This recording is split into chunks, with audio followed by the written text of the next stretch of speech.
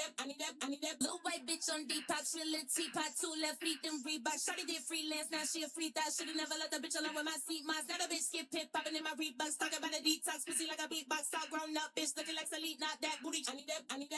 Little white bitch on Depop, she a little teapot, 2 left feet, them Reebok. Shawty did freelance, now she a free thought. Should've never let the bitch alone with my seat moss. Now the bitch skip hip, popping in my Reeboks. Talking about a detox, pussy like a beatbox. All grown up, bitch looking like Selena, not that booty. I need that. Little white bitch on Depop, she a little teapot, 2 left feet, them Reebok. Shawty did freelance, now she a free thought. Should've never let the bitch alone with my seat moss. Now the bitch skip hip, popping in my Reeboks. Talking about a detox, pussy like a beatbox. All grown up, bitch looking like Selena, not that booty. Could've been 30, could've been a G. Should've never snitched. Why you take it to police? Now they're looking at you funny when you're walking down the street, looking at you like food, trying to see where they can eat. Me, I'm like Wallow and Gilly with the game. You don't really wanna act silly, behave. When I was on stage and the million gets made.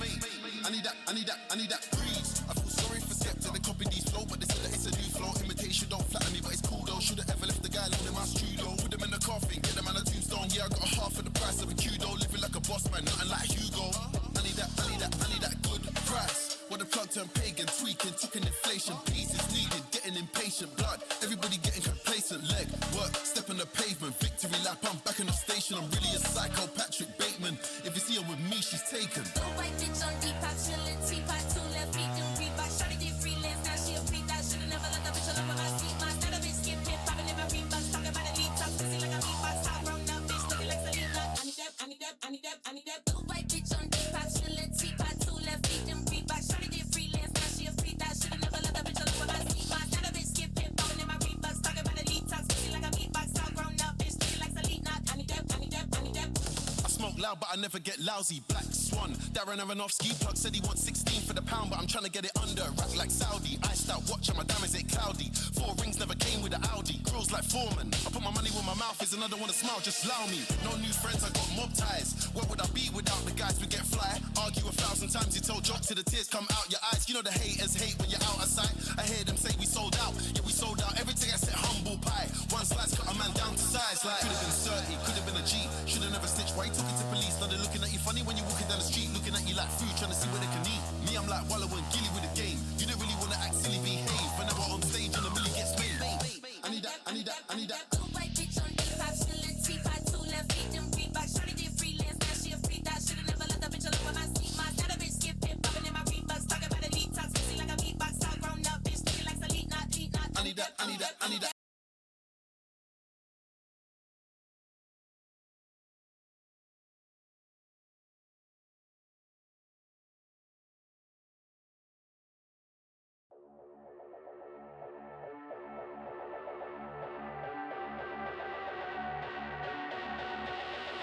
Poppy.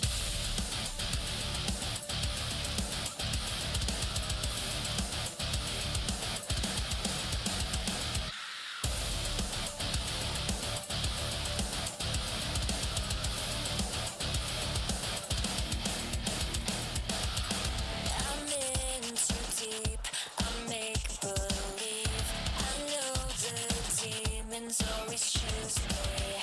They shift and twist, push back again. They're always trying to consume me.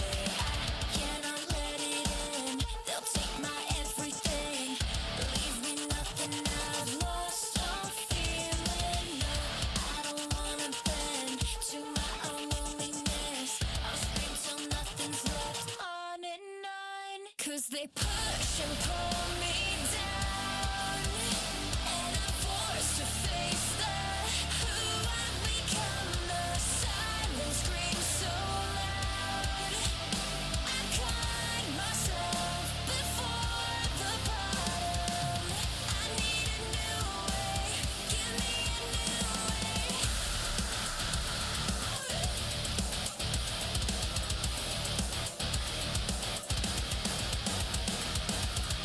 The pain and all the pretty things are yours if you can better see it. You are the risk, the reckoning. If you're brave enough to meet it, I don't wanna bend to my own loneliness. I'll scream till nothing's left on and on. 'Cause they push and pull me down,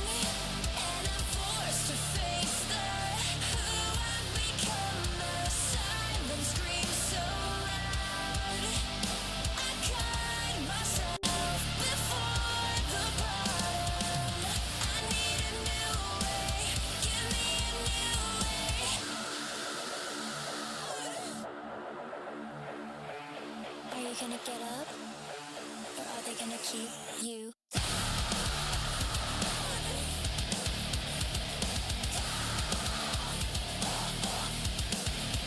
Get up.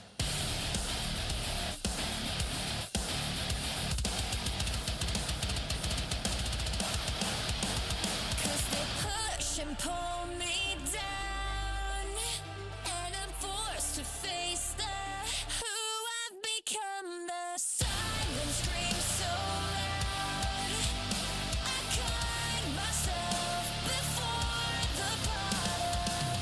I need a new way, give me a new way. I need a new way, give me a new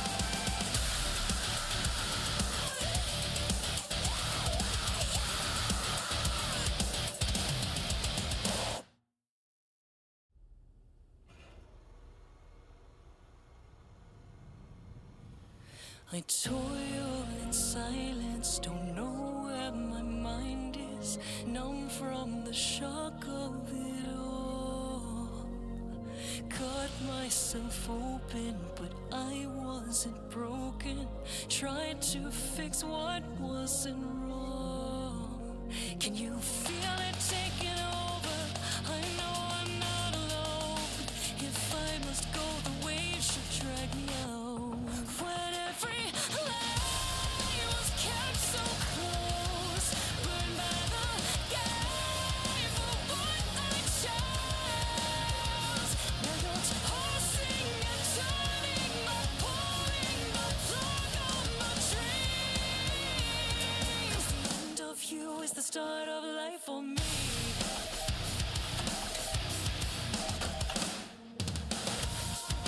How is that to know?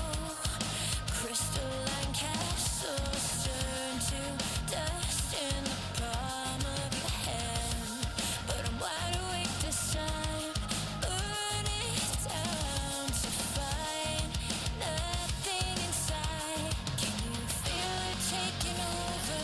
I feel it creeping in. I'm back at the edge again. When every lie was kept so close, burned by the gate for what I chose. Now you're tossing and turning, but pulling the plug on my dreams. The end of you is the start of life for me. The start of life for me. My head is set for blind, no one can finally see.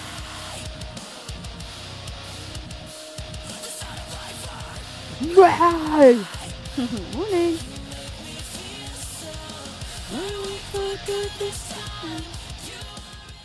Good morning. Wait. Oh, I thought I could hear something else. Welcome in, everyone.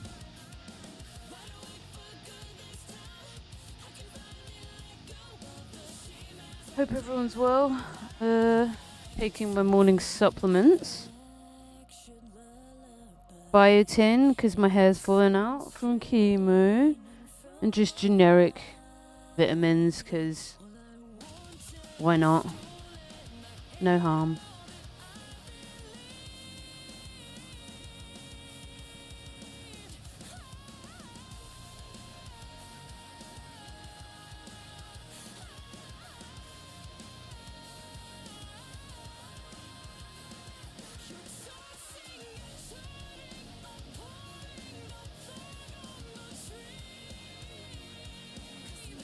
You is the start of life for me. Amy Lee, Queen. Hey everyone, I hope you are well. Low energy today, because that's how my disease works. Welcome in Raptor, Zarth, and Maya, and any lurkers we've got here. Oh, sorry. Does anyone have Discord trying to get them to verify their ID? They can fuck off.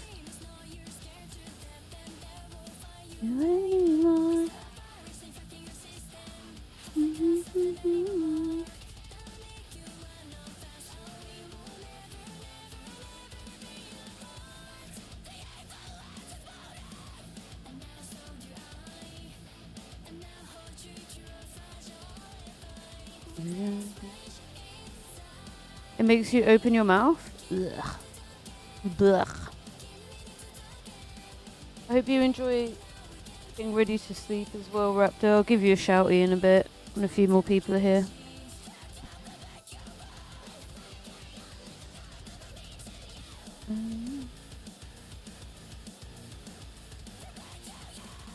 Woo! So I thought I'd stream today because I can't stream tomorrow because I'm seeing someone IRL.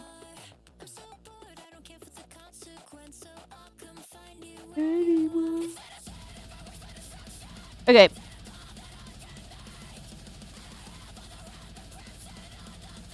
I want some more calm music. I feel like I'm gonna hate this. Jeremy Corbyn versus Zach Polanski. Why versus? Why is every content creator like the Greens are amazing? We hate Jeremy Corbyn now. Jeremy Corbyn actually being one of the most popular left-wing politicians of all time. Why are they doing this? Tom, what the fuck is this about? It's so tiresome. Zoff, did you see the shit that Zach said the other day as well? So I will frame this by saying a lot of Green Party members I know are like, no, this isn't okay and we're going to talk to him. So they are being very good about that and I hope that they can. This is not like everyone should hate the Greens and they're actually shit. I don't mean that. We have to work with the Greens. They have to be our allies. But also, I don't know if you saw, he was on Question Time and... Hold on. Let me get it. It's in my Discord. I had such an argument with people who were like, no, he didn't really mean what he said. And I'm like, right. So when Zach comes across as really well, he meant what he said. And when he says something stupid that kind of reveals that he's not as progressive as people think, it's because in spite of him. I don't buy this. Zach is a really good communicator. Zach's really good at that. So this to me is like, no, he needs to go away and learn. And in defense of the Greens, some of their activists have said, yes, we would like to do that. And Zach probably is someone that will listen. So good. Okay. I didn't watch it either. This is just a segment. And I watched the wider context as well, and it's not clipped out of context. It's not. Most people in this audience and watching this at home will have had an experience of a care worker. 1 in 5 care workers are foreign nationals. Now, I don't know about you, but I don't particularly want to wipe someone's bum. And I'm very grateful for the people who do this work, this really important work, whether it's in the care sector, whether it's in the NHS. Most people in this audience and I had to wipe people's bums. The immigrant people that work with me had to wipe people's bums. I'm sorry that you find that work beneath you and that you think the normal person finds that, like, average people find that work beneath them. That's labor that women do all the time, that's unpaid. So yeah, it's just this general vibe where he's clearly like a bit like, oh, well, you know, the reason why we can justify immigrants is because they clean up, they do the shit jobs. They do the shit jobs so you don't have to. Hi, Bri. And like, I, on the whole, been really pleased with Zach. I think that he's a good spokesman. He's not a socialist. Hi, Zed. Good morning. He's not a socialist, but he's good enough, right? That I know where we're at. I'm not a purist. I'm gonna have to get to sleep, but look, thanks for the lurk, love.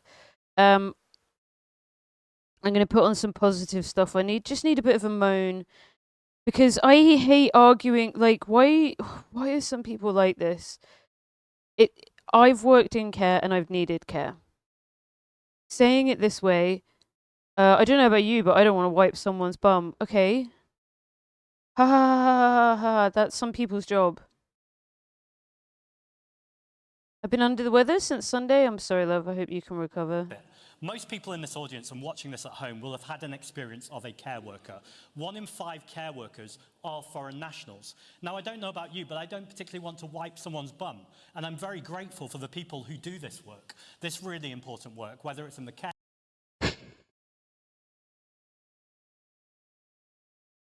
Like, I know that they think that that's the right way to describe it as well, and it's not. And the key is just saying that I never wipe asses, but I mean, okay, this guy's definitely a Nazi, so fuck that guy. Who will wipe my bum? Who will build the roads?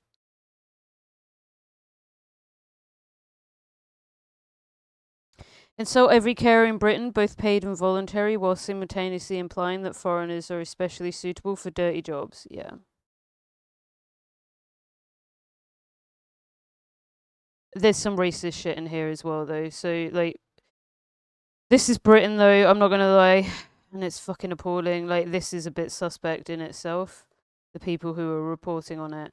But regardless, like, he said this, and it's not okay to frame things this way, and it's frustrating. And this is why we exist in your party, to push these people into realizing that what they're saying isn't enough, and what they're doing isn't enough, and the way that they think about the people that are doing the work that they think is beneath them is actually essential. And you're all, I hope, chat, that you all get old. You all get old, and you all age, and as we age, we get to a point where we have to require care, which we just will as a part of aging, and that you get supportive care. So, like, this is actually something that affects all of us. It doesn't feel like it affects us until it's too late, but it does. Some See what this years is. of the political left in the UK having very little representation in terms of actual politicians holding political office, the political left here in the UK has now found itself with 2 options to pick from, and 2 parties vying for its votes. On the one hand, Zach Polanski's Green Party. Zach very openly ran his campaign on a pledge to shift the Green Party to the left. It's very much always been a left-wing party with a huge range of socialist policies. Yo, Aiden, what's up? Policies. I'm just going on a bit of a moan about, like, Green Party members, which I've never really done before, because I do like the Greens, but I'm just finding it very frustrating. All the Greens are like, lol, your party are, like, for the 50,000 of us that are committed to this are a joke, and that they're like the Greens have cut welfare when they can, and not cut welfare, sorry, have accepted reductions in council budgets and increased council tax on working people in a couple of councils. Like, I just don't trust them. We absolutely have to form a coalition with the Greens. So wanting them to be better, I think, is fine, Zarf. We've just come off a weekend of them saying we're absolute shit. And like, I don't know what to tell people. I stayed in the party to fight for trans rights, and we won. And for some people, that's still not enough. And I'm like, I don't really know what to tell you. I want to change transphobes' minds, and I don't put it all on trans people to have to do that. So there is a problem, and we're tackling it. But, like, I don't fucking get it, man. I don't get why all of these fucking mid-leftist content creators are like, oh, actually, Zach Polanski's amazing, and Jeremy Corbyn is secretly a wanker. It's like, have you forgotten how close we got with Corbyn the first time, not the second time? And it's frustrating because, do you know, guys, who was the key force that meant that Jeremy Corbyn got the highest number of voters, even though this is the Theresa May election, where he got the highest number of votes for a Labour leader across the party ever? Do you know why that was a strong coalition. Like, do people know what political force got behind Corbyn? I do. I was a part of it. I didn't join the Labour Party. I didn't want to, but I'm fucking glad I didn't as well. Give them a fucking penny, the wankers. But ooh, anyone know why? Who? Anyone know who it was? You mean Labour moving to the centre and to the right isn't working for the UK? Labour are an exceptionally right-wing party now. It was women, guys. It was fucking women. It was literally women. It was fucking women. Like, it was women. And all these fucking men. All these fucking men are like, yeah. Zarf's got it. It was women. You know, the kind of people that do unpaid care work? I was just talking about this, King. Audience and watching this at home will have had an experience of a care worker. 1 in 5 care workers are foreign nationals. Now, I don't know about you, but I don't particularly want to wipe someone's bum. And I'm very grateful for the people who do this work. This really... So the thing for me that I'm really focusing on is him saying, I don't know about you, but I don't want to do this, because he thinks that that's the normal thing to say to people that's relatable. And what I'm arguing is, when you're working class and when you're a woman, no, that is the thing you do. And sometimes you're paid and you're paid fuck all to do it. And sometimes you're not, because it's your fucking parents and it's put on you. No, he's not Oswald. He's not. He's not. Like, he's not. Zach can change, and I hope he does, but, like... Yeah. This is frustrating. Tom, Nebula, it therefore Israel genocide denier. But his pitch... I, like, never... Everyone here knows this. I fucking never do this. I'm never, like, shitting on people. in the leadership election in the summer... Well, the fact that you think that bloke's reform says everything. Aiden, the fact that... Right, you've actually vindicated how I feel. Because for me, I saw that, I was like, that's a fucking right-wing dog whistle. And he doesn't think it is. And I do not... I think Zach is a good guy. But he doesn't realise that the way he's communicating that is immigrants only have worth if they're cleaning up shit. I did that job. There was a young man that I had to work for who also needed help with the bathroom, and I had to do that work. And it's poorly paid. And some of the other people I worked with were immigrants. Thanks. I guess you just think our work's valueless. I think...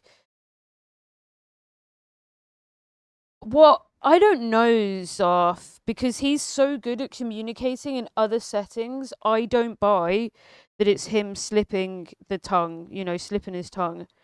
I think, exactly, it's unresolved misogyny and ableism that he doesn't get, like, okay, mate, 1 week I was fucking digging up bombs, and then a week later I was fucking, my mum, unpaid, needed to help me go to the bathroom. She didn't have to do that stuff, but, like, just don't get it.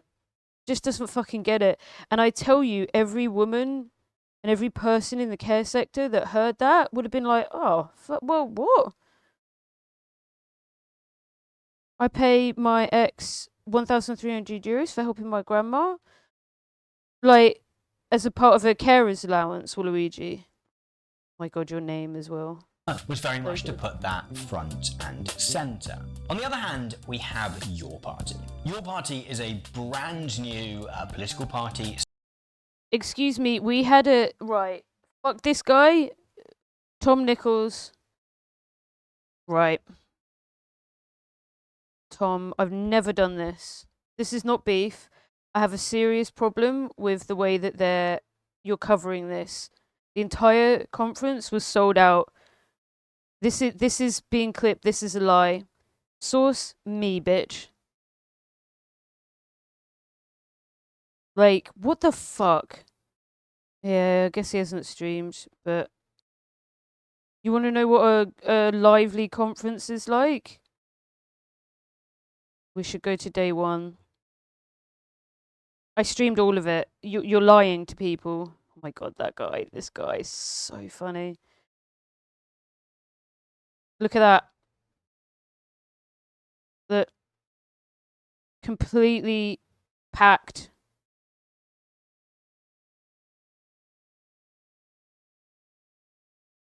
Not an empty fucking seat. Nice bit of clipping though, mate. Well done. Well done.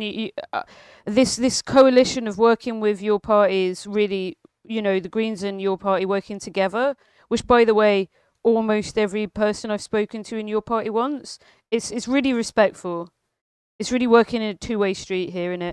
Oh, look at that. Do we hate him now because he's a working guy? By Jeremy Corbyn, Zara Sultana, and a handful of other MPs that were elected largely on a Gaza-based ticket back in the July 2024 general election. And this puts the left in the UK in a really interesting place because, as I said a moment ago, it's gone from having sort of no options to having 2. And if you'd have asked me maybe 6 months ago what that might have meant, and I think if you'd have asked a lot of people, we would have thought that that would have potentially meant a big splitting of the vote and this kind of reasonably historic opportunity which has come. Probably because Nebula means he's signed a contract saying he won't. Guess what, by the way? I'm going to be streaming for money soon, and I'm never going to fucking take any compromise on my position on Palestine. Free Palestine, one-state solution, from the river to the sea. Israel's a genocide state. I will always say that. But, some people have to take a contract with a streaming service that isn't Means TV, who we're going to be watching soon, by the way, who are based as fuck. And then suddenly, they go very silent on Palestine. Why do we care about Palestine? Palestine, we care about every human being in Palestine. We care about the Palestinian cause. And Palestine represents, for all of us, everything that is fucking wrong with society. He said he will need to change his content.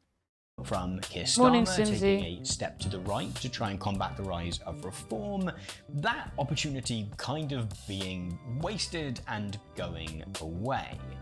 What I think we have instead is something of a natural experiment in terms of how left-wing politics can work, not only in the UK, but in other countries No comment. too. See, there are some differences Bit sleepy between today, Zach Simsy. Lansky and your party's politics.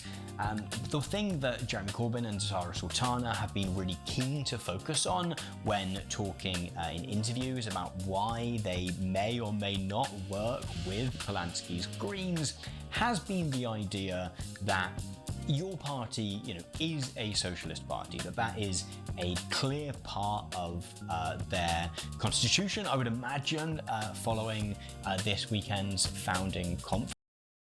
Yeah, if you'd watched it, it is.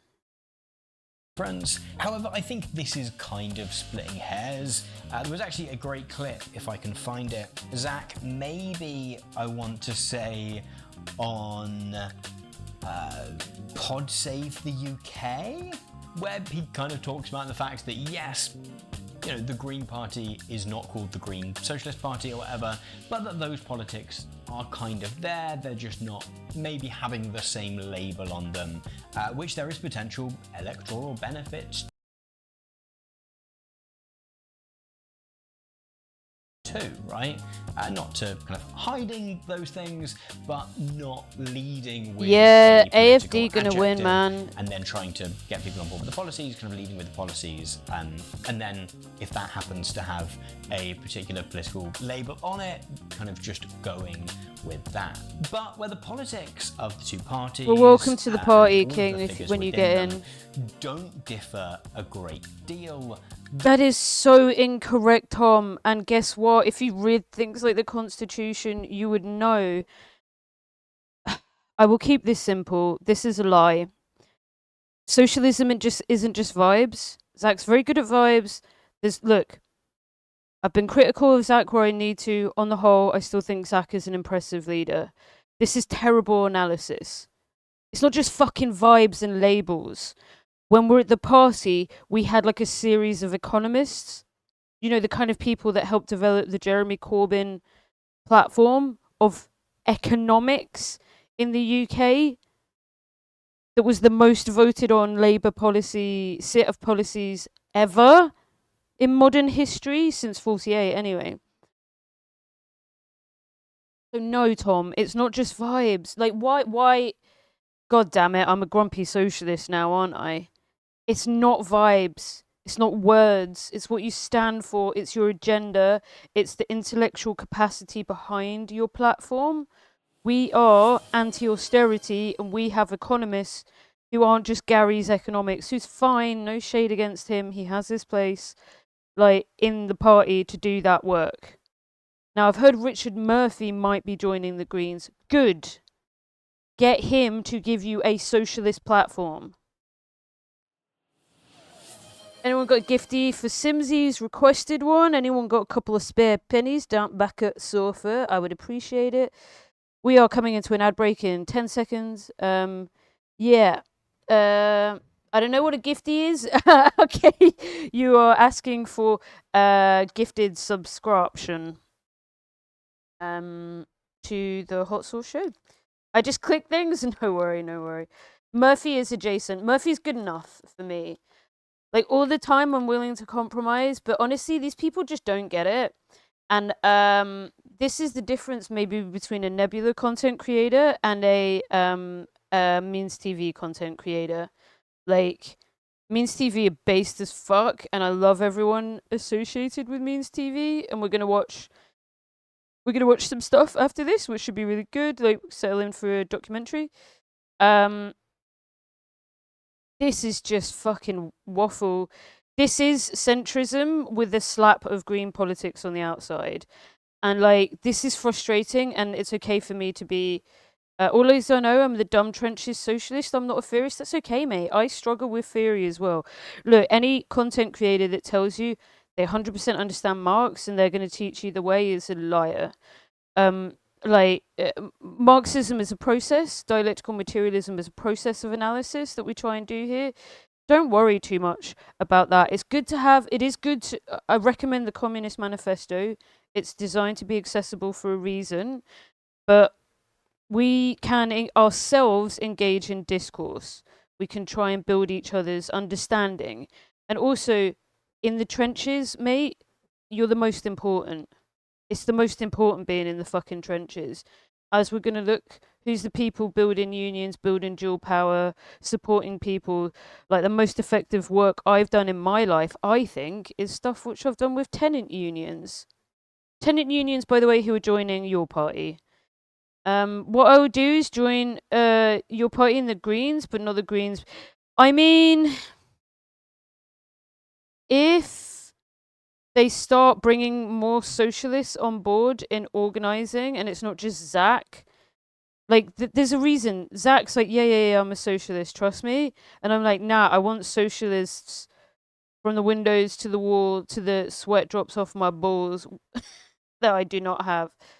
With any luck? Okay. Sorry, I'm popping off on the Greens. I never do this. I still view them as my allies. Do not misunderstand me at all.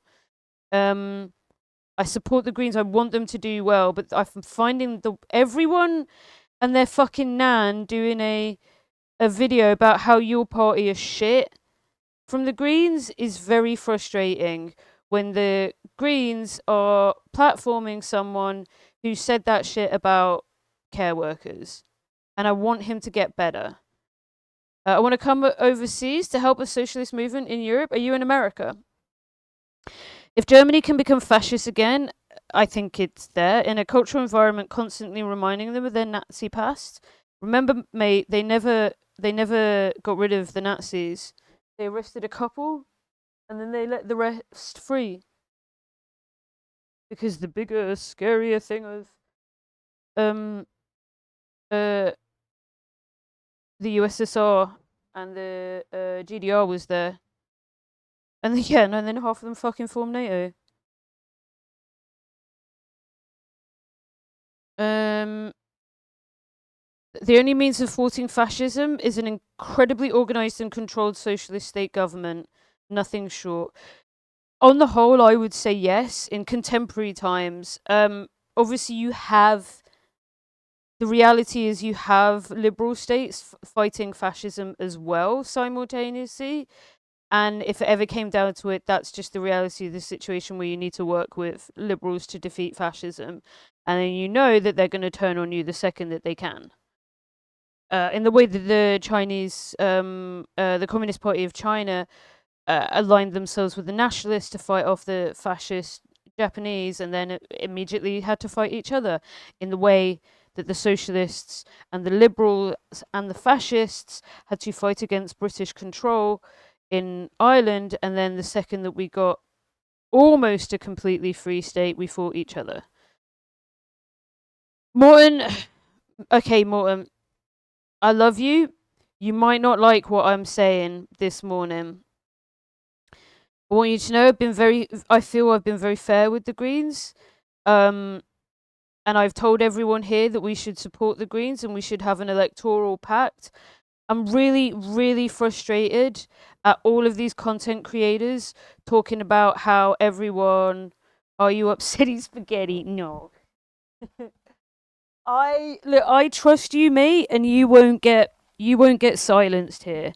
Folks, Morton is a Green Party representative. I consider him my friend. I value his input. I'm really fucking frustrated at being told Zach's enough and the socialism in the Green Party is enough. It's not, to me. It isn't. And that's okay. I still want an electoral alliance with the Greens. I still view you as my allies. And it's frustrating that all of these people who are the fucking wannabe left-wing intelligentsia are not listening to almost everyone I've met in your party wants an electoral alliance with the Greens. Some of the people who are in my chat are in both parties because they can be. So why is all the coverage this way? And basically, this guy was talking about the strategies vibes. that both are taking are very different. Zach Lansky's Green Party has very much run with the fact that they have a political party ready to go, that there is Good morning, for Doofy a Doof. election. Yo, if you want to jump on at some point, we're going to watch a documentary, but if you want to jump on after, Doof, I'm going to be on for a while today because I'm not going to stream tomorrow now. Time, right? Very likely I'm that just it's not hell yeah, for a brother. number of years yet, but Keir Starmer is on the ropes a little bit, and so it could happen what's at time? any What's time, time's good for and you? they have very much run with it. There is local elections next May, and the Green Party is very much preparing for those. Yes. Some of you might have seen. Yes, long stream today from bed though. Any? You not got a hot date today, babes? Babes, you not got a hot date? Oh my god, guys, Doof is dating a hottie. And I fucking love it. It brings me queer joy. I've got one of my main bitches is coming tomorrow. My queer homie that I've been really good mates with. She's a dyke from Sheffield, and oh my god, I love it. She's fallen in love with this beautiful fucking Norwegian girl who's amazing as well. Oh my god, I love lesbians. I love you, queer women. No, babes, I've got a cold. Ah, fair. I've got a hot date today. Oh my god, tell me everything. Tell me everything. Who is they? I've got a cold. Okay, all of us just have colds, apart from dates, apart from Cinzy. I also love lesbians. Doof, I mean, just being a lesbian's great. Doof, I mean, I hope you mean this about yourself as well, because I genuinely mean this. I fucking love being a lesbian. Absolute 10 out of 10. Not here, but I will. Okay, sweetie, no worries. Good luck. I'm excited for you. Have so much fun. Good morning. It's 4 a.m. and you can't sleep. Okay. I've got D&D later, but I have a lot in common with lesbians. We can look, guys. The secret is to trusting lesbians, because also femmes who date men. The secret is becoming friends with lesbians, because we're friends usually with good men. I'm not joking. Like, I'm not joking. Like, all of my homies who are straight men are solid. And bisexual men are fucking solid. Like, they're great. And I'd love for them to find love and happiness. And yeah. Everyone should have a lesbian friend. My colleague keeps asking me love advice, but my advice is communicate and be clear, and they act like it's impossible. And pans, hell yeah, Simsy. Doof, are they straight? I wouldn't worry too much about social media. I don't have it. It's very little impact on reality. Focus on what you can do with other hot boys and girls and beans in your local community. And it's where both Greens and your party and other socialist parties are succeeding. You're right. You are. Damn it, Morton, you're right. And I'm falling for the clickbait bollocks, aren't I? Tom Nichols, I disagree with you. Morton, I agree with you. You're right. You're right. Well, what we have to do as your party is translate stuff and grow. If we don't, the party is over and it's a missed opportunity. And that's just that. And we need good leadership, and I actually want the leadership to be Jeremy Corbyn. Right, I'm having a glass of water, hold on. I've also got to stick a needle in my arse to inject medicine.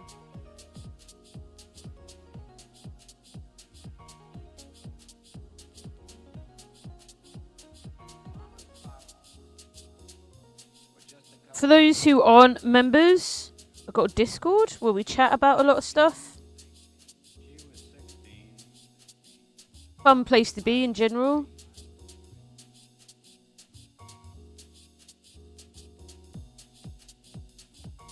We like to hang out. I don't think our Jez is up to it. I hate to say this, but I don't trust Zara after the weekend. I feel really conflicted. I'll probably change my mind next week. Folks, we got a very, very busy schedule ahead of us with a lot of other content creators and interviews. Jeremy Corbyn, Simsy, old Labour MP, who is a new leader, good and bad, principled on some things, a bit naive, and not a very good leader in others. Two holiday.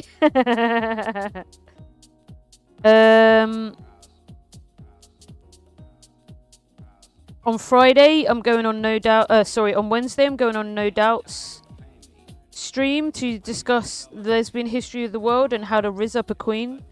Because No Doubt's going to get back into dating birds. Or I'll go fucking give her the gift of the gab, innit? So she learns how to speak to whammons. And those whammons feel empowered if they fancy No Doubt to ask No Doubt out on a date, or vice versa. Don't forget he's the yeah. But also a Zionist, apparently. I don't fucking know. I can't keep on track of everything. We've got a Democratic Party. We'll vote for stuff. That's what matters, right? Ooh. Time for me to have a coffee. Doof, would you be free in half an hour? Come on. How are you feeling about that? King, Doof has the info on Roma people. King has Roma family background. So I think it would be great if we did it whilst King was here. So that he could see it. Because, yeah. Lesbian Chad Vice, oh my god, yeah. I'll go have breakfast. No rush, I've got positive leftist news we can watch. So take your time, mate. Like, we'll chill until you're ready. So, folks, after this, we're going to have a talk from Doof. We spoke a bit in chat. Awesome. We're going to have Doofington. Doof will give us lesbian chat advice. Yo, do you know No Doubt? Because if you're around on Wednesday, popping in for the bit on lesbian chat voice could be so funny. I'm not sure if I'm going to do the lesbian chat voice on... Maybe I could. Maybe we could on LB's. Because they do have... LB has sapphic viewers. That could be really funny. It is so fucking content. Needless to say, I go, lesbian trad wife. Hello, Steph. Morning. I hope Zara becomes tempered when Jeremy goes to the jam pasture. I dunno, man. Me big conflict. I'm invested for now.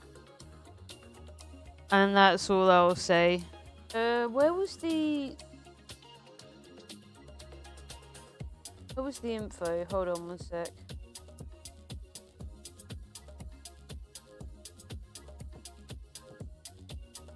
Getting something for you.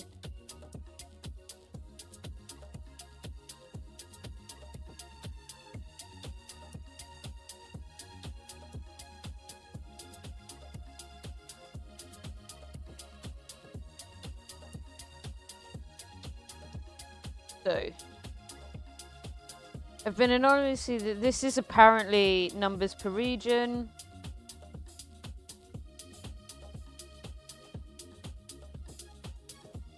Decent enough. This is what needs to grow. I don't think we have more than 4 years of Corbyn. Yeah. Thanks, Ninja.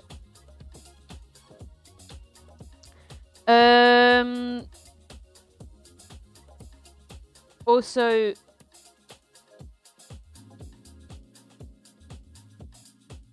no. There's a bleed through. I'll knock on 50 doors every weekend, and I think the thing that impacts people's lives is that has grown my local Greens is building solidarity with them at a local level. We've also got to provide for people. I want to see Green councillors providing for people as well.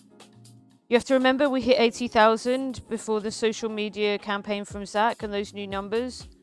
And although it's giving us lots of money, we need to be brought in.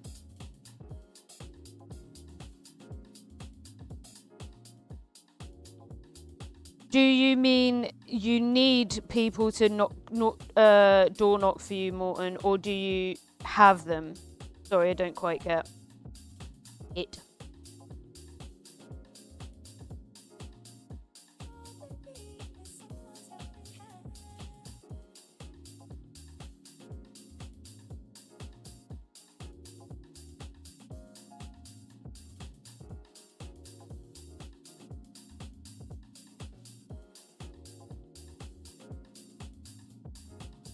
Anyway, I never really shit on other content creators like stuff, but it is frustrating.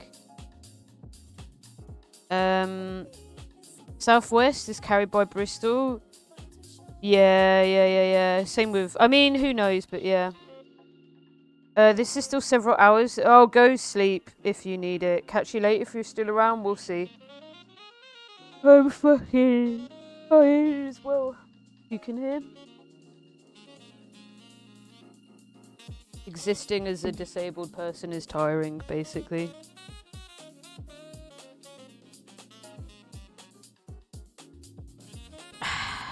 Okay. Right, let's take a look at positive leftist news. We apologize for interrupting your doom scrolling. Now, for some positive leftist news. Good boys. PLN is a member of Means TV, I'm sorry, a worker-owned socialist streaming platform. Stay tuned until the end of the episode for a special 20% discount offer from Means TV, and find the discount link and code in the description box below. Catholic sisters have returned land to the Ojibwe Nation, the first known instance of Catholic-owned land being transferred to a Can you link me that tweet? Oh, yes. I have no idea who the guy is. And fuck knows whether it's true, do you know what I mean? But there. Tribal nation specifically to confront the violent legacy of the residential school era. The Franciscan Sisters Good. of Perpetual Adoration formally transferred their Marywood Franciscan Spirituality Center in Arbor Vitae to the tribe, facilitated by Land Justice Futures, a nonprofit that helps religious institutions confront complicity in land dispossession. Tribal President John D. Johnson Sr. said this return represents more than the restoration of land. It is the restoration Lindsay. of balance, dignity, and our sacred connection to the places our ancestors once walked. The sisters' courage shows what real healing looks like. The nearly 2-acre property will now return to Ojibwe hands. The tribe has not finalized plans but is considering community uses such as housing or a cultural space. Awesome. A spokesperson for the tribe said the process was carried out with respect and kindness. I love some land back. I wish the fucking evil Catholic Church never had it, but any land back is land back. Stark contrast to the violence that once defined church-tribal relations. While the land represents only a fraction of what was taken, the transfer stands as a rare, concrete act of restitution and a challenge to other religious institutions that profited from colonization to follow suit. Land back everywhere. The Ontario Federation of Labour adopted a major policy this month in the support of Palestinian human rights and solidarity.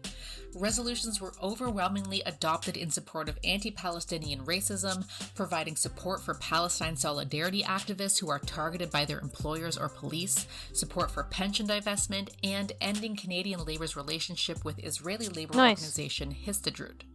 A heartfelt thank you to organizers in Labour for Palestine for the immense work that led up to this significant victory. Free Palestine. The left-ruled state of Kerala, India, has officially declared the eradication of extreme poverty, assisting 64,000 of its most marginalized households with identity. I wish Def was here to give us like the behind the scenes of what's happening in the documents, grants, housing, and access to welfare schemes under the 4-year extreme poverty eradication. The numbers are newer, so I take it with a pinch of salt. Fair enough. Eradication program. Families previously homeless, dealing with chronic illness, or destitute now receive land, housing support, medical care, and daily food security, a lifeline that has allowed them to regain dignity and stability. Thousands of local officials, community workers, and women's groups have been mobilized to reach those excluded from traditional welfare programs, providing deeply personalized support. While critics dispute the claims of total eradication, Kerala's achievement is undeniable. The state now has India's lowest poverty rate at 0.55%, far below the national average of 11.28%. This success is rooted in decades of socialist policies, including land reforms, universal education, healthcare, social security, and participatory governance. Chief Minister Pinarayi Vijayan and Left Democratic Front leaders credit long-term planning, grassroots governance, and sustained social investment for this milestone. EPEP 2.0 has already been announced to ensure families missed in the first phase are reached, with officials pledging continuous monitoring to prevent relapse into poverty. Kerala's experiment offers a striking model for the rest of India and the world, demonstrating that while capitalist exploitation entrenches poverty and inequality, socialist action is what actually lifts communities up. After a 42-day strike, Kickstarter United has declared victory, securing a new contract that includes a 4-day workweek, improved pay equity, and safeguards against AI replacing their jobs. Oh, nice. Kickstarter United. Huh, cool. We're bringing a union rep on from Rockstar Gaming next Thursday as well. Member, Steward, and Collective Bargaining Committee member Daniel Giraudo said it is through the solidarity and steadfast resolve of my coworkers and union that we achieved this victory. We hope that it can inspire other workplaces and unions to not just accept the status quo, but fight for a better workplace of their own. A welcomed reminder that the union makes us strong. Union forever. Zurich's construction sites fell silent on Friday, November 14th, as Switzerland's largest union, Unia, along with SINA, mobilized a full-day strike over stalled negotiations for the National Collective Labor Agreement covering Switzerland's 80,000 construction workers. Nice. Among the core demands are family-friendly working hours, fair pay for morning breaks, and compensation for travel time to work sites, issues that directly impact the daily Didn't lives realise that Switzerland had active unions. of construction workers. Negotiations, now entering a crucial new round, will determine wages, working hours, and benefits, and could set a precedent for labor relations nationwide. PLN will be following as this story develops. In a historic act of recognition, the Spanish government has granted citizenship to 170 descendants of the International Brigades, the volunteers who risked their lives fighting Franco's fascist forces whoa, during the that's Spanish Civil cool. War. These volunteers, drawn from across the globe, That's really cool. A lot of fucking Irish people went to fight against Franco. stood on the front lines to defend democracy, with over 500 losing their lives. At a ceremony in Madrid, Prime Minister Pedro Sanchez hailed the descendants as compatriots, calling for the same defense of democracy. Do you mean Switzerland? Swaziland is the old name for Eswatini. Say that their forebears fought for when fascism threatened Europe. Union The McUnion gesture face. comes on the 50th anniversary of Franco's death. For the families of the brigades, the recognition Yeah, is don't worry, long Morton. I got overdue. you. I got you, Jim fam. Jump, chair of the International Brigade Memorial Trust in London, said this fulfills the promise of the Spanish Republic to offer a home and recognition to those who stood against tyranny. In Caracas, citizens filled the streets to protest the United States' aggression that threatens Venezuela's Hell sovereignty yeah. and peace. The demonstration reflected the unity and determination of the Venezuelan people, who mobilized to reaffirm their commitment to national independence and the Bolivarian Yeah. Revolution. Auto correct. Reporter Andre Romero emphasized that citizens were resolutely rejecting the false narratives promoted by foreign I powers. have also spoken to the Venezuelan Solidarity Campaign to see if there's a speaker that will come on for us to discuss anti-war stuff. Which portray Venezuela as a narco-state in an effort to justify interference. Participants at the rally said, "We are on alert because the Venezuelan people are united in the face of this criminal threat." Citizens drew historical parallels to Simón Bolívar, the liberator of Latin America, framing their protest as a continuation of centuries-long struggle for freedom and self-determination.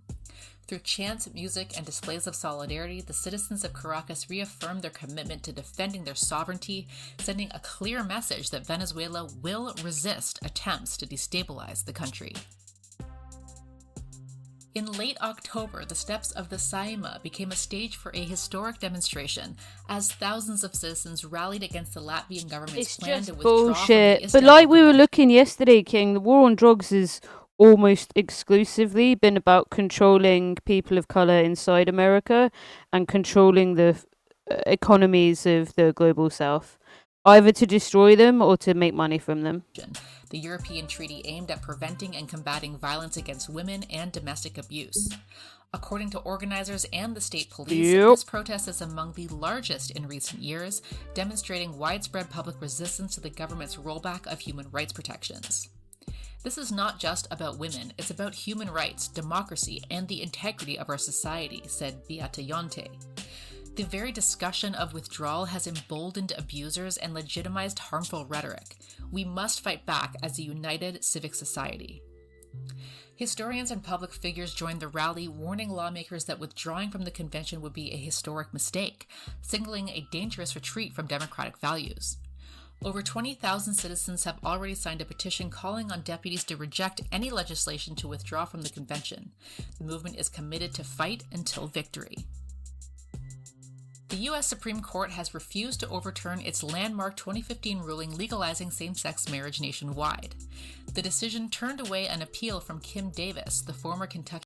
Speaking of positive news, Norway House Cremation in northern Manitoba got a new state-of-the-art hospital that their leadership has been advocating for over 20 years to get, managing to get provincial and federal funding for it, as well as having to initially fund it. Hey, solidarity with House Cremation. That's very cool. I hope it continues into land back, more funding, reparations, etc. But that's a pretty significant victory for a community who's had their healthcare rights violated systemically. and abused, particularly women. I didn't go to... Wait, why or why on the weekend do I wake up properly? I didn't go to bed. I'll be gone too. I should still be sleeping. Sorry, you're older now, and we just wake up early in the morning even if we go to bed late. Just try and snooze, babes.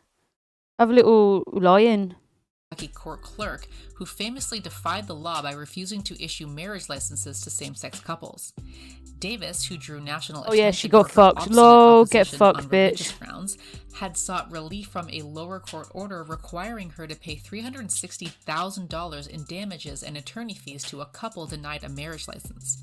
The majority of the current court upheld I am the old as right well, of love. LGBTQ+ people to marry, recognizing that millions have relied on this ruling in their lives, families, and communities. New York City has elected self-described socialist Zoran Mamdani as its next mayor, marking a dramatic shift in the city's political landscape. With over 50% of the vote, Mamdani decisively defeated former Governor Andrew Cuomo, who garnered just 41.6%, while Republican Curtis Sliwa trailed with barely 7%. In his victory speech at the Brooklyn Paramount Theater, Mamdani celebrated a mandate for radical change and social justice. Let tonight be the final time I utter Andrew Cuomo's name, as we turn the page on a politics that abandons the many and answers only to the few, he declared. Mamdani's campaign centered on affordability, housing justice, and support for working-class families. His win represents a rebuke of both the corporate-aligned Democratic establishment and the reactionary right. The conservative reaction was swift and hysterical. Former Mayor Rudy Giuliani falsely labeled Mamdani as a supporter of terrorism, while Trump's camp amplified xenophobic narratives, highlighting the city's diverse immigrant population as if it were a threat. The panic was emblematic of a ruling class grappling with a socialist victory in the nation's largest city. The Democratic establishment, well, they offered tepid congratulations. As conservatives and elite Democrats reel in panic, New Yorkers have rejected status quo politics. We only hope this has ripple effects across the country. This story bridges environmentalism and migrant rights. In southern Arizona, resistance is growing against the construction of a 27-mile border wall through the San Rafael Valley, a critical wildlife corridor. Few humans actually cross at this point, but the Madrean Archipelago Wildlife Center and allied groups warn that the wall will disrupt migration routes for endangered and iconic species, including jaguars, ocelots, pronghorn antelope, black bears, and mountain lions. Construction methods such as dynamiting mountains, clear-cutting trees, and using 700,000 gallons of water per mile for concrete further threaten the ecosystem. The movement unites environmental activists, indigenous leaders, artists, poets, and faith communities. In 2022, protests against Governor Ducey's attempt to build a shipping container wall in the valley combined art, music, and dressing as endangered animals. These efforts successfully led to the removal of the containers by 2023. On November 15th, as wall construction was underway, the Madrean Archipelago Wildlife Center once again brought activists, artists, poets, musicians, and indigenous leaders together to voice opposition. The rally began with a sacred ceremonial opening circle, blessing song, and drumming by Yaqui spiritual guides. Chairman Austin Nunez of the Tohono O'odham Nation addressed the crowd, highlighting the importance of preserving jaguar habitat and the right to reconsecrate sacred land. The wall not only bisects indigenous territory, but also impacts wildlife and migrants fleeing climate change. Congresswoman Adelita Grijalva also attended and spoke against the border wall. We've included a link for those who wish to support these efforts in the show notes. Over 70,000 people marched through the streets of Belém, Brazil, for the Global Climate March, the centerpiece of the People Summit, an autonomous gathering organized by more than 1,100 social movements as a direct challenge to the closed-door negotiations of COP30. No more stolen sisters, exactly, yeah. Now the Supreme Court needs to reject the birthright citizenship and bring back abortion rights. The Supreme Court is not the citizen's friend. If they'd return to outlawing same-sex marriage, that's the... I mean, it's not the end of constitutional democracy. It's the system working well, and that's therein is the problem. Under the banner, We Are the Answer, Indigenous peoples... Well is the wrong word there. It's working as intended, is what I mean. I obviously want the gays to get married. I've not suddenly become a random chud that hates myself. Afro-descendant communities, workers, and youth marched 4.5 kilometers to Aldea Cabana, a symbolic space of resistance in the Amazon. The demonstration was a resounding rejection of the capitalist systems that destroy forests, rivers, and entire ecosystems. Slogans reading "agribusiness is fire" and "environmental collapse is capitalist" rose above the rhythms of drums, ancestral songs, and traditional dances. Workers from all over the world are marching here today to affirm that the republic we believe in is one that guarantees workers' rights, cares for nature with future generations in mind, and defends our country's sovereignty, said Ayala Ferreira of the Landless Workers Movement. Indigenous leaders spoke passionately about the stakes of the climate crisis.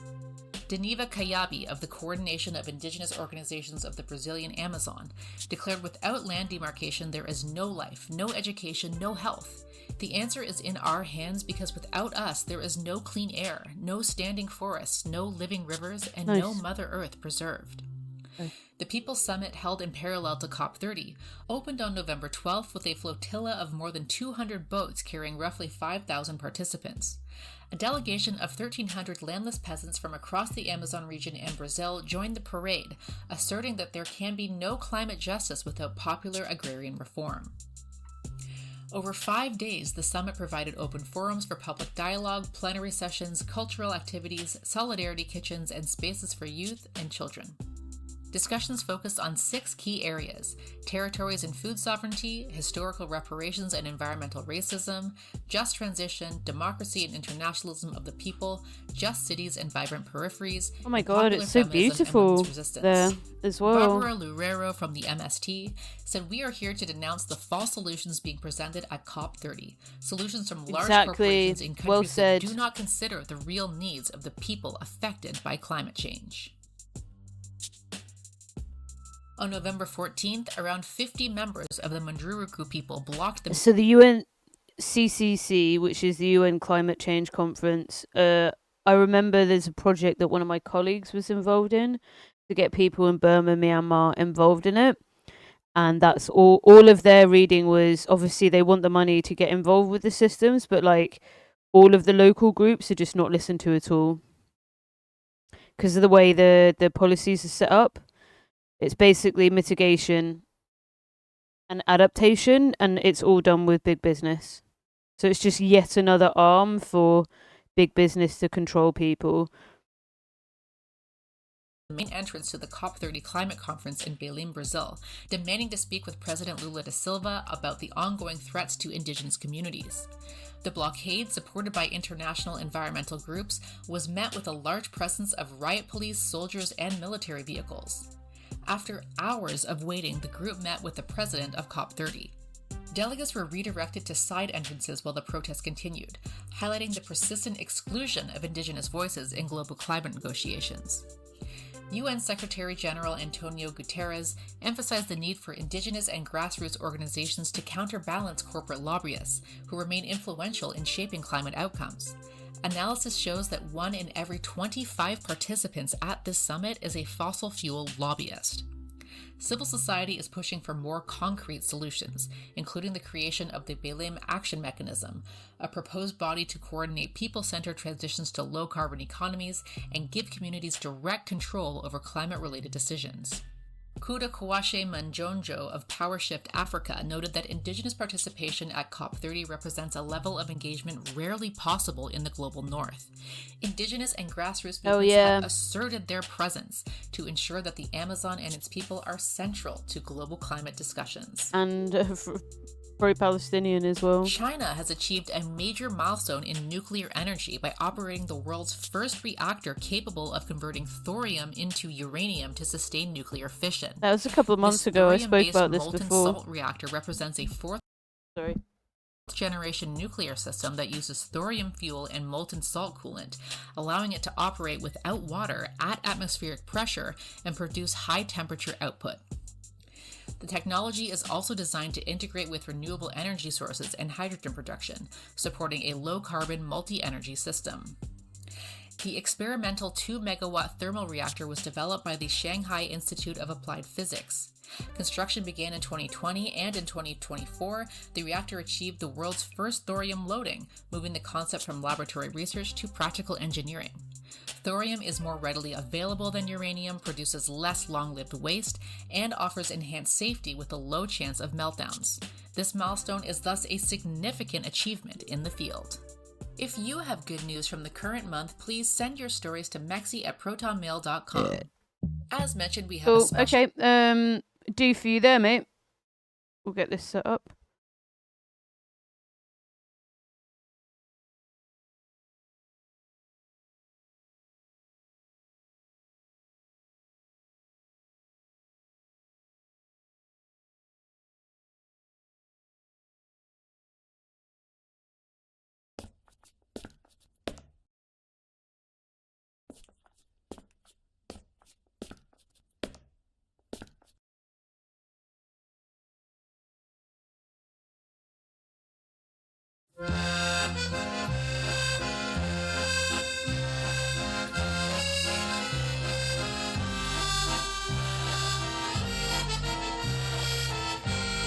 These are people from my city as well. From my old city.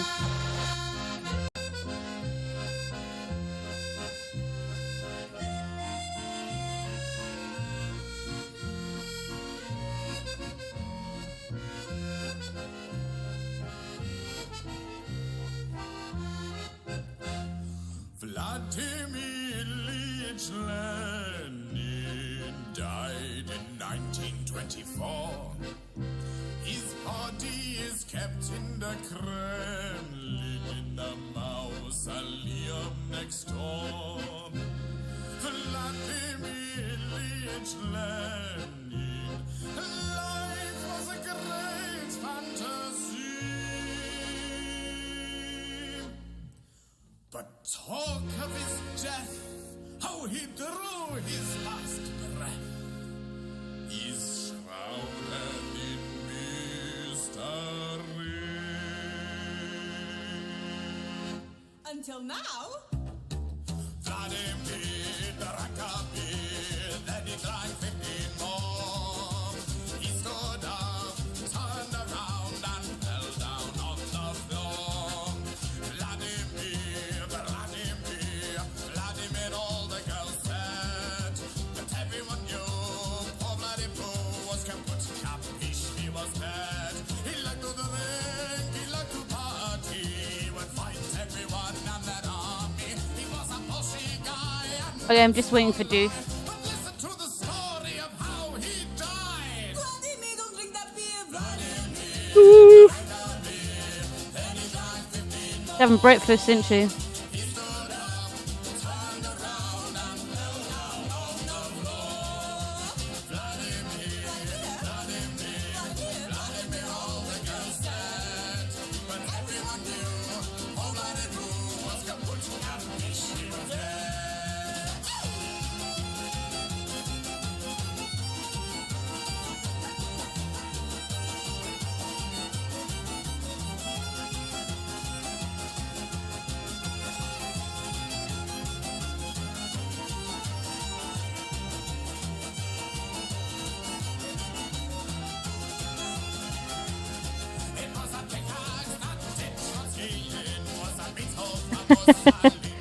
They are from the community.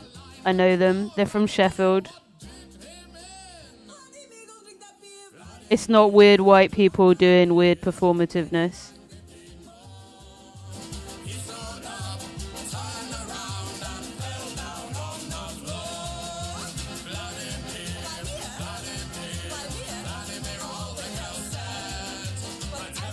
Yeah, don't worry, don't worry. I was going to tell you when you... By the way, are you ready to go? You're in the Discord now. If you come into the... one of the VCs, I'm going to drag you into...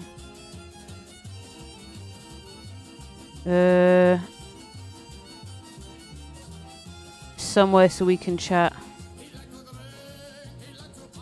Yeah, don't worry. This is not like... people taking the piss. Doof. There we go. Right.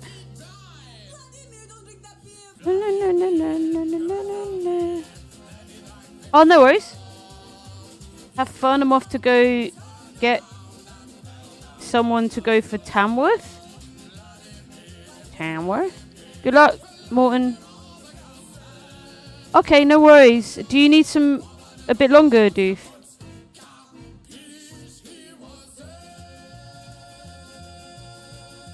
Right.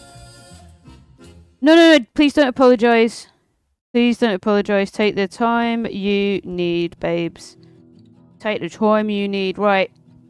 There is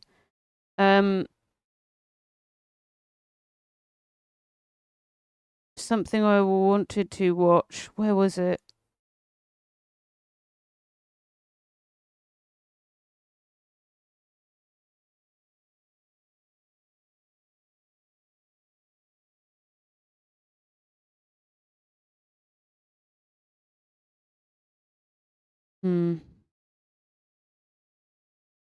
What am I in the mood for?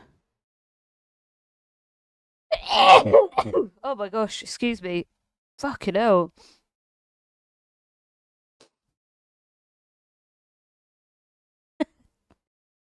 Oh, for God's sake. For God's sake. Doof, you've got this to come up on my fucking... Doof was talking about Lumi's political yaoi dating simulator master diagram. For God's sake. I hate that I know everything I've learned about this is against my will. Hey Roshan, welcome in, love. I love her.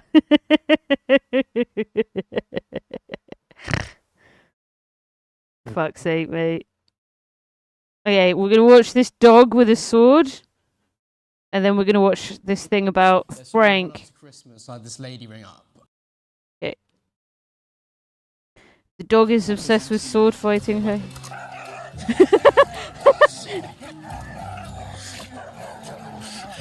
Pinto Bean had spent a lot Oh my of time God, dude, watching do it. us make skits using fake swords. All the swords we use are fake. Look, guys, if you're a big fucking nerd and a dork that plays with swords, you can find a fucking queen, king, gender neutral icon to be dorky and fuck with you as well. Look, she got some orc shit, he got some boring white man shit. You can find your nerd, okay, everyone? She saw us fighting each other and was like, okay, that's how it's done. But we didn't teach her, we didn't train her. We didn't expect it from her. If I asked her to drop her sword, she's dropping it in a second. Oh no, and you've been slain by the wolf. Yeah! The fake sword that I was holding and ran away with it. Oh no, she has upgraded her weaponry. At that moment, our lives changed forever. Excuse me, sir. Yeah? There's a lady here who wants to speak to the manager.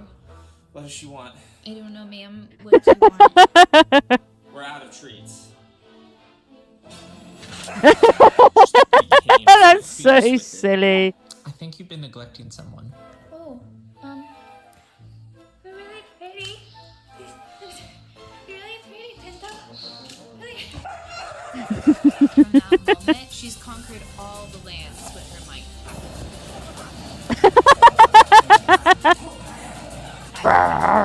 She comes down with a strong paw on anyone who would defy her.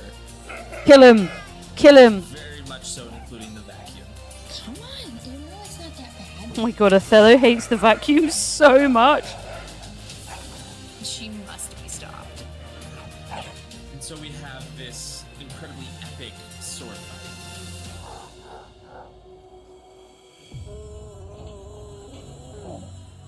She slayed them so fast, I thought it was AI.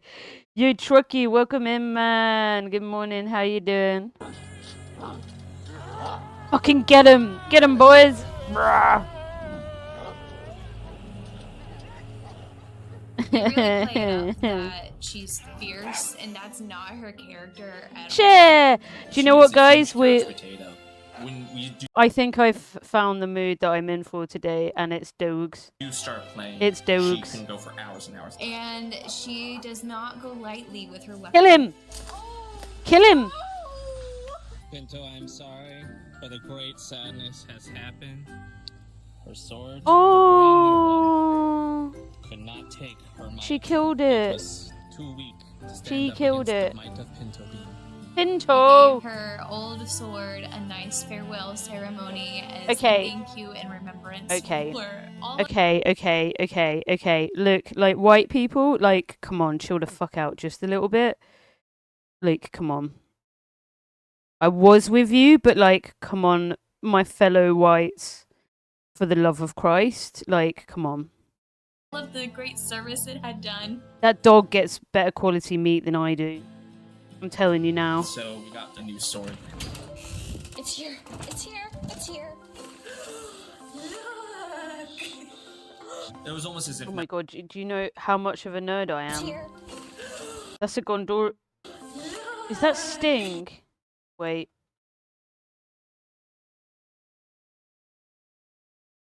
My fellow nerds. I think that's Sting, right?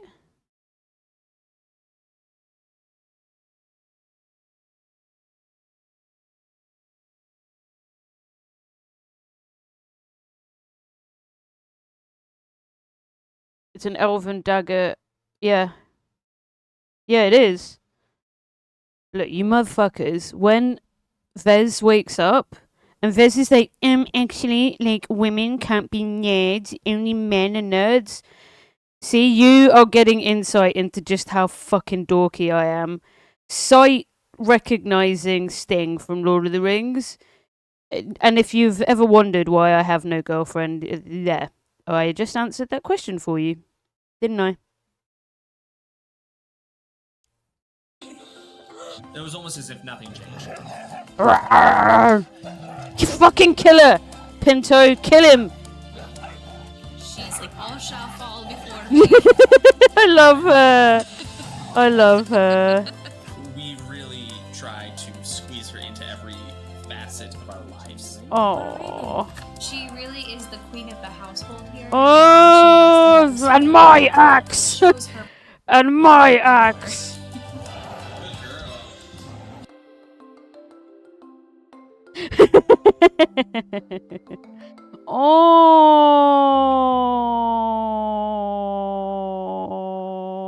Oh. Burns. Oh.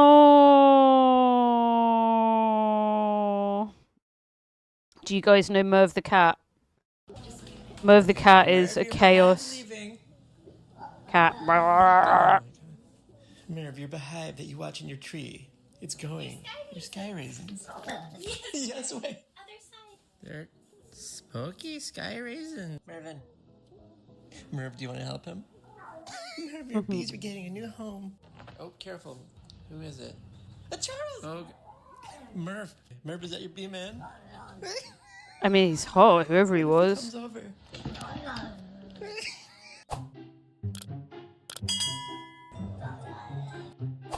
Merv, let's clock your Charles time. On your mark. Go.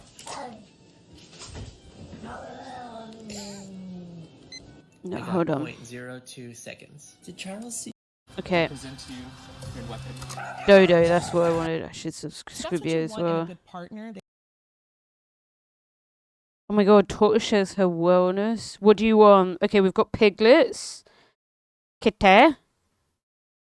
Oh my god, what the fuck? I wonder if I could ever upload the... Oh my god, guys. When I went to Morocco, Truckee, I drove like an hour outside of Marrakesh up towards the mountains and did paragliding. And guys, I screamed so much. I screamed so fucking much. The guy came down early because I was just like, ah! I hated it. Le Grand Area in the French Alps and to paraglide off the peak together. I shit myself. Anything we've done before. It's gonna be at What the fuck? 2,800 meters. It's gonna be cold, and we're gonna sleep under the stars. Oh, No this tent, dog's just totally us fine though. And the sky. Uka spotted something in the night. That is going to be an interesting night for sure. Welcome to Dodo Teammates, where I'll show with my pet Uka that the greatest adventure aren't just about the challenge. They're about doing them together. Aww. Since I adopted Uka, he wants to follow me in all my adventure, even if it's I really hope that this is me and a fellow soon. When I get better, me and a fellow, but without the fucking paragliding. I can't get my dog to willingly board a train. I thought I'd just get scared of boxes and things, so... Maybe glad I never did it. I have vertigo. Yeah, girl. I tried it, and that's what I learned that day as well. I have no business being here. This dog's chill. I was not. He's just very chill. So of course, if I want to go sleep on top of a mountain, he wants to be by my side. Bibo? Oh, hi, baby. Our journey starts at the van. The family is around. Baby Jan is running everywhere. I'm preparing the backpack for Uka. He's gonna bring water and his food and few other stuff. Uka's food. Okay, we're ready. We have to hike top of this mountain and then just behind. Mountain. Okay, let's go. Can't work out his accent. In a little French? named Saint-Chaffré. Swiss French, maybe. The surroundings are just gorgeous. Go, Uka, go! Uka is leading the way. The autumn colors are just starting, so today is just the perfect day. We are following a little river, and that's super nice for Uka because we can stop to drink water. Awesome. Okay. We are following the trail until we reach a big plateau. This is one of the best views in the region. Look at this place. Woohoo! Going there. Allez, Uka. On va boire de l'eau d'abord. Allez.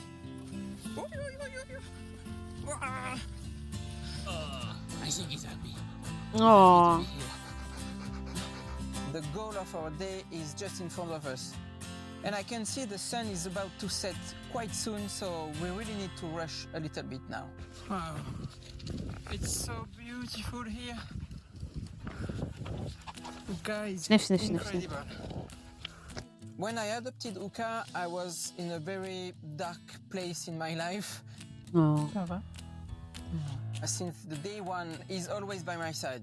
Baby. We are running, we are skiing, we are flying together.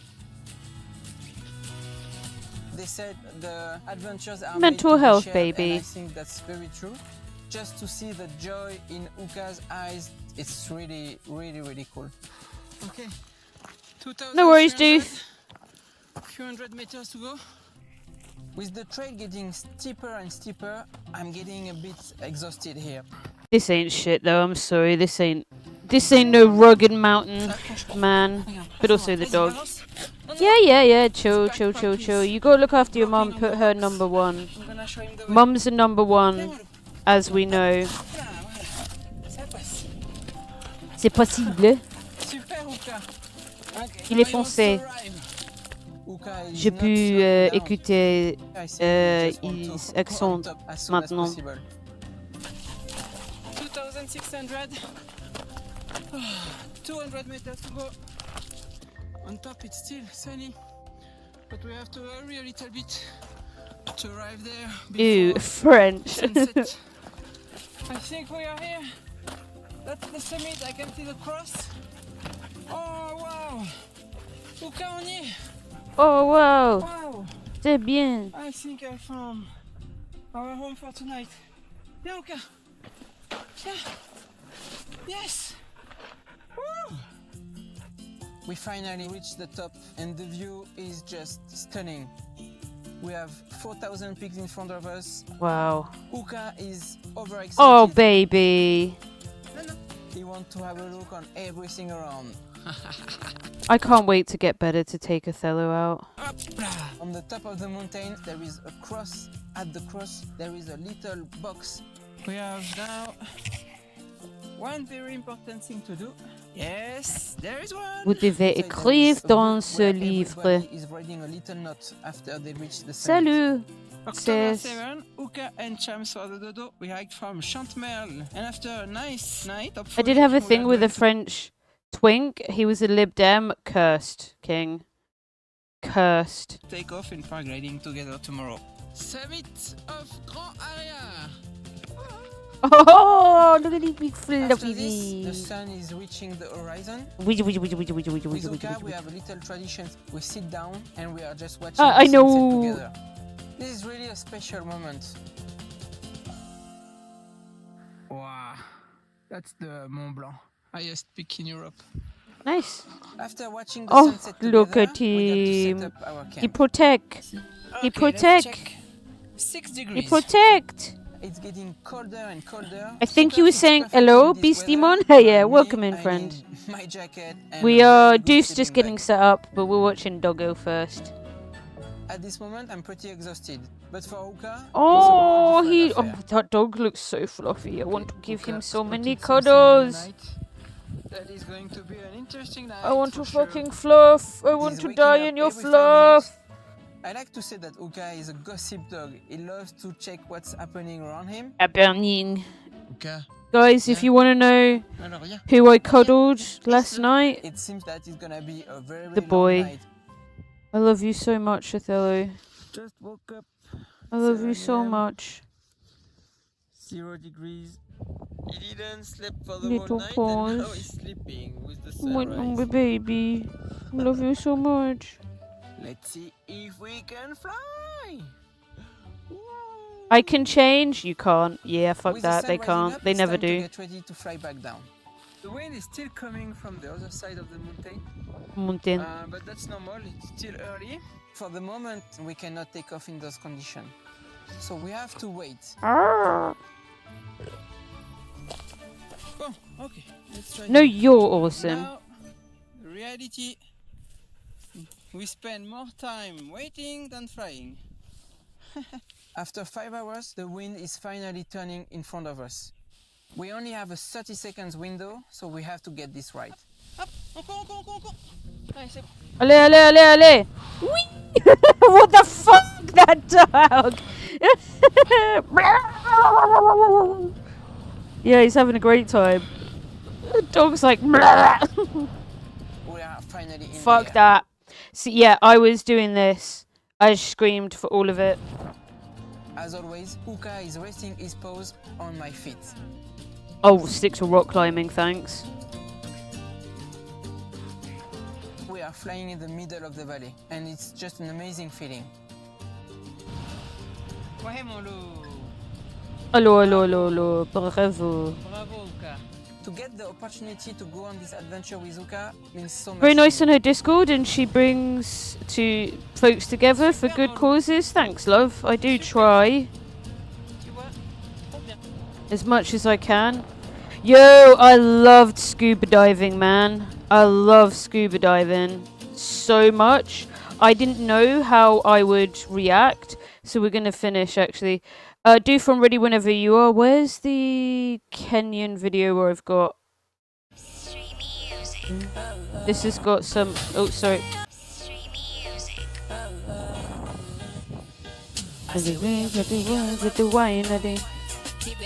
Yeah, scuba diving. So much fun. Wine for me. Gays. Gay animals, we love them.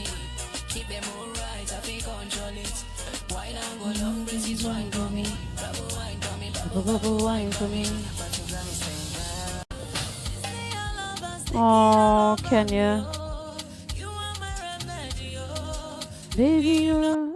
Oh. Hey, good morning. Oh, you're here! Hello! Yay! It's a doof! I have a. It is a doof. I have a horrible cold. I'm gonna sorry. Try and mute myself. When you cough. When It's I'm, like, alright, mate. coughing and blowing and. I mean, do whatever you feel comfortable with, but like if you're sick, you're sick. Okay, let me just get it set up. Are you gonna share the? Are you gonna share it your side if that makes sense? Yes. Cool. Right. I also got to piss just before we start as well. I believe in you. Thank I believe you. that you can do this. Thank you. It's not failed so far, so let's keep on hoping. Right, I'm gonna leave you with people. You can scar them with yai as much as you want. I'll be back in 1 sec. Folks, this is Doof. Please give Doof so much love. They are a gay, they are a woke, they are a proud Roma person who's taken their time out to educate us on Roma rights, which is not something that people do a lot. I will be back in 1 second. I'm just going to the loo and getting more water, and then we're gonna settle in to learn. And thank you so much, because I know that there are people who in this chat are aware of having Roma backgrounds but don't know much about it because, you know, complex situations with with families. So I appreciate you coming on as well, because there's people here. I feel like people will get something, you know, that like emotional connection to that as well. So I appreciate you doing that as well. Right, I'll be back in a sec. Okay, enjoy bathroom. Hi, chat. My name is Doof. As Lesbian Hot Sauce said, I am Roma. I've been Roma since I was born. Maybe even before. And specifically, I am half Bulgarian, half Romanian, Roma on both sides.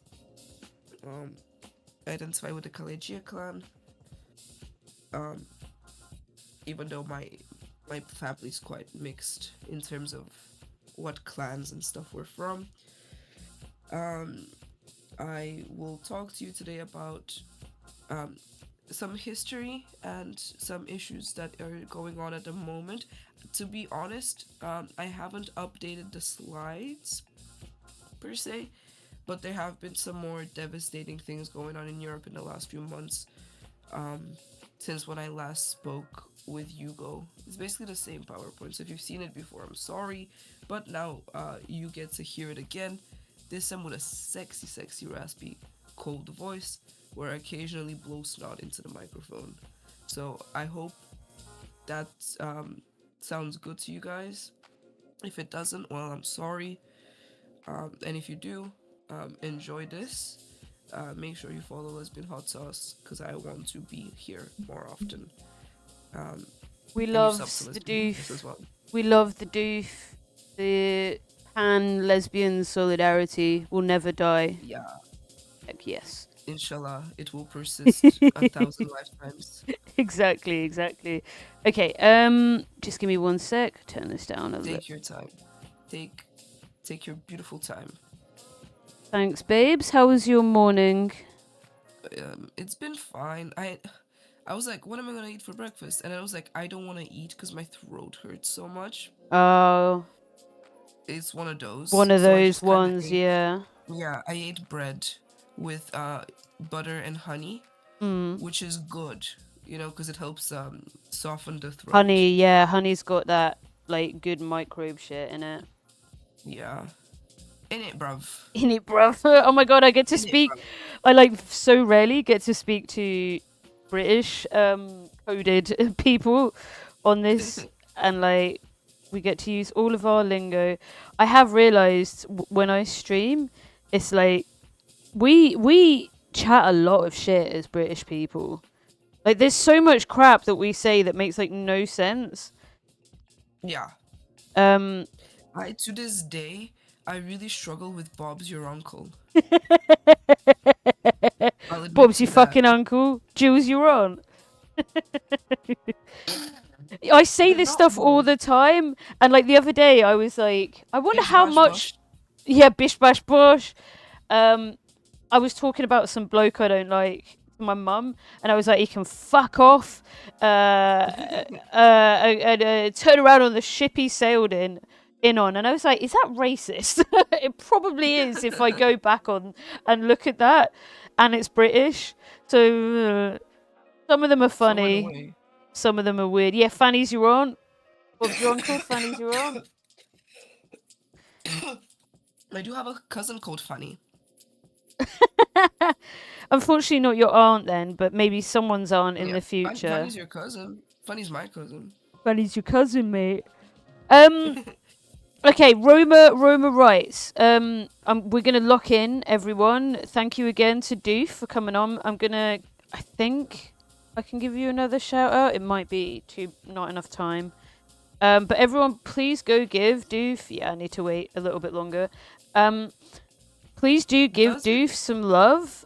This is a topic that like not many people speak about.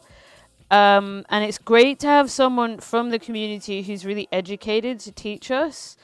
Also, this weekend, last weekend now, there was a speaker who came up at the Your Party conference, and they used the G word, and we were like, whoa, what the fuck? And then they said, I'm from the traveler community, so they were using it for themselves. And then I stopped and I explained it to people, and I was like, the best people to speak about this are the community themselves. So I'm great that you are coming in, because I know when I watched you do this on Hugo's stream, you'll cover this, like some of the language, what's appropriate for people to use and what's very not appropriate for people to use. So yeah, settle in, folks. If people have questions, do you want me to collect them for the end? It's kind of, if you can. Cool. Yeah, it's kind of If quiet. If not, if you don't prefer to do that, I'll just answer them as we go through. No, whatever. It's up to you, mate. It's totally up to you.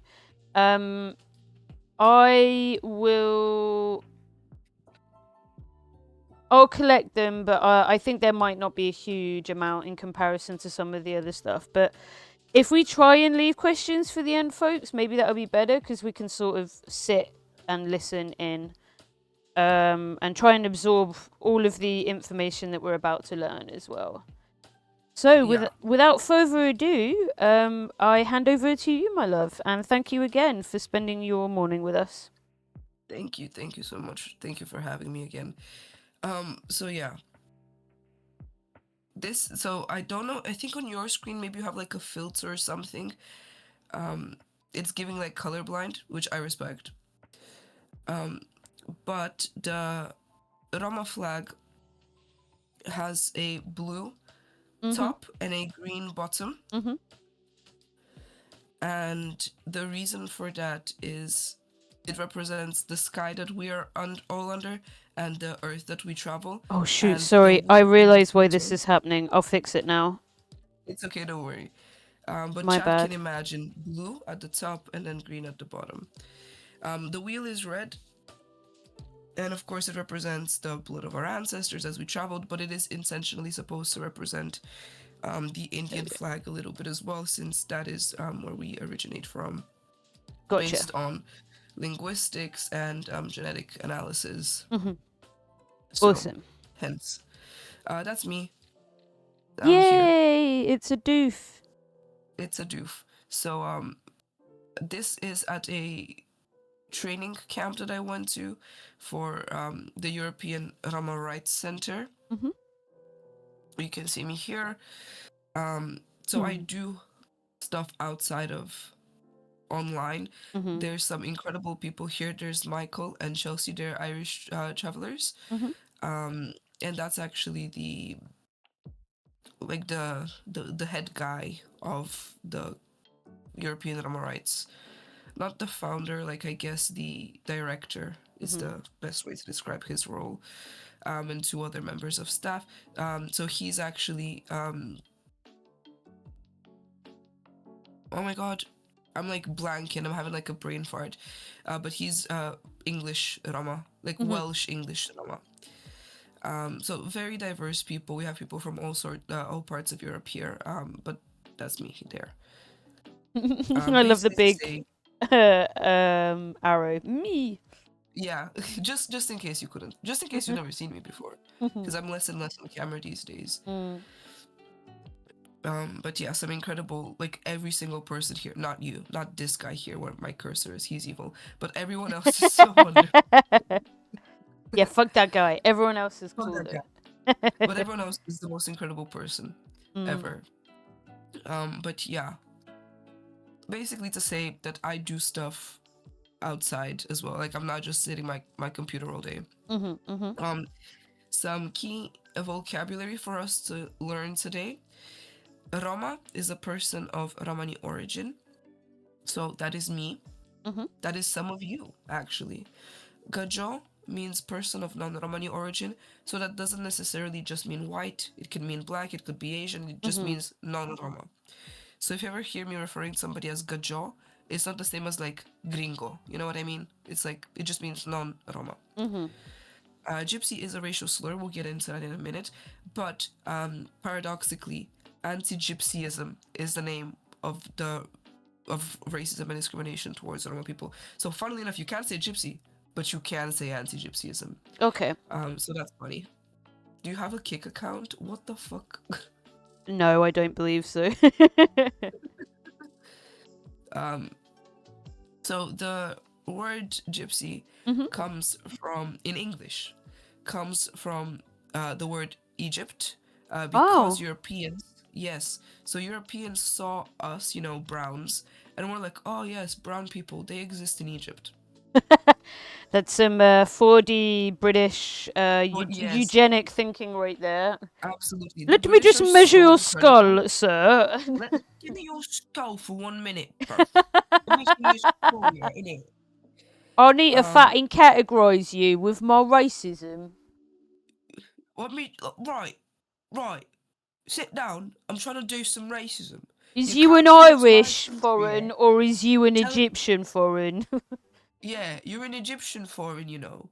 And you know what? Fucking Americans, Native Americans, and Indians from India, same people. Same people, that. 180 IQ 4D chess, everyone. Fucking hell. But yeah, like, the British were so, superior and so clever that they couldn't distinguish between Native Americans and Indians. They don't know, they can't tell brown apart. Like, I think they must be like white-brown colorblind, where they just see like brown and they just assume, oh yes, all brown is equal, same brown. I actually have a theory that I'm just coming up with now in my head, that it was in fact the British that developed the worldwide Latina belt. Do you know what the worldwide Latina belt is? No, I know that the term Latin America is not really cool because it's like the European. Okay. It like indicates the Europeans in the area, but I don't know much beyond that. Worldwide Latina belt? It's like a meme. Technically, it's a meme. Technically, this is real. Of course, it's a meme. It's a doof stream. Of course, it's a meme. Fucking Reddit. What the fuck? Notice how I don't have a Reddit account because I'm based. Keep yourself but sane. This is the worldwide Latina belt, and I'm convinced it was actually the British. Who would just like throw fucking darts on a dartboard. You are this kind of foreign. A European has decided. Technically, this was made by the people in the belt, going like, oh, actually, you know what? Maybe we're from, like, I don't know, India, and we're very similar to people in Mexico and the people in, like, fucking Italy. Like, we're all very similar. We have similar practices. But the original Latina belt was the British. Anyway, back to this. I've distracted myself. This is my new theory. I'm going with it. Going deep. Okay, cool. Got it. Yeah. Hold on 1 second. I'm so sorry. Okay. The word is, a lot of like older generation still refer to themselves as gypsy, because that's what they've always been called, and that's what they refer to themselves as. The younger generation more so prefers the term Roma, but I will occasionally throw in the word gypsy just because it's everybody. I get one racial slur. Okay, I get to say my racial slur. And sometimes like it's so like when you're surrounded, like when we were at this training camp, like every fourth joke coming out of my mouth was like, careful, the gypsies are gonna snatch it. And the room was in shambles. It was so funny. Because we can do it to ourselves. Exactly. It's a part of, it's empowering, right? Like, I use the term dyke for myself very purposefully. But if like some fucking straight bitch comes and calls me a dyke, we're throwing hands. You know what I mean? Yo, you wanna go? I'll fucking have you, mate. But if you call me it, it's fine. If my best bitch comes tomorrow and calls me it, it's like a term of endearment. If some person calls it to me on the street, I straight up we're fighting. Like that's pure hate. So I view it as the same, right? Like from outside of Roma people, it's only used in a very negative, derogatory way, and that's not okay. The thing is, with the word, is that you're never gonna hear somebody go like, "Oh, look at this beautiful gypsy girl. Oh, look at, you know what? Like, how wonderful is this gypsy person?" You know what I mean? You're never gonna hear that. Or like, "I love gypsy culture." Or when people do say stuff like that, it's bastardized. I only really use it part of GRT. It's in a hint regarding my identity. Yeah, like a lot of people in the UK do use GRT, a Gypsy Roma Traveler. That's what the abbreviation stands for. Which, yeah, I mean, I can't police your fucking vocabulary, Kings of Silver, because one of us. You know? So I'm not gonna police one of us. I wonder. I wonder if. Sorry to interrupt. I wonder if for King, you know, you were saying you and the community, the organization, the Roma organization, got together, and you're like using language in a particular way that makes it feel like liberatory for you. I wonder if King could access spaces that allowed him to explore that, so he can find the right words. Like, I didn't come to using the term dyke for myself overnight.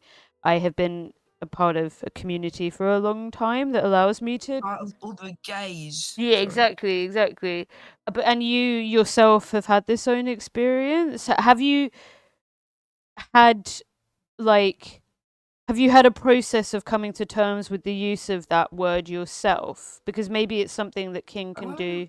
That's a good question. So when I was growing up, mind you, Chad, I'm 23 years old. I'm a young. You're a baby. Oh my god. When I grew up, everybody was saying gypsy. Everybody was saying Tsigan. I grew up knowing I live in the Tsiganska Tamahala, which means gypsy ghetto. Like that's what I grew up knowing. You know, so I grew up knowing I am gypsy, and this was like something that like my family tells me, which I think is cute. Because I'm half Bulgarian, half Romanian, the adults in my life would be like, "Are you Bulgarian or are you Romanian?" I would go, "No, I am gypsy." Which because that's you trying to say I'm both, right? I'm everything. No, that's me saying I'm yeah, better. Yeah. I'm a secret third thing. Yes. But I do feel like the thing with being, it's a really paradoxical experience being, you know, Roma in the Balkans, because you are Balkanic, you know what I mean? Like the food I cook is Bulgarian, the culture that I have is Bulgarian, the history that I learned is Bulgarian, the language I speak at home is Bulgarian, like everything about me is Bulgarian. But when you put me and an ethnically Bulgarian person in the same room, they're not gonna see me as one of them. They're gonna see me as something else. They're gonna see me as Tsigan. It's only in the last, I would say, maybe 10 years that the word Roma has become more socially acceptable and sort of required in the media. Like it's kind of not woke to say Tsigan. It's especially like Bulgaria now. You would say Rom or Romka or Rom, Romni, you know, whatever. Can I ask a quick question? Yeah, go on. Sorry. For people, is there Roma Bulgarian communities and then different ethnic groups as well, or does it overlap? Yes. So, there's clans. So there's different clans of Roma people. Now, my personal family background is very mixed, even within the clans. This is why I say I am the least inbred person I know in my hometown. Because a lot of other people will be like, "Ooh, he's from a different clan. You can't marry him." And you're like, "Nah, I don't want to marry a man anyway." But yeah, anyway, yeah. But yeah, there's different clans and they all have slightly different backgrounds and stuff. So my clan is called Kaleji, which refers to and like historically, we would have been doing like blacksmithing stuff, like making pots, making pans. Kalai means black, so like black work. It's called technically. Is that racialized in the way that it's meant to be? Not, no. Okay. It's just the name of a clan. There's other clans like Kauderesh, Lovari, and they all have like different stuff. There's that they would have done historically to make a living. Right. Okay. So it's make to do what- with you know what I like mean? you get your It's to do with hands way of life. dirty and it's ashy or something like that, or Say again, sorry. is it like to do with like the fact that you're doing work that would produce dirt, kind of, or something else? No, it just kind of means like metal work. Okay. Yeah. I get it. Yeah. And there would be different clans who had different strands of work, basically. Yes. Right. Yes, Yeah. definitely. So there's like different clans that Sorry. historically were doing like horse trading, like trading Yeah. horses, selling horses. That's like a really, I think, well-known one, especially in the UK. Yeah, blacksmith. Okay, I get it now. Yeah. Understood. Yeah, more like blacksmith. There's also like woodworking clans, bear taming clans, entertainment clans, like circus, Yo, bear and taming clans goes hard as fuck. it does go hard as fuck, but it's also really sad because they.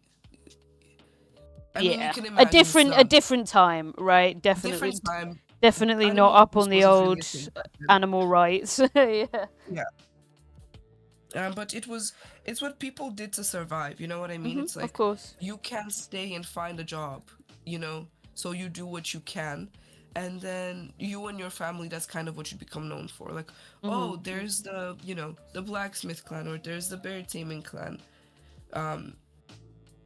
You know what I mean? Yeah. Stuff like that. Oh, mama. Hold on one second. No worries. This is really interesting. Добре, след малко ще идем. Ще се опитам да говорим по-тихо. Sorry, I just have to be a little bit quieter. No worries.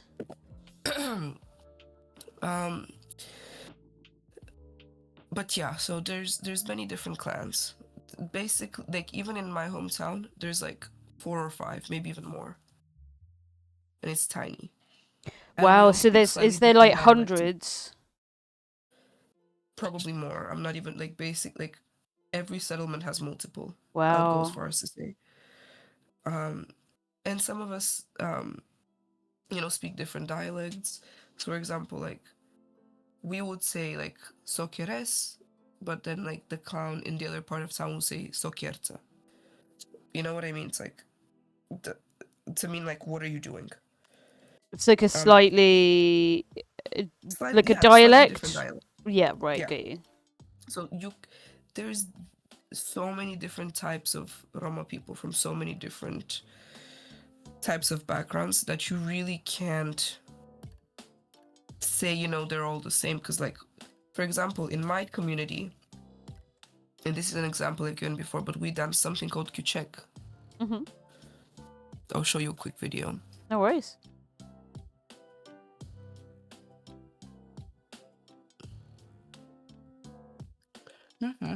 I'll just show you like this quick one. Ooh. So you can see like this is just like a young boy and he's dancing. But you can't compare this to this. You know what I mean? It's like Yeah. very different Yeah. I'm with you. Yet both are Roma. I did not know flamenco was Roma.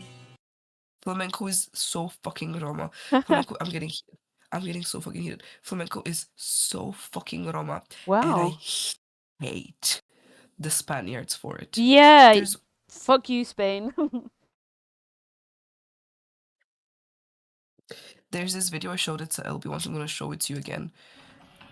So this video compares Katak and flamenco. and it just shows like the similarities. It's like you can trace the line, the Yes. historical line, yeah. Exactly. Yo, yeah, the Spaniards stole your fucking vibe there. Fuck 'em. Yeah. Bastards. Completely. And they've taken all the credit for this dance made from, I believe it was the Calais Roma that made this dance.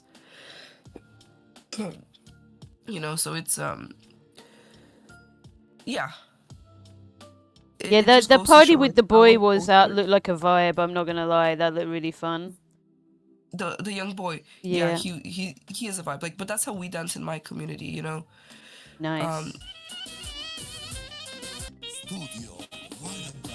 Yes, Yo, he really hitting that. Yo, look at that saxophone! It's got- So this is, that's such. Man, these parties look like they'd be really it's fun to so go good. to. It's so good. Like I love my culture so much, so much. Like, this is just fun. I'll go into. You want me to go into Kichek more now or later on? It's up to you. And like, do whatever you want. Like, so, like historically, I'll like brief Kichek intermission. Kichek technically originated from the Ottomans, where they would basically like kidnap young Roma boys, and they would make them dress as women and dance, and then they would also sexually abuse them. fuck. Okay. Which is devastating. Yeah. But then those Shit. boys grew up and they went back to their homes or whatever, and they just continued doing this dance. So you can see in Turkey.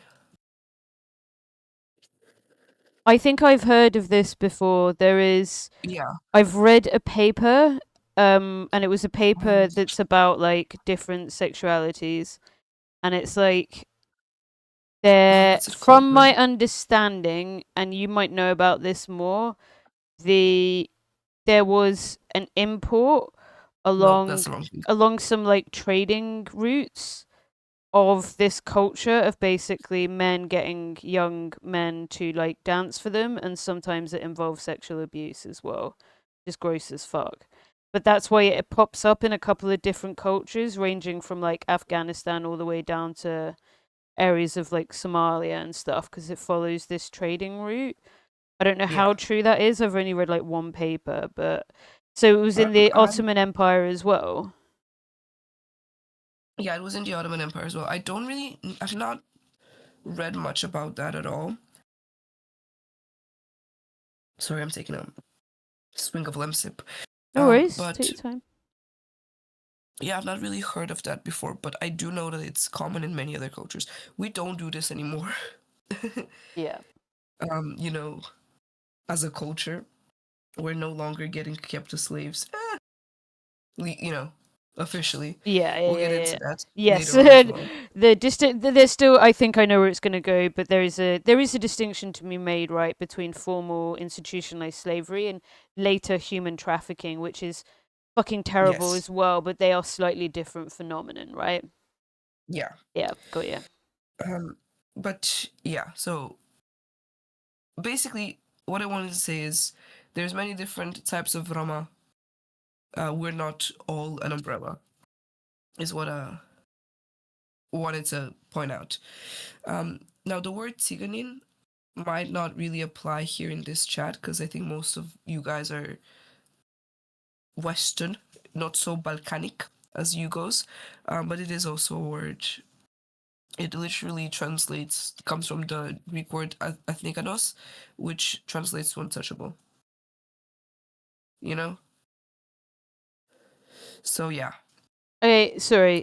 Beastie, I feel like you're not being super respectful of Doof, who's showing us her culture and stuff. So can we please, like, have more respect for Doof here?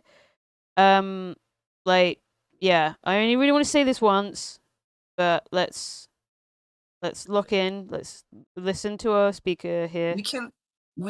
I can show you guys more videos of more people dancing at the end. Yeah, I Okay, think look at it's the keys jingling. Look at the keys. Here come the keys. Jingle, well, jingle. Okay. I don't like it being called funny because it's someone's culture. Do you know what I mean? Like, if someone was like, "Lol, look at these Irish dancers being," I mean, Irish dancing is kind of funny, but I get to say that. I get to say it. You get to say it. Someone from outside doesn't get to say it. Yeah, So come on, let's be more respectful of our guests, but please. like this sort of dance, I just want to like quickly go back to it, is not um like a sexualized dance Mhm. anymore. There's definitely ways you can dance it and like be flirty with somebody, you know what I mean? No It's fine, worries, thank bestie, you, don't worry, Beastie. beastie. I get it. I forgive. But the dance itself is not necessarily sexualized. Like that's why you can see like an old man dancing it and a young boy dancing it. And they're surrounded by other people who are happy. You know, it's not like whoa, whoa, whoa, whoa, whoa, don't do that. You know, one of the earliest memories that Because most they young girls, code it as like a bit of an abusive thing to happen to these boys, basically. Mhm. Like historically may have been, but Yeah. nowadays it's just kind of like, oh, we're all just having fun and dancing. Yeah. In the way that Um, culture evolves, right, and builds yeah, off one another. You could definitely. say it's like belly dancing, right? There are some, from my understanding, there are some aspects of that that come Yes, there's from. actually a speculation. Now I don't know how true this is, um, but there is speculation that belly dancing, quote unquote, because that's not the actual name for it. I think, what's it? I'm having like such a brain moment because I'm ill. I was thinking Sha, when I said that word, whether I was like, that word yeah, feels I like think that's it's the called white belly. person's version. I don't know what it's called though. I can't remember it. Honestly, I can't remember the word for it right now, but I do know it. But let's just use it, you know, as belly dancing for now. There's a speculation that it came like from like India, and then it was Roma people who Yeah. moved it around.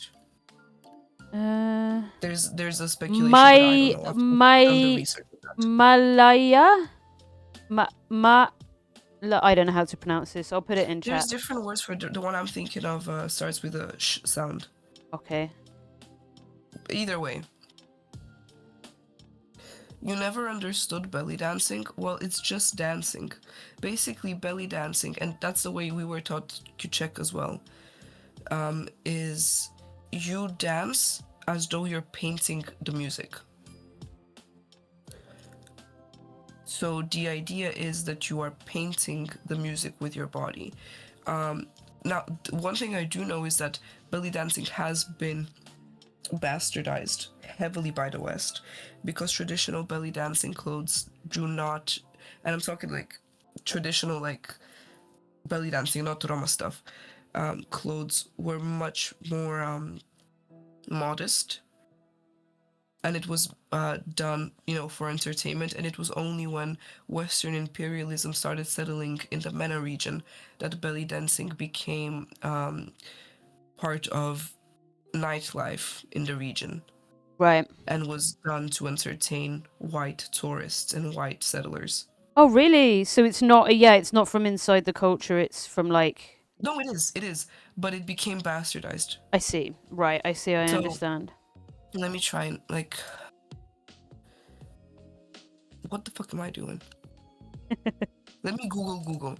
Oh my god, I do that, and like everyone calls me a boomer. But you're young, so you've got no excuse. So, like this lady taught me a lot. How to colonize a cultural practice. But this is like an actual authentic like dress Yeah. for belly dancing. Yeah. You're not supposed to be revealing. Right. I trust professionals.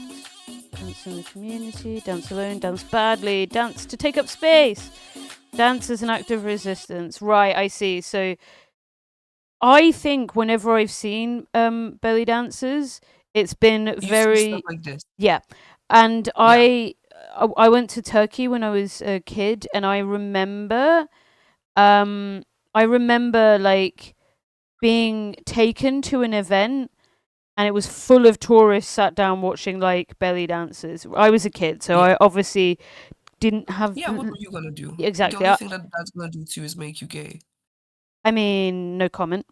But, but I get that now. It's like this is a dynamic that I was speaking to folks on the who watch me on the channel about when I've been like visiting other communities, like this idea of the way certain cultures, like Amazigh cultures in Morocco and stuff, have to sort of perform a certain version of their culture to make money is very colonial. And Yes, very absolutely. I tried my hardest to meet people outside of like those kind of how to say it, sheened tourist spaces. Yeah. And like spent time with communities without that, because then you just are meeting people as they are, as they're at, rather than people who have to sell a sanitized version of their culture to stay alive. And maybe, do you feel like belly dancing is like an element? It's that kind of vibe, you know? I definitely feel like there's gonna be a part in one of the slides where there's a lady that literally says, I sang, like we sang and we danced so that they would give us money. Like there's definitely like I don't know, like, because I'm not like MENA, you know, I'm not like from that region of the world. But I do think there's a lot of similarities there between like a lot of Roma people that, you know, put on the song and dance and are like, we are the monkeys, please give us money so we can survive. You know what I mean? Yes, yeah. And I think that's just in any culture around the world where there is like tourism or you know, some sort of like colonial superpower where you do have to fetishize your own community and fetishize your own culture in order to be profitable, because at the end of the day, Ireland does it. Ireland does it right now. It's all about money. Well, yeah, because we need to survive, so everything has an Yeah. economic base, right? Yeah. Ireland does it. All the shit that you can buy about Irish culture that's so Yeah, sanitized. all those fucking gnomes. Yeah, whatever they're exactly. called. Leprechauns. It just makes a joke out of like our Like nation. Irish folklore. Exactly. I mean, there's a reclamation to try and reclaim Irish folklore outside of that, but all of that's crap to sell to American tourists to try and make Ireland richer. And why do we have to do that? We're genocided by a bunch of people that then controlled the land up until recently, and then immediately once we didn't control the land, we had a war that meant that American businesses eventually controlled the land.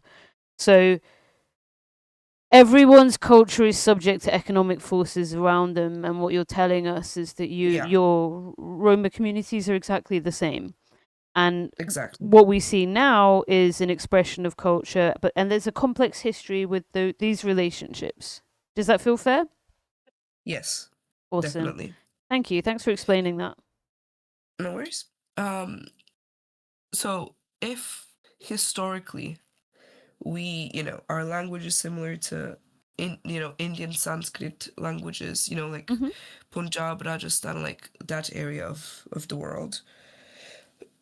If our languages are so similar to that part of the world, and genetically, when people do like genetic studies on us, you know, let me measure your skull, Yeah. and they're like, oh, actually, you're Indian. Why did we move? Why didn't we just stay in India? It's suspected it was due to an Afghan invasion around 1,000 years ago. Okay. And the one thing I really, really, really want to stress is that migration was a form of defense. So the theory is, and I wouldn't even say it's theory, but the truth is that anywhere we settled, you know, as you can imagine, like we start off here, and the more we travel, you know, trying to escape the persecution, the wider things become on this trajectory. So let's say you get to like here, you're like, oh man, all these, you know, like people, they're trying to go after me. So then you go further and further and further, and then more people go after you. be that because of the color of your skin, be that because of your cultural practices, be that because of the language you speak. Anywhere Roma people settled or attempted to settle was not a safe long-term solution. I would go as far as to say that the main reason why there are more settled people in Eastern and Western Europe is because of, like capitalism and industrialization. But pre-industrialization, people would have just been nomadic as a means of survival. Do you think so migration was a form of defense and communities were pushed out, and then this is quite a I guess split sort of migration path, as you can see. Yes. Do you think in part Roma survival, from what you were saying there, was sort of contingent on Eastern Europe was kind of more feudal, right, at the time of like the 1800s, and industrialized at a later stage than other parts of Europe? Do you think that allowed for more space, more literal geographic space because of the environment that people were in, or less to survive in? Like, what is it about specifically the conditions there that allowed for at least a more you will have to correct me. I don't know if there's a vibrant, visible. Sorry, I have to go 1 second or so. No worries, no worries. I'm wondering, folks, if there's like a visible community in Egypt. Basically, is what I was about to ask. I haven't been sober in years. Don't be. I mean, hey, I'm not here to judge you. We did a whole stream on addiction yesterday. Lots of love to you, Beast. I am close to a year being sober. Challenging. Life is a challenging thing. Our struggles can be pretty intense. Folks, if Doof comes back, I'm just going to pee super quick. I'm going to take this opportunity to pee so I can sit and lock in again when I get back. I'll be 1 sec.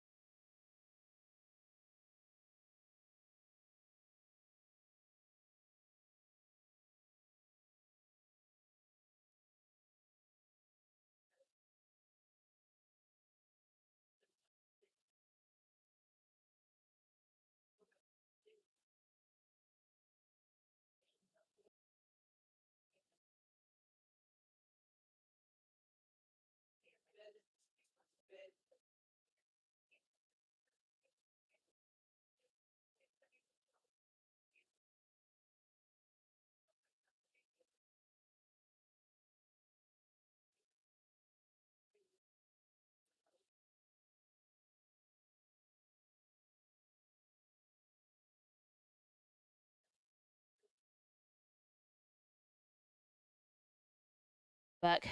I am back.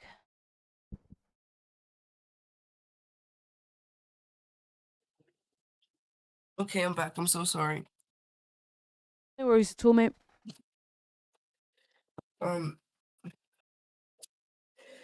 You were asking me a question. Yes. So I'm trying to think. I was trying to think of a better way to phrase it. I see here that there are communities who ended up in Egypt, and actually parts of Norway there by the looks of things. Yes. I'm not aware of a significant Roma community in Norway. Keep in mind, Norway's racist as fuck. I don't know groups in Egypt, but I'm aware that there's, like you said, like Eastern Europe is more of an environment that people say they're from. Is there a specific reason for this? I could be wrong. I might be wrong with what I just said as well. I don't know, but I do think part of it is because of communism. So the East And imagine, allowed for more cultural expression. yeah, because under communism, I'm not saying, life was perfect for Roma people by no means, but it was easier to settle. Like my family owned a house during communism, or an apartment, I should say. Um, and life was generally better, more access to education, more access to healthcare. Mm. So people just settled because they were like, we're happy here. So finally, that's really interesting. Finally, you basically had a community that were like, cool, yeah, come in, fam. We got you, basically. So that's why there's like a culture. I wouldn't That's say sorry, a go on. community because we very much had like segregation still. Right, okay, yeah. Even to the point of like that's why like we have entire communities that are basically only Roma and only Gaje. I see. Yeah. In fact, during communism, I say communism, it was like Bulgarian communism. Yeah, don't worry. There was a line in my hometown on the ground, like painted on, and it said Tigani Dotuk. And it was before the hospital, before the main city, like the not city but like the main town area, and what that translates to is gypsies up to here. Holy fuck. Yeah, it was very much like, okay, well if you then, cross that line you will be hate crimed. holy shit. And it sucked because Right. it was right in front of the hospital basically. I mean, okay, so on the one hand, it's like, okay, here's some land and here is some economic resources that we know are important. But then on the flip side, you're treated appallingly as a culture. You're massively Yeah. disrespected, and there's not any efforts um, to amplify political voices specifically of Roma people, or is there? Yeah. So I would say like the government was overall indifferent towards Roma people. They were kind of like, well, you need resources, right? So they Yeah. would oftentimes provide resources and access to resources, even if they were subpar. But at least there was something. Um, whereas the community and the societal view was by most people like, I'm racist. Yeah. And that wasn't actively challenged, right? So, and here's the problem we speak about as leftists from minority groups a lot. People who are like class reductionists think this almost seems like a real life example of this. You reduce it down to just economic dimensions of providing people, which, like you said, is really useful. Okay, we have a culture. Half of your people are fucking racist, and you're saying I can only go here or my family's going to be hate crimed. That's not okay. That's not a prosperous, vibrant, multicultural, socialist society. That's still segregation, actually, when it comes down to it. Dude, you should straight up hit Revolutionary Thought to do a video essay on that. That would be such a good topic to explore. I'm being fucking for real. Like, you could educate a lot of people in their community about Roma stuff, and you could expand on this notion of economic justice being important but not enough for the community. And Revolutionary Thought is someone. It's not an intersectional approach. Exactly. Because unfortunately you can't just throw money at a community Mhm. and just be like, oh, this will fix everything. Mhm. It will fix a lot of things, but it won't fix everything. Yeah, exactly, right? And we have other socialist projects that can teach us how to work around this. But genuinely, that would be such a fucking interesting topic, mate. I'm serious. I'm being fucking serious. Like, and there's, yeah, no one I can think of that kind of covers from a materialist point of view and intersectional point of view that kind of stuff with such vigor. And both of you are pretty on it with your fucking history and shit. So, I'm just putting it out there. Wait, who was the second person? I'm so sorry. I was blowing my nose what you were saying. Revolutionary Thought. Oh. Oh my god, if you don't know them, you will love them so much. They're like a queer Marxist. They're so good. Nice. I will send you I some feel like I've heard stuff. that name before. They're great. You'll fucking love Drop them, a mate. shout They out. are Drop like a- ML and critical of ML's failings from an intersectional POV, and they're like genuinely they're great. They're really good. Like it's not often I watch someone and I'm like, yep, I completely agree. Yep, I completely agree. Yep, okay, I just agreed. Basically, I just agreed. Like yeah. That's good. Are they on Twitch or? They're on YouTube. I'll send you stuff Please, yeah. after. They have just signed up to Twitch to speak to Yugo because Yugo watched one of their videos, but that's a possibility to get in Okay. there, innit? Yeah, one lot. Nice. Either way, yeah, I think I think Eastern Europe is an interesting place for many reasons, and I don't want to like shit on Bulgarian style communism. Oh, that's what I wanted to say. I think because basically if you don't know like Bulgarian history, which I don't expect any of you to, but Bulgaria was colonized by the Ottomans for 500 years. Right. Yeah, so when the Russians came and were like, let's help you liberate you guys, basically, and they brought about communism, and I think they also like Bulgarians were like, we want to have a strong cultural Bulgarian identity now. Right. You know what I mean? Like Yes. there was it was like a huge period of like Bulgarian national pride. Yeah. Because they were just kind of like, oh my God, we're free, we're no longer colonized, you know? And I think Roma people didn't really fit that cultural image that Bulgaria wanted to have, where it's like a united identity of all Bulgarians. Because I would even argue that, because there are different ethnicities, even amongst Bulgarians, like people from the Rodopi, Bulgarian Muslims, Bulgarian Turks, all sorts of like people from different parts of Bulgaria have different, ethnicities as well, funnily enough. But I think during that period of time, they try to homogenize Bulgarian culture and identity. Which, if I strongly encourage, if you're ever in Bulgaria, that you go to Plovdiv and you go to the ethnographical museums there, because you actually learn like how diverse Bulgaria is for such a small landmass. That's I think super that's fucking incredible. interesting. There was Yeah, but I this think like pan national project, and basically, like you say, some people were included and some people weren't. Therefore, by extension, that's discriminating certain cultural groups. yeah, but it's definitely like something that I think could have caused like the outlook and the treatment of Roma people during that time. I will also say most Roma people that I know that are from Bulgaria are Turkish. Okay. So it's like Turkish, like with Turkish background. Like even parts of my family are Turkish. Because of these migration routes? Yeah, like the migration routes, yeah. I see. But I like personally I don't speak Turkish. I do have like relatives that only like speak Turkish and Roma, like the older generation, and the younger generation speaks like Bulgarian as well. I see.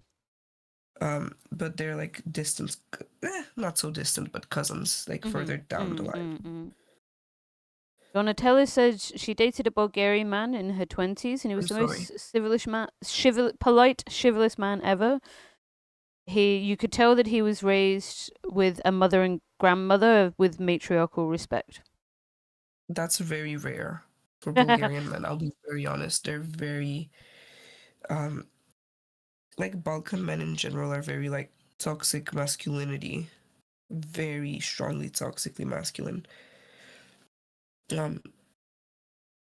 Especially I would say like post like communism times, like after the fall of Yugoslavia, like quote unquote when democracy became a thing in the 90s in Quote Bulgaria. unquote, yeah.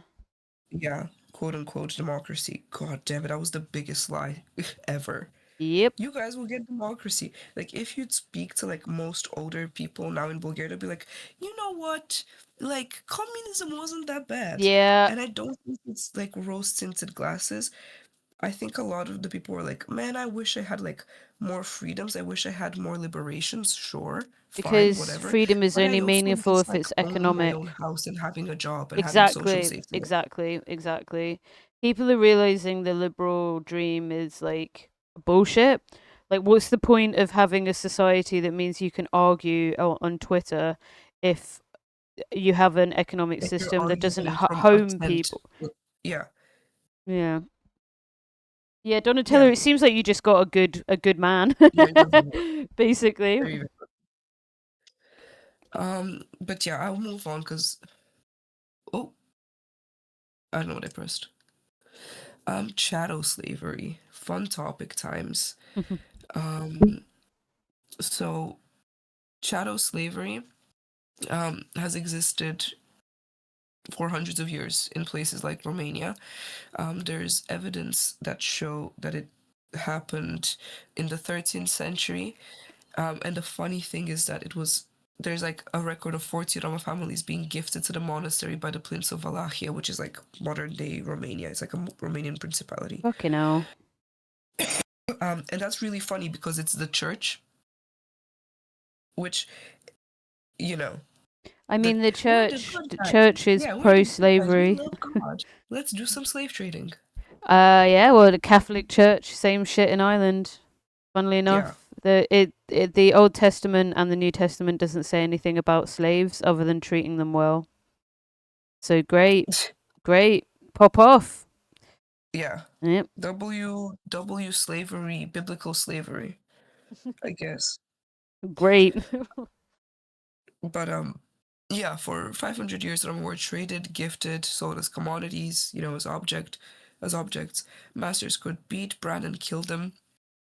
Which, branding was really popular to show like who's, Jesus, Nazi the shit. state owned slaves, the monarchy owned slaves, the church owned slaves, private people like the average me and you Joes, could own slaves provided you could afford it. No.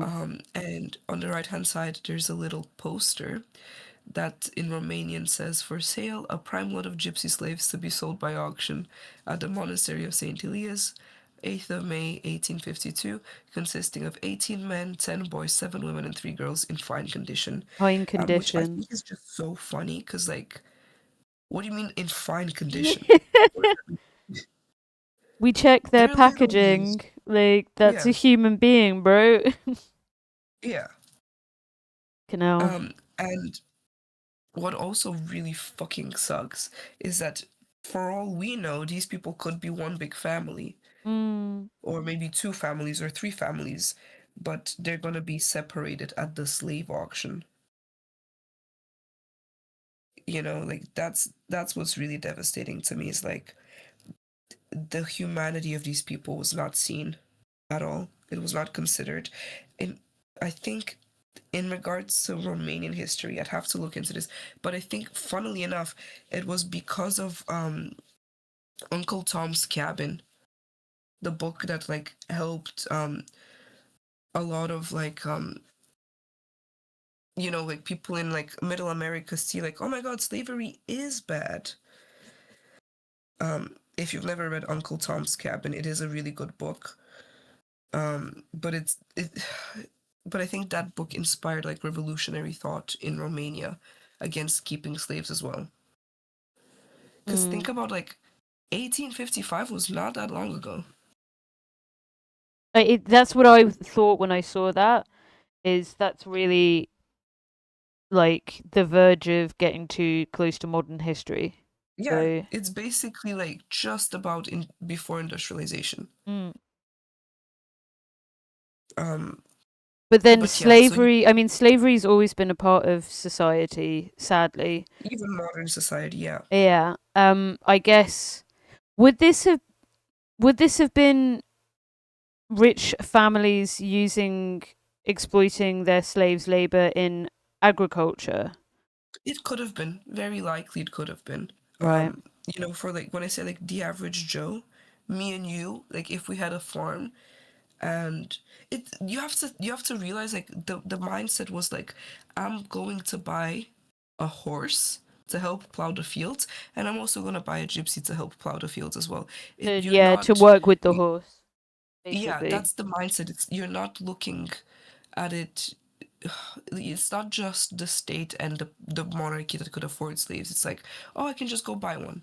You know what I mean? They're like, this is like, it's in front of the monastery. Yeah. This is like a Sunday afternoon activity. Yeah. I This mean, is it was post-church. actively All the promoted by pilgrims the can go to. church, right? Like they are Yeah, like a key part of this. yeah, of course. Do you know if it was Catholics? Was it Catholic or No, Orthodox here? Orthodox. Orthodox, It would okay. have been Orthodox from as far as I know. Okay. Um, but either way, evil, evil, Yeah. evil, evil. Oh my god. Sorry. Bless you. No worries, mate. Thank you. God, I wish I wasn't sick and doing this. I feel like I'm not at 100, but it's fine. I'm giving sorry. it 100. We can please, if you feel crap, like don't. I want to continue, but thank you. Okay. But that's really kind. But yeah, I really wanted to like speak about like the slavery of Roma people in particular, because it's something that virtually no one that I speak to knows about or knows that it ever happened, because Romania did a really good job of scrubbing the history of that. And I think when we think of slavery, we have this American image in our mind where we're thinking of like African slaves picking cotton, and we don't think about, like slavery in Romania, slavery in Korea, slavery in other parts of the world where it happened. We don't even think about like modern day slavery in places like the UAE and Dubai and like Congo and Sudan. Sorry, my dad's just asking me for something. Please continue. I've listened to this bit before. I'll be back in 1 second. Okay, that's fine. But yeah, this is I argue with Romanian leftists about this a lot. Romanian leftist to me sounds like an oxymoron. I'm very critical of Bulgarian and Romanians because I've experienced living in both of those countries as Roma, and I do think it's I have a hard time believing those people can be leftist. I'm very wary when speaking to people from the Balkans, because I grew up knowing what Balkan racism looks like towards Roma people. Like sometimes I even wonder, is Hugo real? I look at Hugo, I'm like, is Hugo a real life human person? Because I don't believe that somebody can have good political opinions and be from that part of the world. Which sucks. Like, it is definitely like a prejudice I have, and I try really hard to work against it.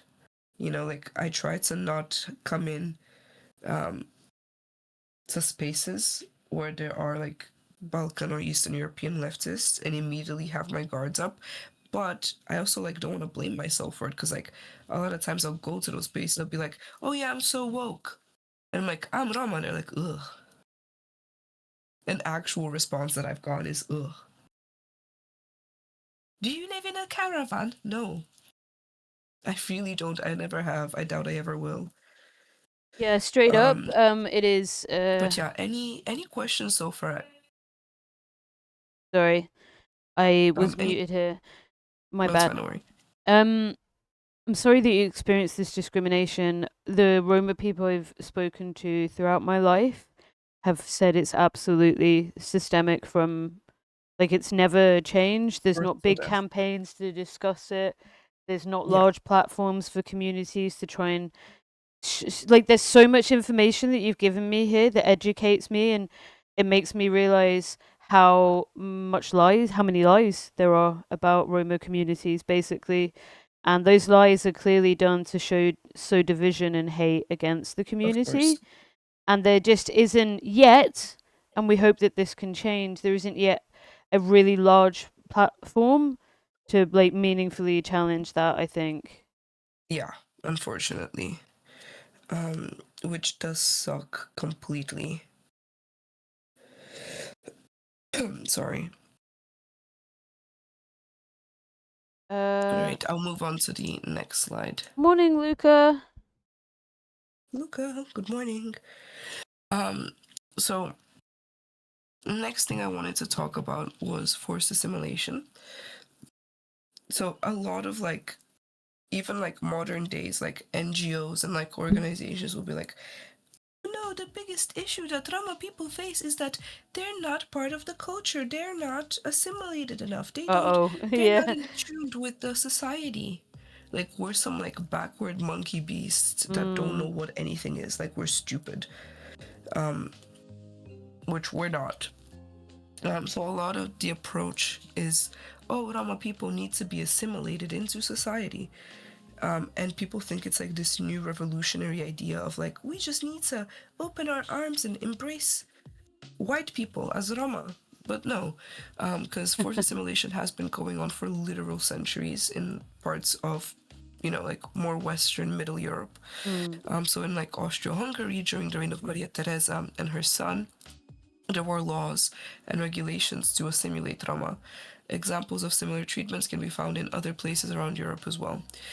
So one of the laws that they had was that Roma were no longer allowed to set up tents in the woods, and they were urged to farm the land in towns, which is fine, but they wouldn't own those lands. They would just be told, live here, farm these lands, and we'll give you like a subsidy, or we'll give you some like an accommodation, and we'll give you basically serfdom,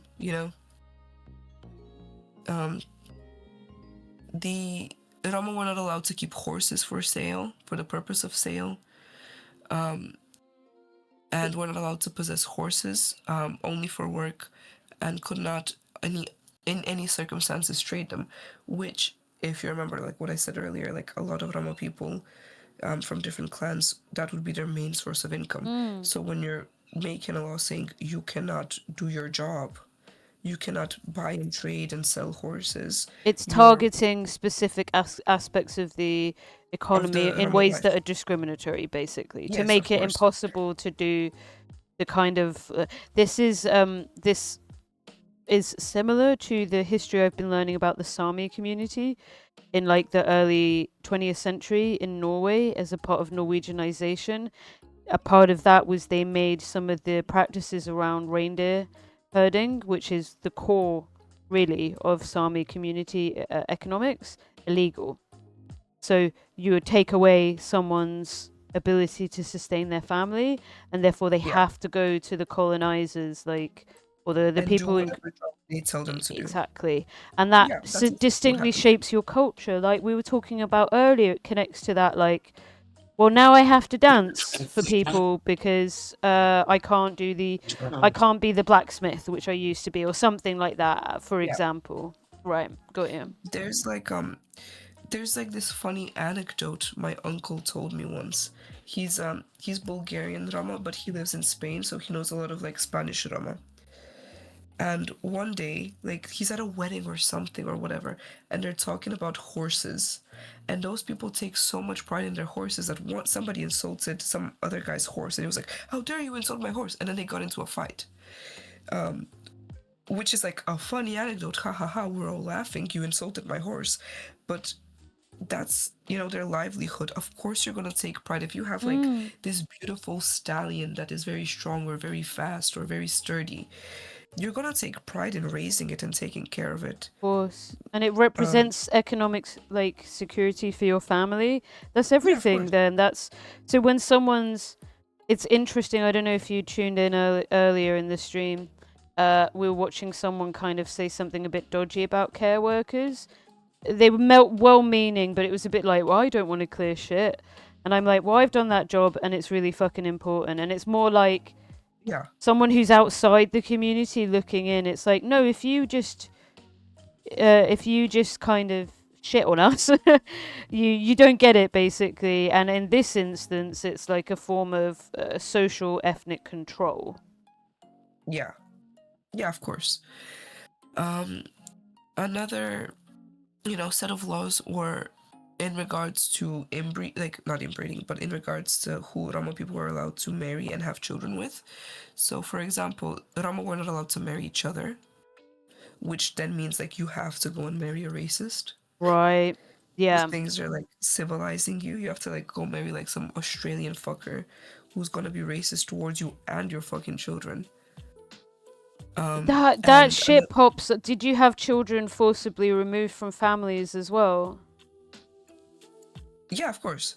There's even look at the bottom one. Roma children should, from the age of 4 onwards, be distributed amongst the Oh neighboring my towns. god. At least every 2 years. Oh my fucking god. That's yeah, man. This is full eugenics apartheid structures. Then this is splitting of families. This is and this is horrifying. It also Yeah. opens up the gates for like abuse and like sexual exploitation. Because what the fuck do you mean you're taking a bunch of children and you're just rotating them like they're crops between different towns? What the fuck?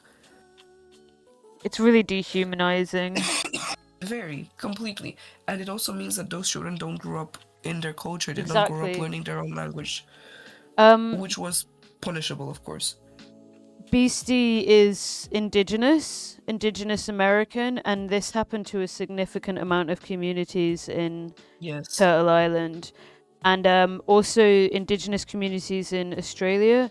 Watched a film that I recommend to people called Rabbit Proof Fence, and it is about how forced adoption was a part of the colonial, and is actually still to this day a part of the colonial structure. I don't think my own story is a part of the colonial structure because I think that would be cosplaying oppression, but at the same time in 80s Ireland, which was struggling with multiple things, there was a significant amount of women who were forcibly had to adopt their kids because of many reasons, and some of that comes from the legacy of colonization. So this can affect your community for so long.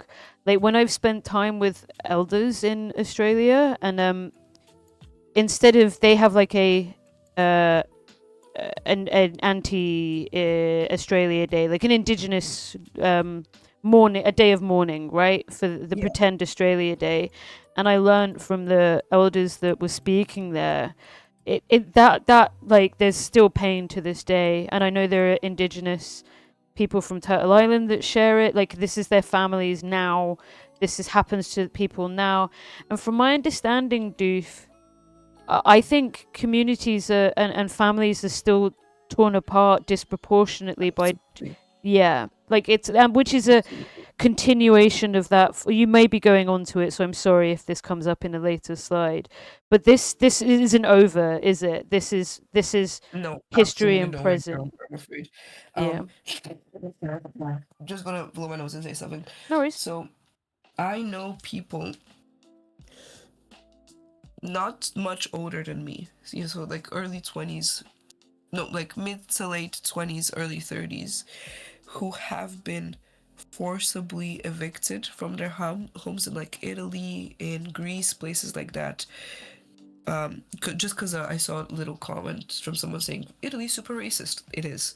And they like burned down settlements. Even in Greece right now near Athens, there's a community that is trying to that the government is trying to forcibly evict so they can build a retail tech park. Right. Well, economics over like adoption and stuff. Sorry, I'm interrupting you. No, sorry, I'm interrupting you. Something that's incredibly prevalent in our community, because governments are. I'll get onto it. There's actually a horrific case of like child trafficking of Roma children. Oh fuck! But a lot of like Roma families, let's say like I'm a mother and I can't afford to raise my child. Instead of giving me like government subsidies or housing or child like benefits or whatever, they'll just take the kid. And I think it's something like 80% of like orphans, and I say orphans because they're not, I say it in like quotations, because they have parents, but they weren't allowed to stay with their parents, of of orphan children in Romania are Roma. And I could have the number wrong, but it is a ridiculously high number. It is like a really, really. It's definitely over 50. And this is the thing where reactionaries will say it's culture because they're racist and wrong, whereas we know it's because of the economic conditions that force Roma families into this situation. Yeah. And then a lot of eugenicists are like, well, don't have children. Well, a lot of those people didn't actually have the education to know what safe sex is. And a lot of times women will go to like the hospital for a checkup and they won't receive adequate, health care. Some will even be refused, health care. Like nobody ever like sits down to explain to these women like, oh, you've had like 14 children, whatever the fuck. Do you know how children are made? Like, do you know why this keeps happening? And it might sound obvious to us, like we know how babies are made, but it might not be to them. Well, that's because we got access to information because we had to, everyone has to learn these things. So if that actually means people are purposefully not being taught things. Yeah, or of course. people are not being given resources to educate themselves, right? Is there instances, because this is a horrifying thing that affects a significant amount of indigenous women from Turtle Island, of forced sterilization? Yeah, okay. there is. God's There's fuck's so sake. much. Yeah. I personally know women that have been forcibly sterilized. Sake. Which That's sucks. just the abuse of. Do you know it connects so deeply? I think to that idea of, the kind of language that we've seen in the slides you've shown us of talking about people as if they're cattle, and then the women are like breeders of that cattle, like in their fucking racist mindset. And that happens to this day, right? Romani women are going into hospital and places, and they don't know what's happening to them, and because they're denied resources, they're not allowed. Sometimes they might know. Sorry, go on. You're completely right there. There's even so. Let me show you. Let me go back. There's this girl here next to me. Her name is Andrea, and she works. I don't know if she started or if she works for it, but she works for an NGO in Romania, and they actually do like. They have this incredible thing that they do, where they get Roma women from the community, and they educate them on basic stuff like reproduction and like some other like healthcare stuff, because there's such a fear of Roma women going to hospital and Roma people overall going to hospital, because they don't know what's happening to them, because no one's gonna sit down and explain to them what's going on. Like they may say to like, let's say I'm a Roma woman who has no education and I'm pregnant and there's like something really, really wrong with my baby. And the doctors are like, we need to, do an operation, or we need to do this. And I don't know what the fuck's going on.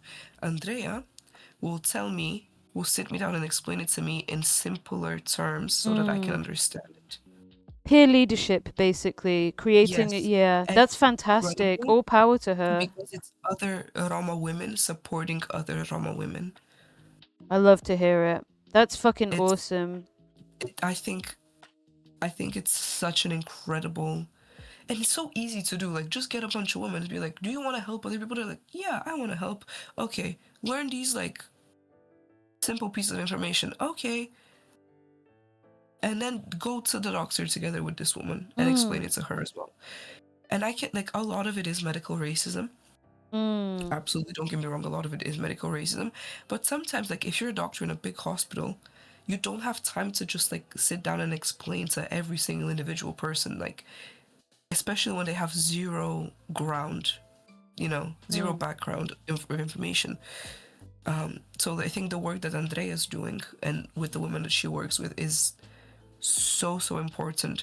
And she was actually telling me, Andrea, that there is a recent case, and that doesn't surprise me, but there are like cases of like Roma women being denied access to like a birthing room. Fucking hell. And they're just like giving birth. There was like one video she showed me, it's just like a Roma woman giving birth on the side of the road because the hospital wouldn't admit her. It's so fucking dehumanizing. 2022. This was 3 years ago. I mean, all power to her and the organization and what they're doing. That's some very cool stuff, but the way these women are treated is fucking appalling. And it shouldn't be on them to have to do this. Like, I think it's fucking great. But the struggles of these organizations are often to like fix this really unequal, horrible world. Yeah. God damn. Next thing, we're having so much fun, aren't we, Chad? We're having so much fun. Oh god. Oh. Yeah. Uh-oh. This is a fun stream, right, Chad? So we've come to the inevitable. A lot of people always say, what about the Jewish question? My friends, I beg to answer, what about the Gypsy question? And that is a question that the Nazis were like, let's answer both. So Roma were seen as enemies of the race-based state. Under the Nuremberg laws, the exact same way as Jewish people were.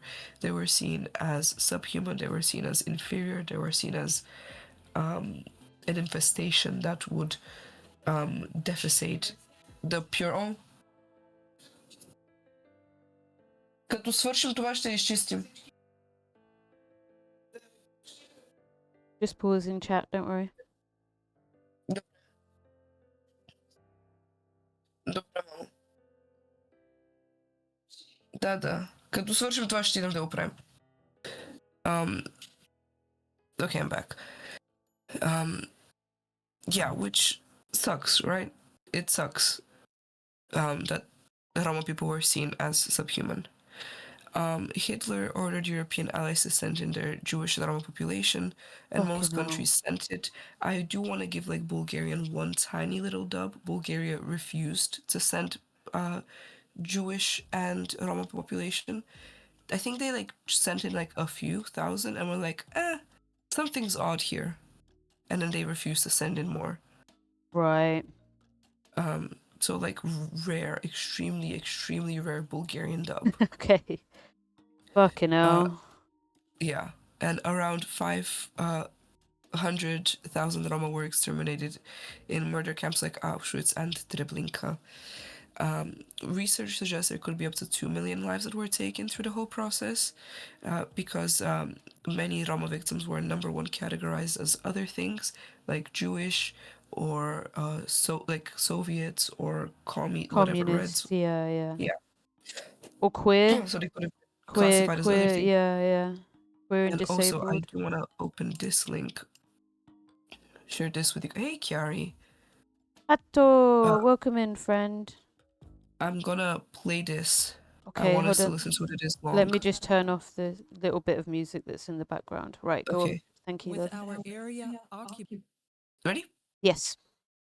by the Germans on April 24th, 1942, a penalty unit, death squad, entered our village at 5 a.m. Our kolkhoz was surrounded by the Germans, while officers entered the houses and herded everyone to the lake. A selection took place at the lake. Roma kept there, the Russians sent back home. The men were given shovels and forced to dig a pit not far from the village. In the meantime, the Germans questioned the women if there was anybody of mixed race. Some families began to beg and said that the mother, the father, or the husband were Russians. As it was finished, the Germans herded the Roma to the pit. Once there, they were forced to strip naked and the fair-skinned sent home. A total of 176 of every age, including children and the elderly, were then shot. The men filled in the pit Then they were shot. Fucking hell. The children were thrown into the pit alive by the Germans. Everyone had to undress before being executed. The Germans took the best clothes for themselves and brought them to Smolensk.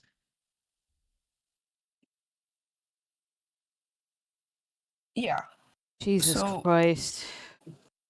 that's another reason why we can't put an exact number of how many people were killed. Because stuff like this were happening all over the place. In this account, this person, Josip, was it even Josip? Yeah, Lazareva.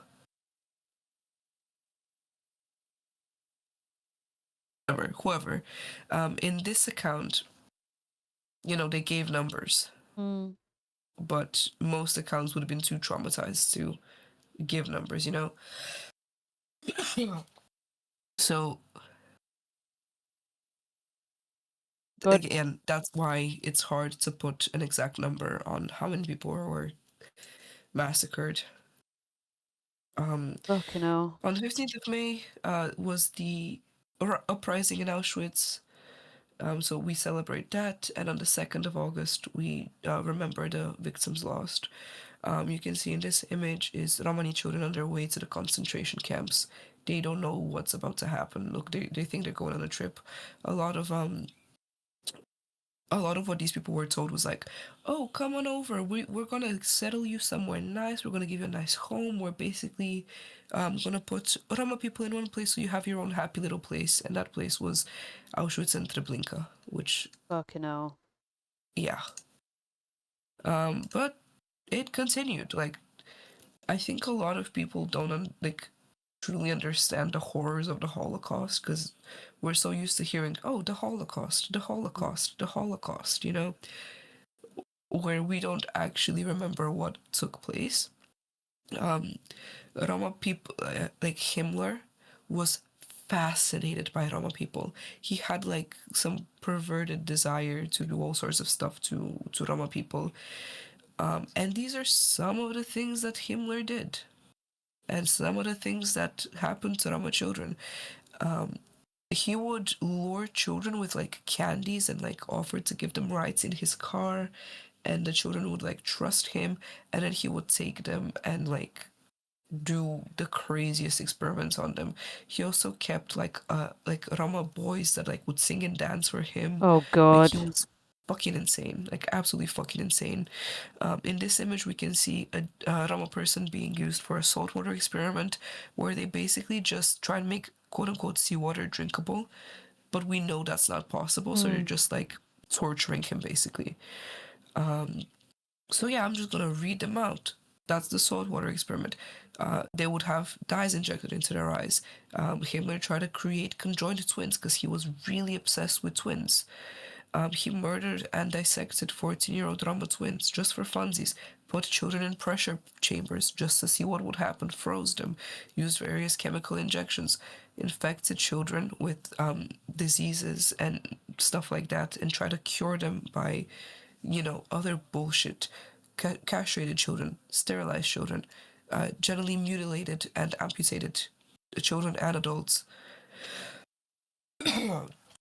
And then this is just an image of a young Roma girl who for many years was thought to be Jewish, but it came out later that she's actually Roma, and this is her on a train towards a concentration camp. Oh my God.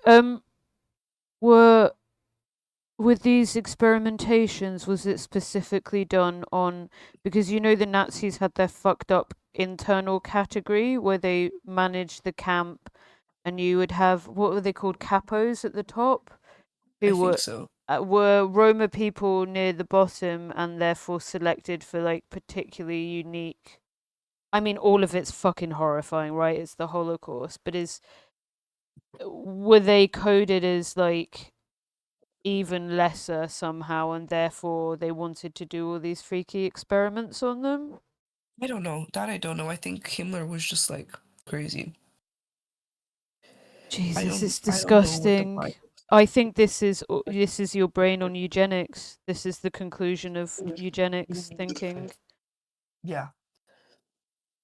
Because what do you think would happen? Like, what do you think will happen if you inject dyes into somebody's fucking eyes? What I do you think think happens all if of you? this is torture.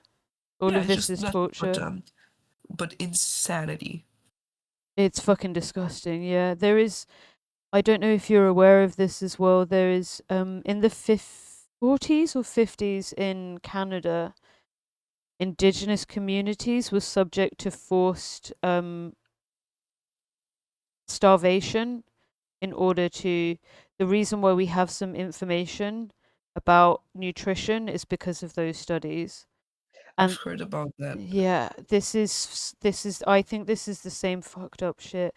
Like what person, obviously a fucking Nazi race scientist, what person like is genitally mutilating children? Like what is that mindset? Yeah, I pray none of what's the us never science? I pray we don't There is no understand it. science there. There's um something that LB was saying when I showed her when we were talking about stuff like this.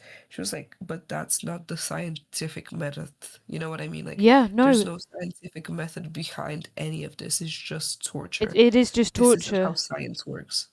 Like freezing someone, murdering children to dissect them, putting them like all of this is uh torture. Yeah. Mind you, we've been dissecting people since before the fucking Renaissance. We know what the insides of people look like. Those people are We generally don't. dead. Yeah.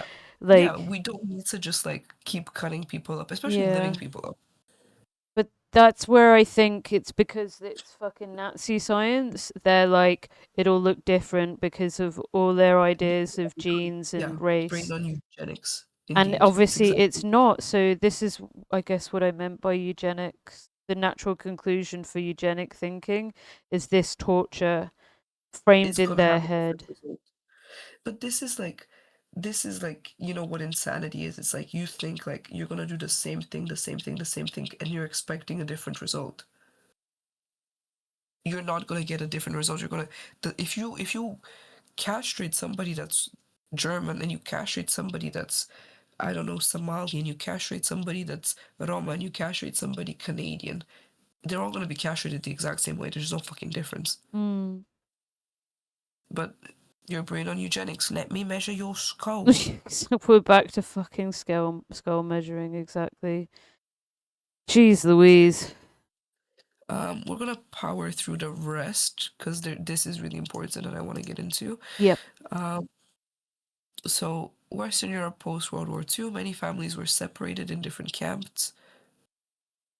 Sorry, I'm seeing this now. It was hard for people to find each other and even know which family members remained alive. After experiencing trauma of Holocaust, Roma just wanted to return home with what was left of their lives, family and dignity. But most of them actually, let's say they even managed to get back, because you're not going to trust to get back on the train, are you? Of After the course, yeah. Holocaust. So if you did manage to get back, sometimes you'd come home and there'd just be settlers in your homes, or your home wouldn't exist, would have been burnt down or destroyed. So yeah. So even if you do make it back home, it doesn't guarantee you will have home. Yeah, the whole of society has been destroyed. Yeah. And one of the other difficulties that they had was having their citizenship questioned, because obviously when you're taken to fucking Auschwitz, you don't get to keep your passport. What the fuck? Yeah. Would passports have been fairly produced for people anyway? Would I'm guessing that citizenship. Not as much, no. Yeah. But how are you gonna prove that you lived in this bumfuck middle of nowhere village in, I don't know, Italy? How are you gonna prove? Half your fucking camp's dead. All the papers have been destroyed, everything, yeah, on purpose, right? By the fascists. Yeah. Jesus fucking hell. And this is what I was telling you about earlier. So Lily Franz, who escaped from a death march and made her way to a refugee clearing, found that sometimes like the best way to get money and like get out of a tight spot was to play on people's notions and sympathy for gypsies by offering to sing and dance. So it's imagine you're fucking escaping a genocide, and then the only way for you to make enough money or gain enough food or find shelter for the night is by being a monkey and going, look at me, I'm singing and dancing. Look at me, I'm such a poor, sad gypsy. And Feel again, pity it's for because me. they're forced to, right? Yeah, That or starvation. yeah. You're literally giving up your dignity and giving up your humanity and acting like an object of entertainment because nobody else will value you otherwise. Fucking hell. Which sucks. So France kept Roma in camps until June 1946. Despite fighting alongside Gage, they were subjected to discrimination. So France was like, join us, fight against the Nazis. And then Roma were still being racially discriminated during the war. This I talked about. Oh yeah, this is so funny. This is so funny. Roma Oh my German God. survivors struggled to gain justice.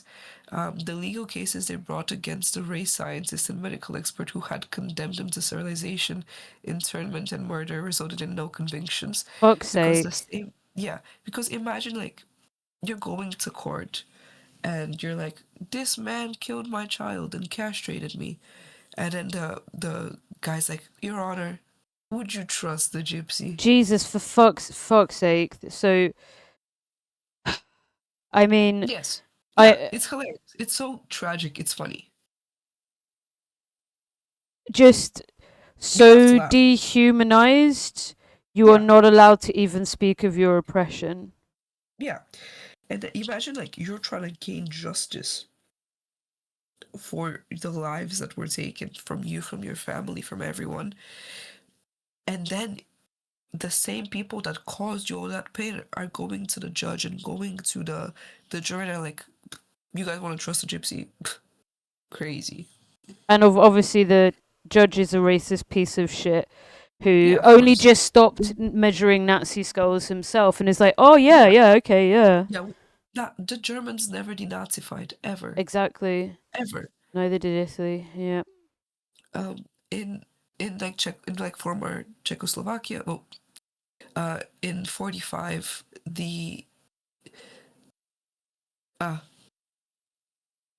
some of the families returned back, and the mayors of five of the local like places they returned to were like, in spite of all the suffering they endured, most of them have not changed for the better. They're work shy, thieving, etc. Jesus fucking Christ. Yeah, so like imagine living through the fucking Holocaust, like the trauma that brings you, and then you somehow manage to get your way home, you survive, and you finally home, you're like, oh, thank fucking God, I'm home, I'm different, I'm completely traumatized. And then your mayor is like, actually, you shouldn't live here because you're a thief. Fuck's sake, man. The discrimination But is those just people so understand no strong. one. Like, imagine you survive the Holocaust, and not only do you not get like any government support when you come back, you're just left to your own devices with all the new mental illness you have, with all the new pain that you've endured, maybe even like physical ailments that you have now. Of course, yeah. But you're a shy thief. You've been starved. Half of your family's dead. It's not like Fucking you can hell. just go back and find a fucking job because who's going to hire a gypsy? Jesus Christ, man. And who's going to want to work after living through the fucking Holocaust? I'm sorry, if I live through the Holocaust, I'm not doing anything for the rest of my life. Yeah, man. Well, I don't want to play the capitalist game, right? I want to build my own culture and recover. Fuck, man, that's so appalling. I don't want you to take this as me casting this off, but like Roma people have still survived, no matter what. Yeah. And that's I You like can't I hope it's not like I do not mean that as a therefore we shouldn't care. What I mean is no matter like, what. despite it all. Yeah, I get you, don't worry. Despite all the hardships we have endured. Exactly. So thank you for sharing this. Fuck, this is like your community and your people being treated this way as well. Oh, Yeah. we have a raid. We have a raid. Gosh. Yo, Hello, raiders. You gotta click another book. Gosh, that scared me. Hello, unelectable and everyone.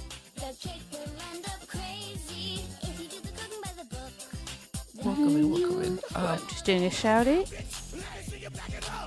If you need to say anything, by all means, I'll wait a second. No worries. Yeah, I'll just do a little preamble and then we'll grab back into it. Welcome in, folks. My name is Lesbian Hot Sauce. I am a leftist content creator, variety streamer. I'm here with the absolutely wonderful Doof. Folks, if you're not following Unelectable already, please do. Thank you so much for the raid. Welcome in. We are currently learning. I'm going to put the VOD up. For anyone who's coming in now, but we are learning about a very long history of the Roma community in all around the world, really. And we just finished a section on the Holocaust and then the pretty disgusting treatment of communities returning home after the Holocaust. So I'm here with Doof, who you can click on in my stream title and click on their title and go give them some love as well. But everyone welcome in, and please send lots and lots of love to Doof as well, who's taken the time out to teach us about this and speak about the things that they love about being a Roma, and then some of the appalling experiences of the way that communities have been treated throughout history as well. Thank you. Lesbian Hot Sauce. Raiders, please follow Lesbian Hot Sauce. She's incredible. So yeah, we're gonna... Now, here's the real kicker. Doof did do a Yowie presentation. You poisoned my mind. That was absolutely great chaos. Anyway, sorry, back to more serious stuff. Yeah. So these are all linked. In fact, what I'm going to do, I'm just going to open a new tab for myself and get the link and put it up. But I actually have a link tree to all of the links that I have used for this entire PowerPoint, and I do want to share it with everyone. Share collection. I think this is going to do it. But you guys can, by all means, and you should by all means, read into this stuff. It won't let me share it right now, but I'll share it later on. I'm going to open these and go through them briefly. So, sterilization in Czechia. So, like we mentioned, there is forced sterilization still going on in this world. Basically, this tells the story of a woman who went into a hospital and she was pregnant, and because she had a lot of children already, the doctor persuaded her to terminate the pregnancy, even though she had originally planned to keep the child. And then once she had the abortion, her physician suggested she also became sterilized, and they just told her it was birth control. Oh my god. So that's just a fucking lie. Yeah. And because this woman wasn't educated on the topic, because she never received the adequate education, she's just like, oh, well, birth control sounds good. Like, I would like birth control. Thanks. But they never explained to her, like, this was irreversible. And that she would never be able to conceive again. And she found out later, and she felt cheated and worthless, which is so sad. Yeah. And she feels that it was because of her ethnicity. Mm. And the quality of the surgery was also not good, because she actually had long-term healthcare consequences, but she then was afraid to go. So, yeah, this is her, by the way. So this happened when she was younger. Gosh. And actually, the court ruled that the plaintiff was literally a prototype of the person whom, upon during the period at issue, interfaces with the integrity consisting of their sterilization against their will was committed. So let me just scroll down to the bottom.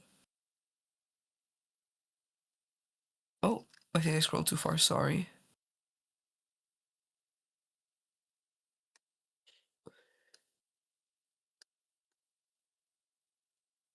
Sorry, I'm like... It's okay. I Don't can't worry. read.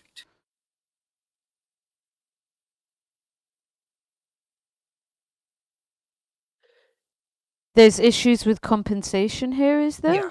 Yeah. So, according to the law passed in 2021, which mind you was 4 years ago, victims could request compensation. However, politicians agreed that the law must be extended for another 2 years, which is good. Basically, multiple women were sterilized, and some received compensation and some didn't. And Okay.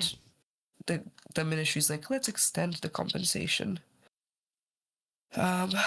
which is good. I guess it's something, it's something, but it's appalling, and it just connects to, I think, the byline of what we've been talking about, which is people's bodies treated as expendable by the state because of just a fundamental dehumanization of Romani folk. Yeah. This one I'm not gonna open it. It's quite well. I guess I'm gonna open it just so you guys can see it. But this guy is a like an athlete, and he was like police brutalized, and they broke his arm. Fucking hell. Yeah, but then this is the devastating one. So Stanislav Tomasz was killed in 2021 in a very similar way to George Floyd. So I get emotional when I talk about this case. Would you like me to read it out, or do you want to read it out yourself? I'm not gonna. I'm just gonna link this one straight ahead to chat so they can read it themselves. But essentially, he was just killed by the police by having the police kneel on his neck, the exact same way as George Floyd was.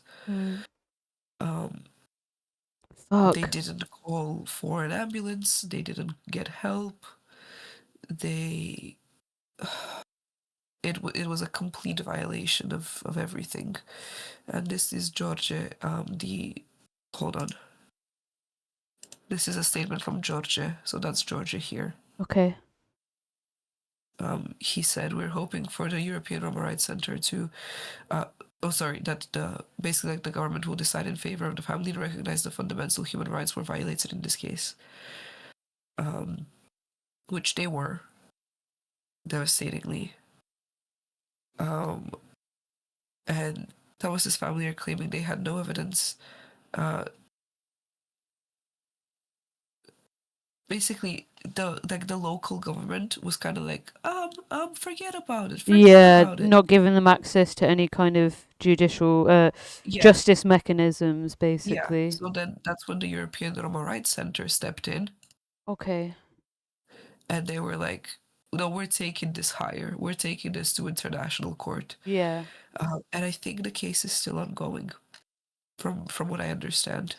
Fucking hell. Unfortunately. These fucking liberal democracies, hey? Hey? Yeah.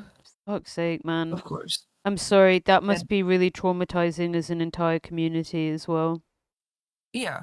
And it's like, it sucks because like we saw it happen. Unfortunately, to George Floyd, but then people saw it happen in Europe. And they were like, but this one's different. Exactly, because of the... Honestly, people are very blinded with their prejudice to the community, I think. Yeah. There, I'll send a link. I'll try to send the link tree for everything.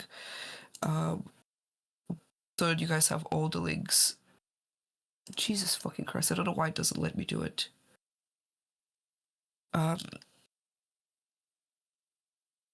Sorry. It's okay. But essentially, God, where is it? I've lost it. Schools do get segregated a lot. Even in my hometown, there was school segregation. Usually what happens is they'll put Roma children to like a special needs school, and it'll be like, oh, these Roma children, they all have special needs. Really, all of them. And the teachers are obviously understaffed and underprepared, and the children don't feel motivated because they're not actually being challenged. They don't feel they go to school and they don't get like stimulation. So they're like, what's the point in going to school? And then they don't go to school, they don't get an education. If they do, they get a subpar education. It's And basically if not you're inclusive, right? So yeah. yeah. And then let's say like you do go to school and you do pursue like a higher education, you try to go to like university or even high school, they'll see that you went to a quote unquote special needs school. They'll be like, oh, no, no. Just discrimination, like ableist discrimination, even if the child is special needs or not. Oh, as a rule because of their ethnic background. Yeah. Fucking hell, that's yeah. my god. So they will send like Romani children to different schools that are quote unquote for children with special needs, but then it's only Roma children. I don't know if this don't is have special needs, who just are children that are Roma. Fucking hell. This might be coming up where it says the link Roma children kidnapped by the police. But does this have the stuff that happened in Leeds as well? Yes. Yeah. That's the video from This Leeds. is right where I used to live, and the community centre that I used to do boxing in that was run by had a lot of Romani people in there who were in the anti-fascist boxing group. Yeah. I remember it. I'd left, but I know the exact community they're talking to. I'm so fucking sorry to hear it. And I know there were some pretty important leaders from the community who sort of stood up against that. Yeah. But, oh man, it looks like, I think maybe you could try cancel, but maybe the links. No, it's fine. I don't know. It won't work. Either way, I'll try and find a video maybe.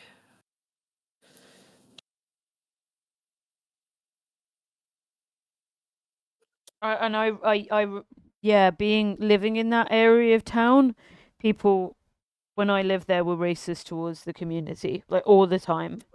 Casual racism. I love how they call it a fucking riot. Yeah. I mean, mate, someone takes your kids, are you going to be like, oh, I'm fine with this, I'll take it. My fucking kids. The video that I try to share literally shows the police kidnapping the children and putting them in the back of a police van. But it won't let me open it, whatever. Next one is water restrictions in North Macedonia. This is very common, where the government will kind of be like, there's no water, so we're just gonna shut it off just for your community, but don't worry about it. And I think this particular case happened during COVID. So over 300 people, Jesus, which are children, didn't have a water or source of sewage, like sewage disposal. And then because there's no like infrastructure to support, water and sewage canals. Oh gosh, yeah. Then they'll have to make their own, like figure it out. And then obviously that leads to pollution. And then people are like, oh, the dirty gypsies. Yeah. Again, we see structural discrimination manifesting in a way that communities have to adapt, and they're not giving resources, which then further compounds the negative attitudes people have towards the community because they're not taught what you're teaching us. And unelectable, yeah, ICE forced sterilization on women rounded up under their scheme. It's been going on for a very long time. Do you know if Roma communities are affected in America at all? I would assume yes. There are Roma people being hurt by ICE. So there's a few like Roma people that I know of in the States, but I think the attitude there is much more different. I think the issue pertaining Roma people in the States is more like cultural appropriation and like the fetishization of Roma culture, because a lot of people will be like, oh, I'm gypsy, I love to travel. Oh, yeah. Like that sort of like perversion. Right. You educated me recently actually about the use of the term boho. Boho. Yeah, Yeah. for that. I didn't know this as well, so I won't use that term again now, but I see what you mean. So it's like, okay, that is very different from British then, right? I Yeah. feel like I need to express this to people very very strongly. People in Britain are very fucking racist towards Roma people. There is active Very. hatred. When I lived in that part of Leeds, like it was a part of people are walking around and they're being rude to people. It's like everywhere. Like, Yeah. and this is I lived in this part of town because I was very poor, so it's a deprived area as well. I mean, I got to have like nice meetings with people and build friendships across cultures, which I love, but you do it in the Yeah. Cool. context of poverty, right? And I can tell you that, yeah, like I'd say it's active hatred. Yeah. Completely. Active hatred. Um, just gonna quickly touch on what you just said about like me telling you about like the term boho. I think this is a great like little diagram, not Mm-hmm. diagram, but like image. So you can see like this woman, like she's got like Native American style like feathers. She's got like rags tied around her, thinking like she's eating, but she's not. Mm. Bracelets, like she's very much inspired by like She's Roma, eating, but Native she's not, American, girl. Indian. You're Like sending me. these people, but yeah, like what Yeah, they fuck do is her. like Yeah. they they they think they're being like hippie, Yes. but they're actually just taking Indian, Native, Roma, African parts of like spirituality and culture and throwing them all into one mishmash that just looks wrong. It just Yep. looks odd. Um, and then like a lot of people will be like, wow, we're so bohemian. Mm. We're like travelers, we're musicians, we're this, we're that. But this is real Roma people. Mm. You can't just take this. You can't just create this and be like, well, we'll ignore the reason why these people had to live this way. Like even something like wearing so much gold and jewelry. The reason why Roma women own like gold and jewelry and stuff like that is because that's your lifeline. When you have to get up in the middle of the night, get on the fucking carriage and run for your life, you don't have time for anything else. Your life investments are stuff you can quickly wear and pack. So by having like gold on you, that's the best life investment. Let's say you're in this town, you're like, oh man, I'm starving. Let me sell my ring. Let me sell my earrings, whatever, and then buy some food for my family. Okay. But they don't know that. They just think it's like funny. They don't know To cause because this is white culture in America, right? yeah, It's this is like the real issue in like America is like stuff like this, like quote unquote fortune teller outfits. yeah, definitely. And like I never connected it with the term. Is boho a slur? Because if it is, I'll stop using it. I don't think so.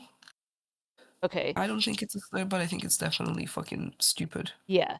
Well, I think what you were highlighting is that tendency for white settler Americans to steal other cultures, whether they're cognizant of it or not, Yes. and to Yes. rather than to embrace the fact that why, because if they did that, they would realize that they're genociders. To be put it bluntly, which Yeah. you need to get to grips with. We live in fucking Britain. This is a genocide, Yeah, we white live in the supremacy Imperial state. War. Yeah, yeah. Like you just have to deal with fucking reality. But I think it's a part of this whole phenomena in America where they make up cultures. Yeah. To be blunt, like, and it Because they don't happens a have their bit with own. Irish Like white America Americans. does not like do not have their own culture, Yeah. and that's why they take and pervert Native American culture and Black African cultures and Yes. anything they can take and degenerate until it's nothing more than a commodity. They will grip it and they will do it. They will, and it sucks. I'll move on to the next one. I'll just read this because I think I kind of ate. So throughout history, the population of Roma has faced tremendous amounts of trauma, which has remained a scar in the way we live and interact with Gace, which means non-Roma. The average Rom is not a criminal threat or a cartoon depiction of profoundly racist stereotypes. Every Rom was born into a system designed to humiliate, hurt, hinder, and the develop of us throughout our entire lives, from birth to the moment we die. Our existence is politicized and policed. We deserve the recognition for our pain, and we need to dismantle and reestablish new systems built on equality and equity. Well fucking said. Yeah. So I ate there. You did. Thanks. Hope for the future. I want everyone in this chat right now to speak to the people in your life about Roma history and issues, to interact with Roma people in your community, to use your voice when you see injustice towards voiceless communities, Roma or not, and to take actions to support Roma in our demand for basic human rights. Absolutely. I definitely will. Much. I just want human rights. I will try and basically talk about this with my friends and family, because they're often like, what have you been up to? And then I can be like, well, I had a speaker on and it was really interesting and blah blah blah blah blah blah. And I yeah, managed to do. Sorry, say again. That link has all the resources I used. Awesome. So if anyone wants to read it, they can. Thank you so much, Doof. This is so good. Like, this is such a good fucking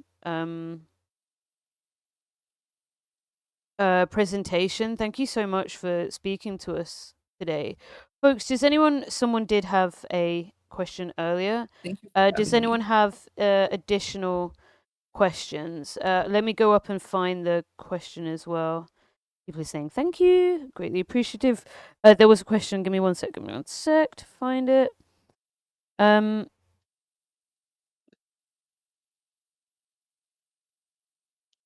Hold on, I'm gonna try and find it as well. I think it was what films can we watch? Could you recommend a movie that's liked and appreciated by the Roma community? Yes. I've been curious for a while, but I mean, I might watch this after as well. So,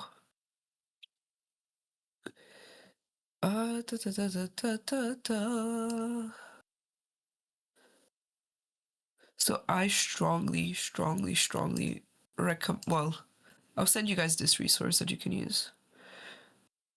Ooh. So this has like different movies here. So I'll send you guys this. Amazing. And it's by Roma filmmakers specifically, so yes. People representing themselves and their own community. Yes. Awesome. And there's different films here for you guys. I've actually not watched these films yet. Unfortunately, I've just not found the time. Hopefully, I have some more time soon. There is also now this is my favorite film. It is definitely huge stereotypes. This trailer is completely racist, but it's my favorite movie of all time. Is Black Cat, White Cat. Is it made by Roma producers? Not quite. With a plan. It's made by Serbian people, right? But there's a lot of Roma actors. Okay. Back a train to pay off the mobster who lent him the money to hijack the train. Now the plan has gone off the rails.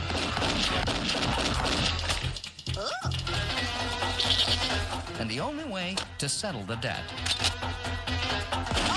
is to arrange a marriage of inconvenience. Is it like a comedy of errors kind of thing? Yes. It's a comedy. It is the best movie ever made. In my opinion, it has everything. It has absolutely everything. You guys can find it. It's on Amazon. It has English subtitles on Amazon. They're not the best subtitles, but they will do. Hold on, I'm gonna see. Black Cat. What was it? Black Cat, White Cat. Black Cat, yeah. White Cat. Let's see if I can watch it. Yeah, I strongly recommend it. But yeah, any Any other questions? Yes, Golamango says, do you know if similar systemic discrimination is going on in Italy? So this was covered a bit earlier, but Yes, I think absolutely. you came in. But I'll let you explain it again if you want. But yes, is the answer. Yeah. So there have been cases of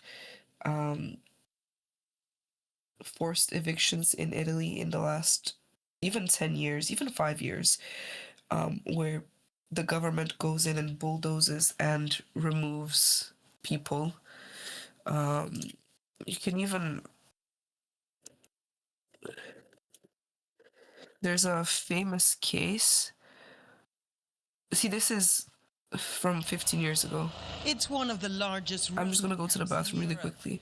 No worries. Many of those living here have never known a better home. Human rights activists have been urging authorities to do something for decades because they say these people's living conditions are disgraceful.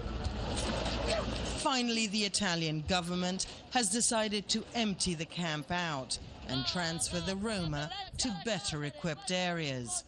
It's a shame for humanity. We're moving them to authorized camps where they have water, electricity, decent living conditions, and the rule of law. We're taking them where they need to be. Authorities say they must go because it's not possible to live surrounded by rubbish. As the sun goes down, the camp looks even more desolate. The Casilino 900 camp here in Rome has existed for 40 years. More than 600 Roma live in this camp in what many consider are shameful conditions.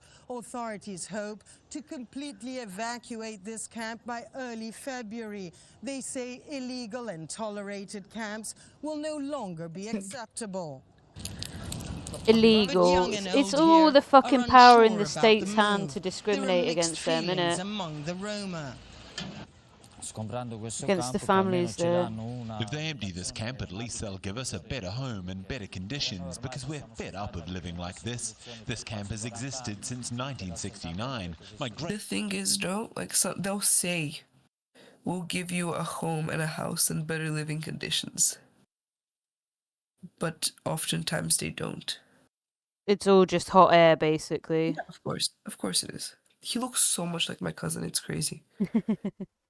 Grandfather lived here. No, non me ne voglio andare perché ci sono miei amici. No, I What don't want to language go is he away. speaking? My friends Italian, are yeah. schoolmates. I'm very sad to go and leave this camp. I was born and grew up here.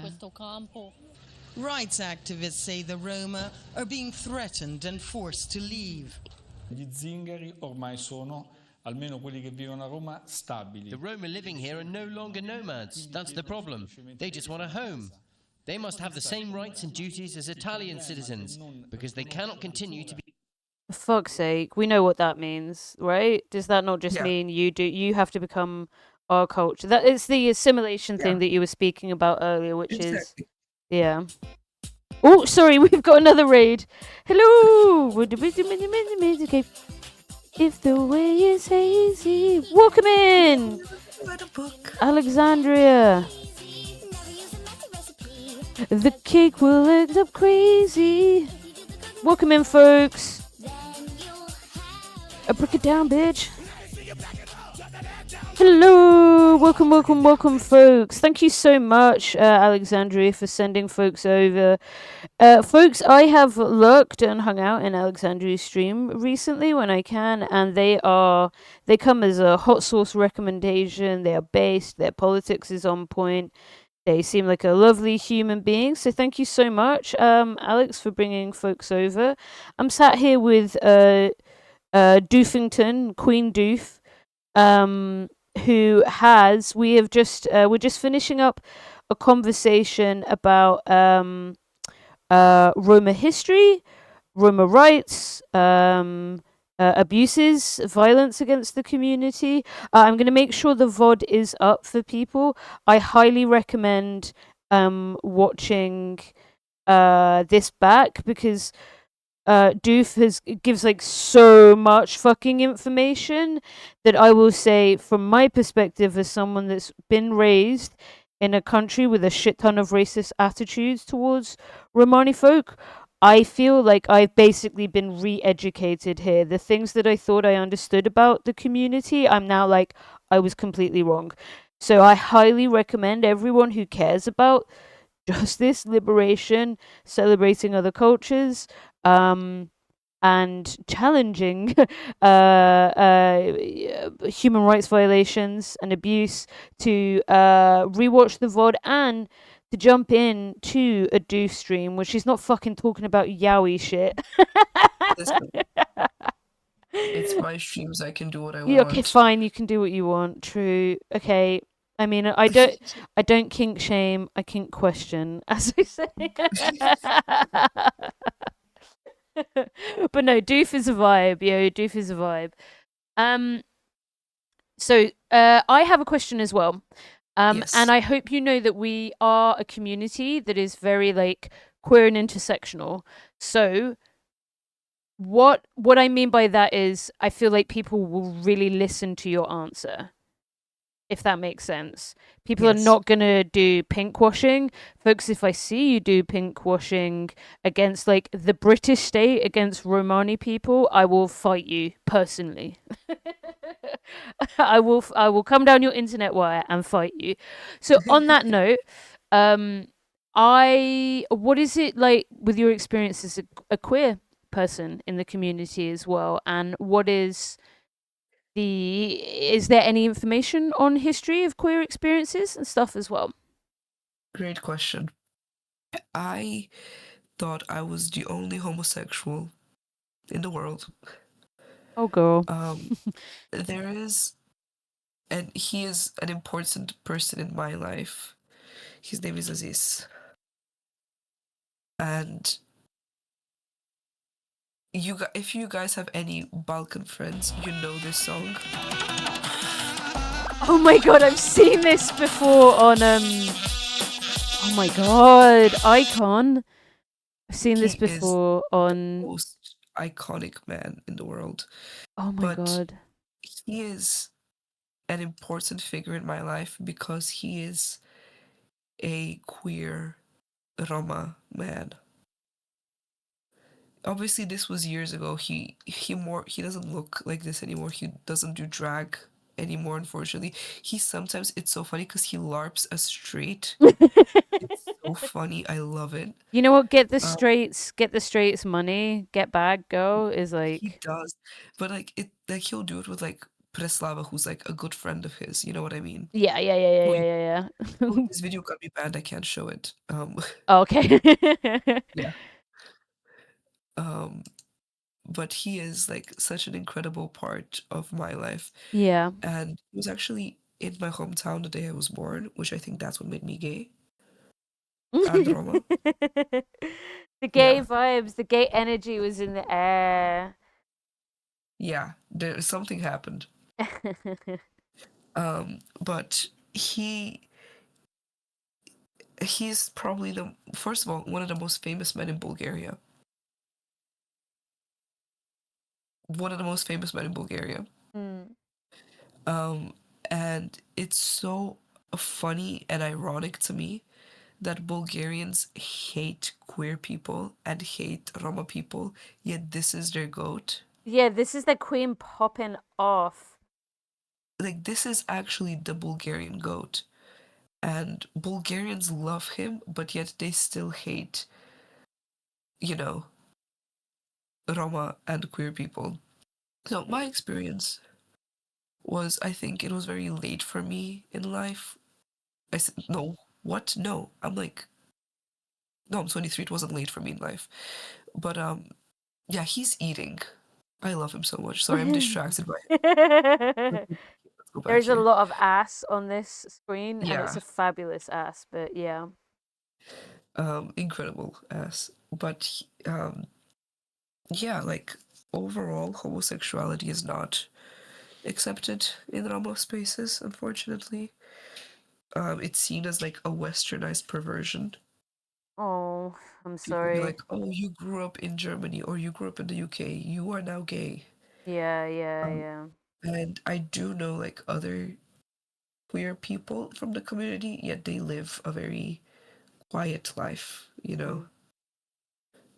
They live sort of on the outskirts of society. They'll never admit to being queer because they don't want to be, ostracized. The overall perspective is, oh, they're just ill. It's Okay. coming. They want to say it from like a place of like, oh, like I hope you can get better. Yeah, I can It's fix you. love, There's but it's it's something not. wrong, and Yeah, like they'll love you, but they think that they think the people that you want to love means you're perverted or you're sick. is there any history of um queer Historical. representation prior to different parts of migration and forced I wouldn't assimilation? say so. No, unfortunately, not any that I'm aware of. Okay, Because yeah. Roma people, we don't really write our own history. We That don't. was something I was going to ask about you. Is that this has been an incredible presentation, Doof, and I've watched half of it before anyway, on Yugos. But Yeah. there's a lot of sourcing here, and I had a question, I guess, around like whenever I try and look at like pre-colonization Ireland, there's a problem with a lot of oral history is what was used to Yeah. document our folklore and our society and our values prior to English colonization and Catholic control of Irish minds. Um, and it means that when people who predominantly women actually who were the owners of knowledge were killed, it's gone. So finding that history can be incredibly difficult.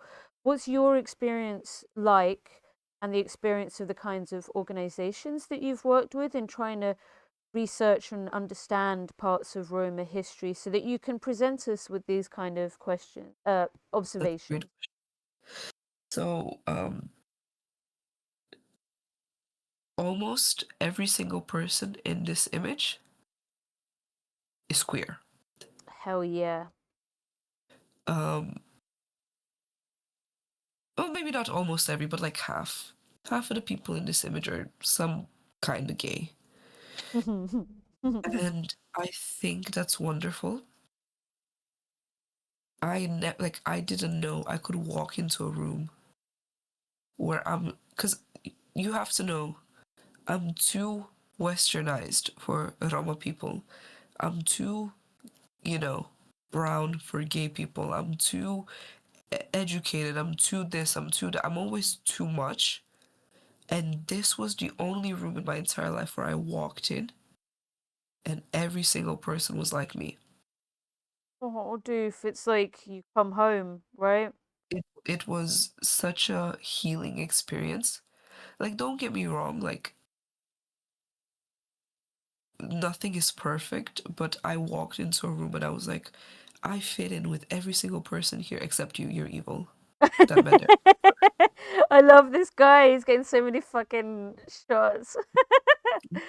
But yeah, no, it's home. It's like um King, I hope you don't mind me highlighting your story you shared earlier, but King's dad was forcibly adopted, right? So King's contemporary struggle is related to the fact that his dad was taken from the community, so he's removed from being able to understand that part of himself. So, and look, I'm just trying to relate, like I'm also adopted. Again, I don't believe that it's the same dimensions that your community is experiencing, so I don't seek to say, oh, it's the same, and I can completely understand, but I do know as an adopted kid or someone who lives in this like overlap of different cultures that are both outside of a space and inside of a space, being somewhere that feels like home can be so powerful. And I hope Yes, it's why absolutely. how you feel so confident and articulate in sharing and communicating with us the experiences of your community as well. Yeah. I think to answer your question about like documenting and stuff, I think for example like this girl here, Mm-hmm. uh she is she's an actress. like a stage actress. So she'll do stuff like that. I think we still are artists, you know what I mean? Yeah. We document our experiences through art and stuff like that, through music. And I'm very excited to see the future of Roma art when people like G are the artists behind it. That's I'm really excited to beautiful. see You that. feel like there's going to be like a revitalization and a sort of I really hope so. yeah, awesome. I mean, There is a European Roma Art Center who, I'll find it now. One of the nominations from 2023 was actually very queer. I'm trying to find him because I can't remember his name. Him. ooh. But you can see. Thank you for listening. Okay, Lindy Larson, I think he's Norwegian. I'm actually gonna play you the video from his nomination because I think it's so queer and so important.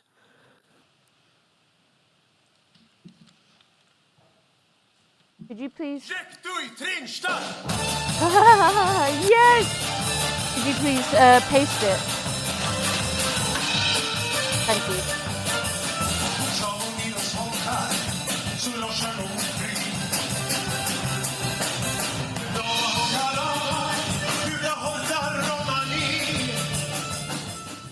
I don't know. But what I do know is that this show is coming to an end. This made me cry the first time I saw this part. It's time to wrap things up and call it a day. But before we do, I would like to thank some people.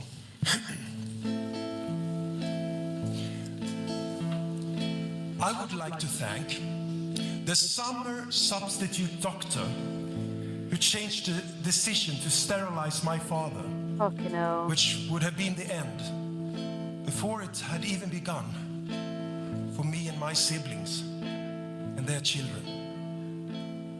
And yeah, thank you, doctor. And I also would like to thank all the others who decided to think and act differently, despite living in a time impregnated with anti-Ziganism. And I would like to thank you, all of you here tonight, here at Gorky. Thank you for listening. Pakrepa Talachurati. Yeah, I'm also trying to. There's an art exhibition where actually Georgie is featured, as well as some Roma trans women and other Roma queer people. It's called Rom Magic, but I can't find it.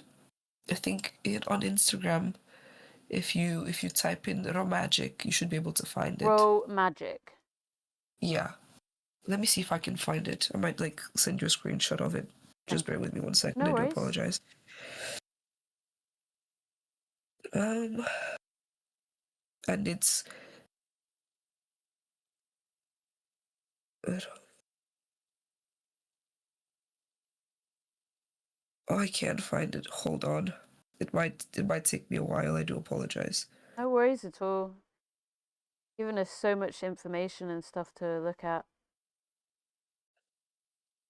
Trying to find it.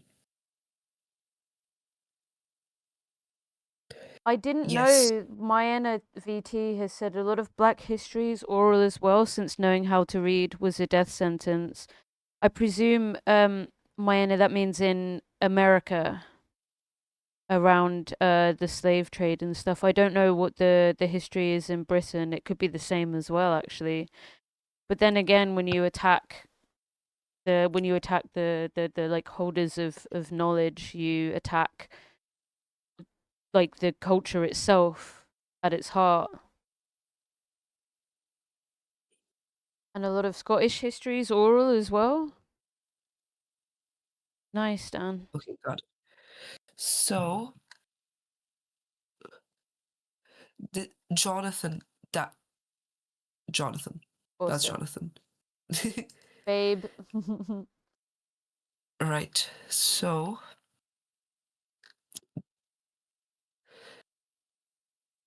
this is the photo book. We were actually shown this at the training Oh my camp gosh, this is before everyone else. phenomenal. Yes. So it has so this woman, she's a trans Romani woman. She's also a sex worker. Just being a trans woman is kind of activism. You have to have the courage to go against everyone, against people, your own community, against society, against everyone. In my childhood, I started my activism when I was 14 years old, and I stood up in front of them and I said, I am a woman. Oh, beautiful. And that's her, Antonella is Oh her my name. gosh. We love you, Antonella. She's like low-key controversial. Oh no. Did she do something awful to someone or? But this photo book is just like Roma queers living life. Sounds beautiful. Are you able to share it in chat, please? I believe so. Love to put it in the Discord as well. Thanks so much. I'm just like scrolling through it quickly. No worries. Just so we can like look at the images. But yeah, I think it's definitely a history and a community which is erased a lot. I am Roma, I am a lesbian from a village, I am a woman, and it can exist together, yes. And it's hard because we're facing the intersectional problems, but we exist and people should know about this. Oh yeah. I think that's her with her partner. Oh, that's so beautiful. It is. I love shots of like queer love and connection like that. Yeah. Beautiful. Fucking beautiful. We saw like some of the photos we saw were in color, and they asked us like, should the photos be in color or in black and white? And we all had different opinions. I think black and white it's got that like art vibe about it. We are art. It makes it feel like a little bit, and this is maybe what I like about it, and maybe I'm overthinking it, but it makes it feel a bit timeless rather than being like, oh, you're new, you're this imported thing. It's like you're a part of history and the present. My opinion was I wanted it to be in color because Roma lives are so colorful. Mm. You know what? I consider myself goth-ish alternative. Mm. I say goth-ish, not gothic. But even my life is really colorful. My walls are green. Mm. You know what I mean? Like yeah, I've normal life seen is so- it. I've seen it when you've been streaming. Yeah. And I think like, why not show off how colorful our lives are? That was my opinion. Fair enough. But yeah, so we're just scrolling through these really quickly. So I think because it hasn't been historically documented, because it hasn't been something that's been historically recognized, I think a lot of Roma youth that is queer are wanting to reframe that completely. Mm. Beautiful. And they're wanting their stories out there, which I'm happy about. How do you feel seeing kind of your community reflected back at you? Oh, that's a great question. I feel really emotional now. Sorry, I know, I know. No, it's fine. I just think it's so normal. Yep. You know, like, I love this so much. And it's just people like me, people like you, just people, you know, just living as themselves, as authentically themselves. This is another lady, she's a trans woman as well. She works for the ERRC. I think her name is Anna, if I'm not wrong. But she's really wonderful. I actually spoke to her. She's so sweet. She was supposed to be at the camp, but she actually had her surgery, part of her gender affirming surgery. So she wasn't there. But good Okay. for her. We're like, congratulations. Oh, yeah.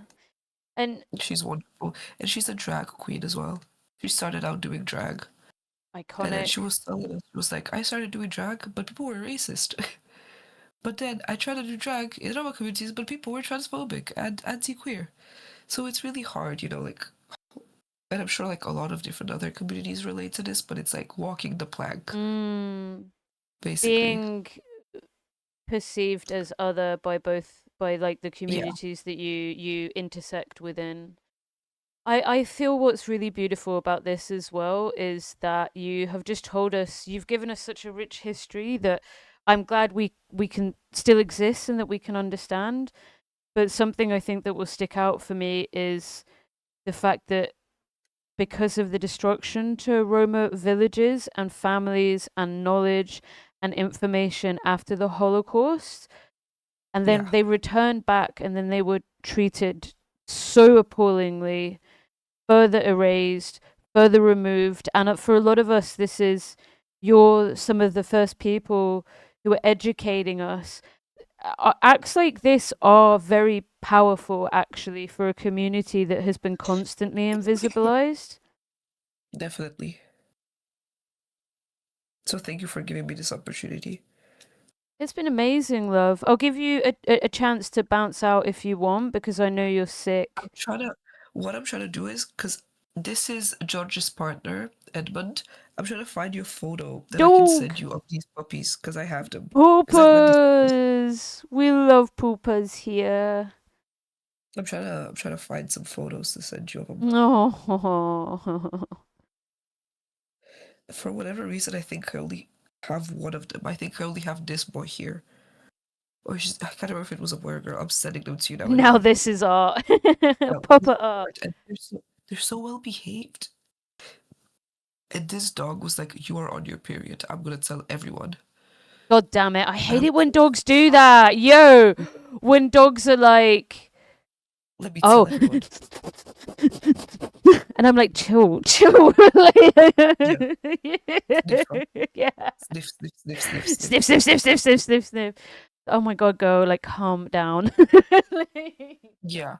But yeah, I sent you 2 photos of the doggy. Oh, they're so. The dogs are snitching, yeah, sometimes.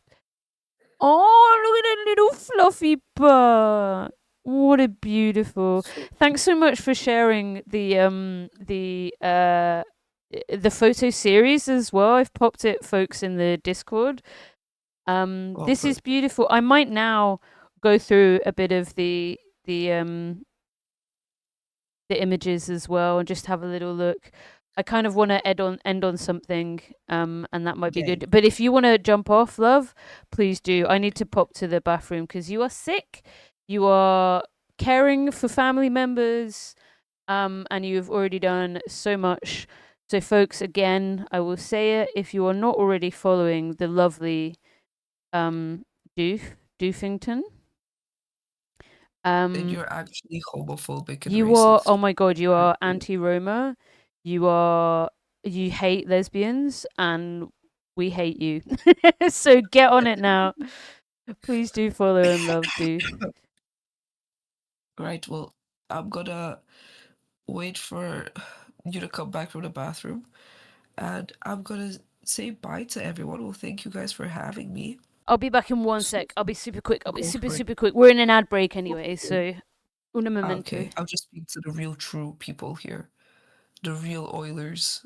The ones who should be and are thankfully subscribed. Thank you guys for being here. I had a great time here today with Lesbian Hot Sauce.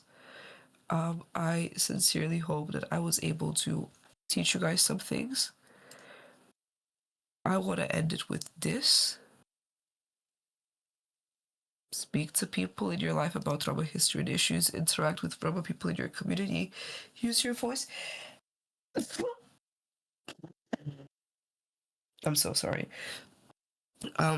When you see injustice towards a voiceless community, and take action to support Roma in our demands for basic human rights. I'm gonna link this again. So On this link is all the resources that I used. Thank you. Thank you for the blessings.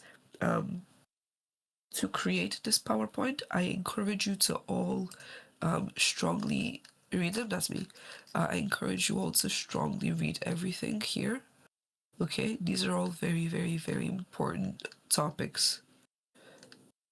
So I encourage you to educate yourselves on here. Great resources here, like, you know, the ERRC, Romea, Czech. They're usually in Czech, but you can translate it, I think. Yeah. So they have some great resources on here. I will continue to update this with more resources and more stuff on here. So please feel free to use this. I'm gonna go through some of it now, I think, and just read to people and show people some stuff. That'll be great.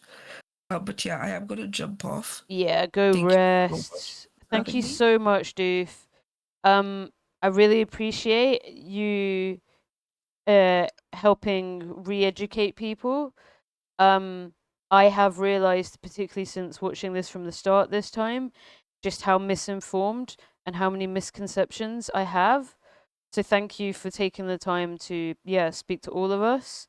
Could you please send over the link to that fabulous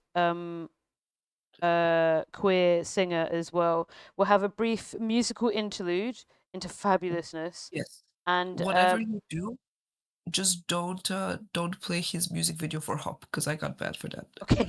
Okay. Is there ass in it or something? Punani Nani? Oh God! Wow. But not really. It's like the implication. And that was enough for that's happening, but it's that was not enough actually for happening. Twitch to shut you down. Yeah, but I will say one thing. I will say is Aziz, this man went viral in China, and in China he's known as the Bulgarian Minister of Communism because of this music video, which is the funniest thing ever.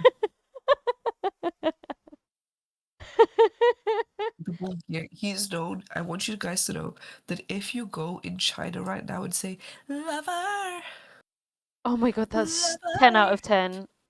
10 out of 10. Yes, the Bulgarian Minister of Communism. Oh my God, that's the funniest thing I've heard in a while. Thank you. Okay, so good. Dan, do you know what, Dan? I was gonna, if you weren't here, I was gonna send this to you because I thought you'd love it. This is so like Euro queer music. This is Dan's vibe, 100%. Aziz is my Balkan queer icon, and just to confirm, they're Roma as well, right? Yes, you were saying, yeah. So absolute fabulous icon, human being. Amazing. And on that note, everyone, please send your love. Go over to Doof and sub to them as well. So send them your cash. And give them as much love as you physically can for educating us all today as well. This has been amazing. Thank you so much. Thank you for having me. Thanks. Much love. I will see you today, probably in somebody else's chat. Yeah. Elsewhere. Okay, here we go. Right. Bye. Bye. Lots of love. Bye. Oh my God. Absolute banger.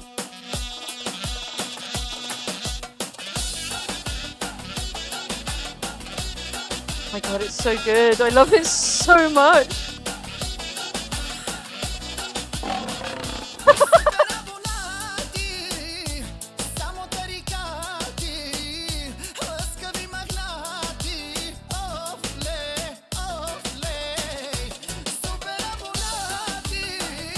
That's my minister right there.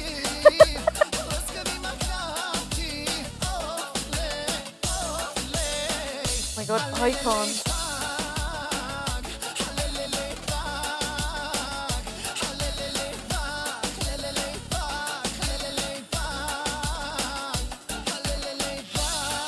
I fucking love this. No worries, dude. No worries.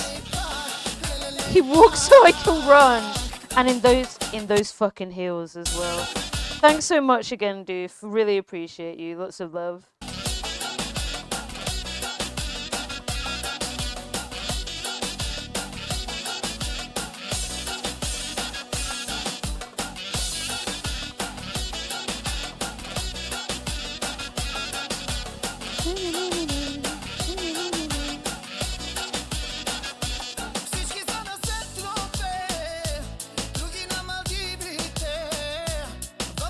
I'm straight up like shaking my booty in bed.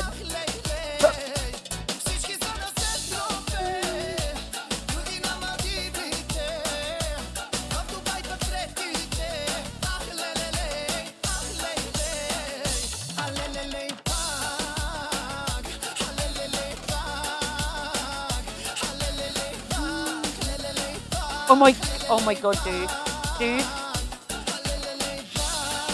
Dude, that would be so much fun. Yes. I can't dance, but that would be so much fun.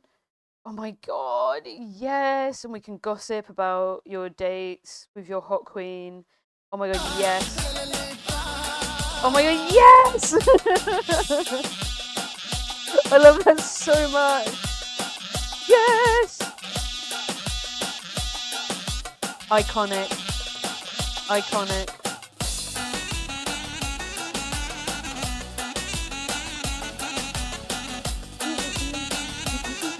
I really like... I'm guessing it's a clarinet. Oh my god.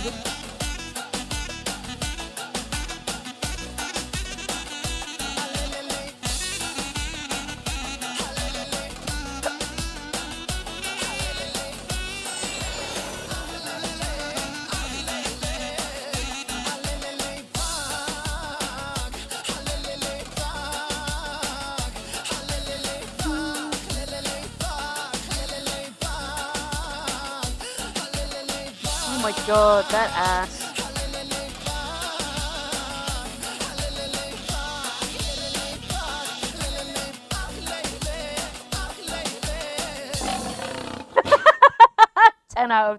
Fucking 10 out of 10. Wait, what? Like, just 10 out of 10. Okay, right, there was one tune. I'm gonna put on some music in the background.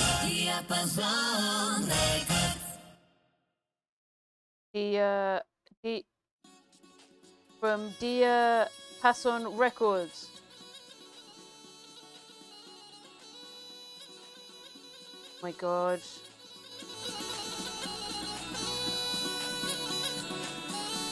Just go to his channel.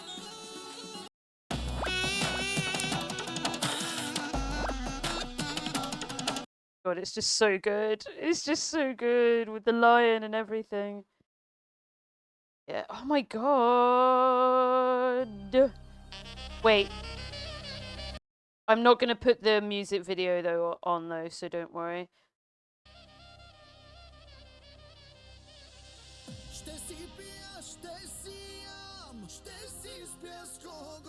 The energy here is phenomenal.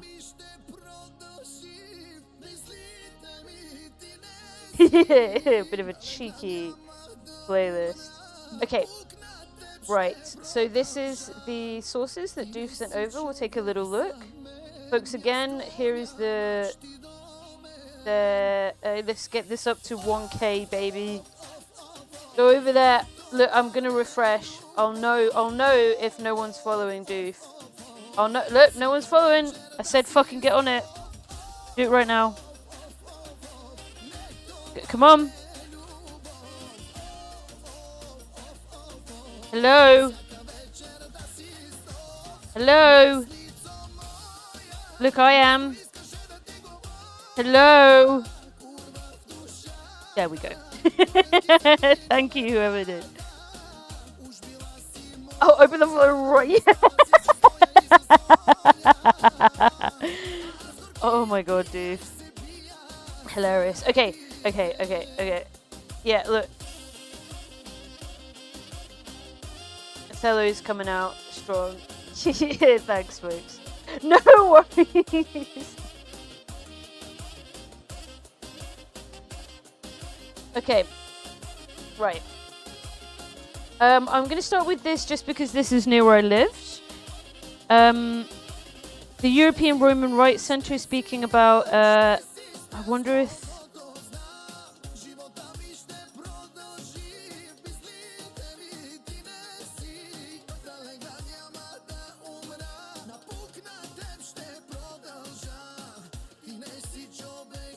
They're just going to call it a riot. I don't want to call it a riot. But, the context of this, by the way, the context of this, yeah, me too. The context of this is kids were stolen, by the way, guys. This is near where I used to live in Hare Hills as well. Excuse me, oh god, yeah. Giving so sorry. They're just like not playing guitar. Wait. But I love them. I love them. I love them. Okay. So yeah, be a little skeptical of the way that this is framed from everything that Doofus just told us. The children were playing and the baby got injured, and instead of sending social workers to investigate, yeah, kids get hurt when they play sometimes as well. That happens. Because of the discrimination against Romani people, they got taken away from them, right? Yeah, they got fucking kidnapped. Man, and what do we do? We've just learned about how this has happened for centuries with the community. So I'm sorry. I don't think this is a riot. I think this is people trying to get their fucking kids back, and I think all of us would act this way. The parents did the right thing and they took the baby to hospital, but oh, fuck's sake. So yet again we see this. People wanting their kids back, exactly.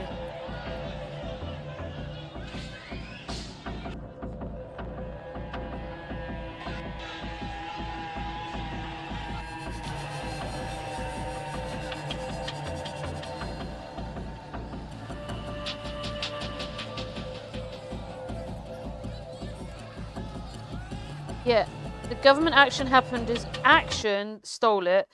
The baby who was accidentally injured by siblings. Yeah, this is, yeah, exactly. And this anger doesn't just come out of nowhere.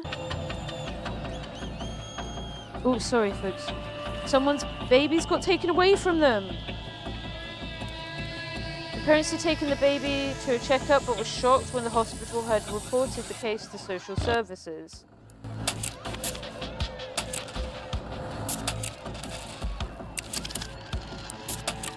And I saw those women there, they're fucking upset. Their kids are being taken from them.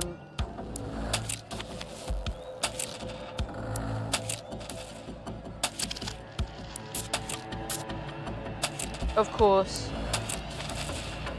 Racist island, turf island.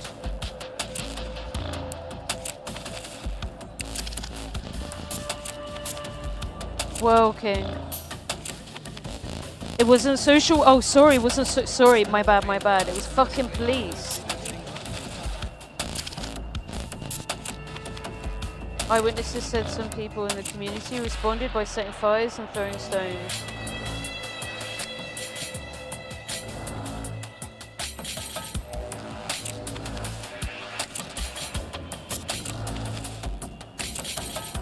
Riot began as a protest against the removal of children. You stole their children.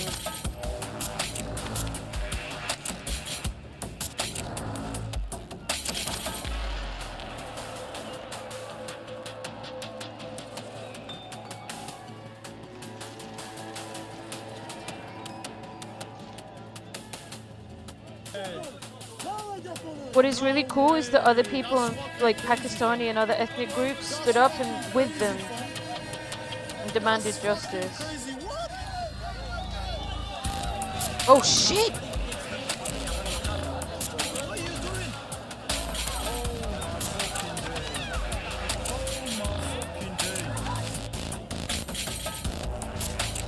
I don't know why I thought that was going to explode on him, but I did. People are doing what anyone would do, but they're brown, so people have to fearmonger. Black people get labelled violent even though every riot in communities happens after. Yeah, exactly. Same thing happened here with Mark Duggan. Exact fucking same bullshit white supremacy in Britain as well. Folks who don't remember Mark Duggan, do people know who I'm talking about? I'll show it after. Yeah, exactly.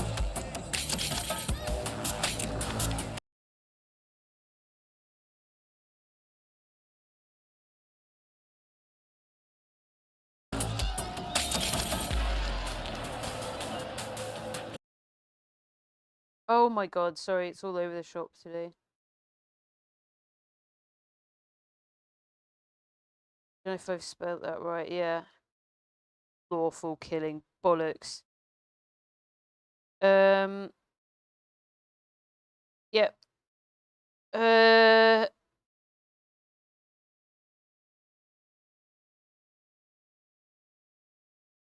True crime, right.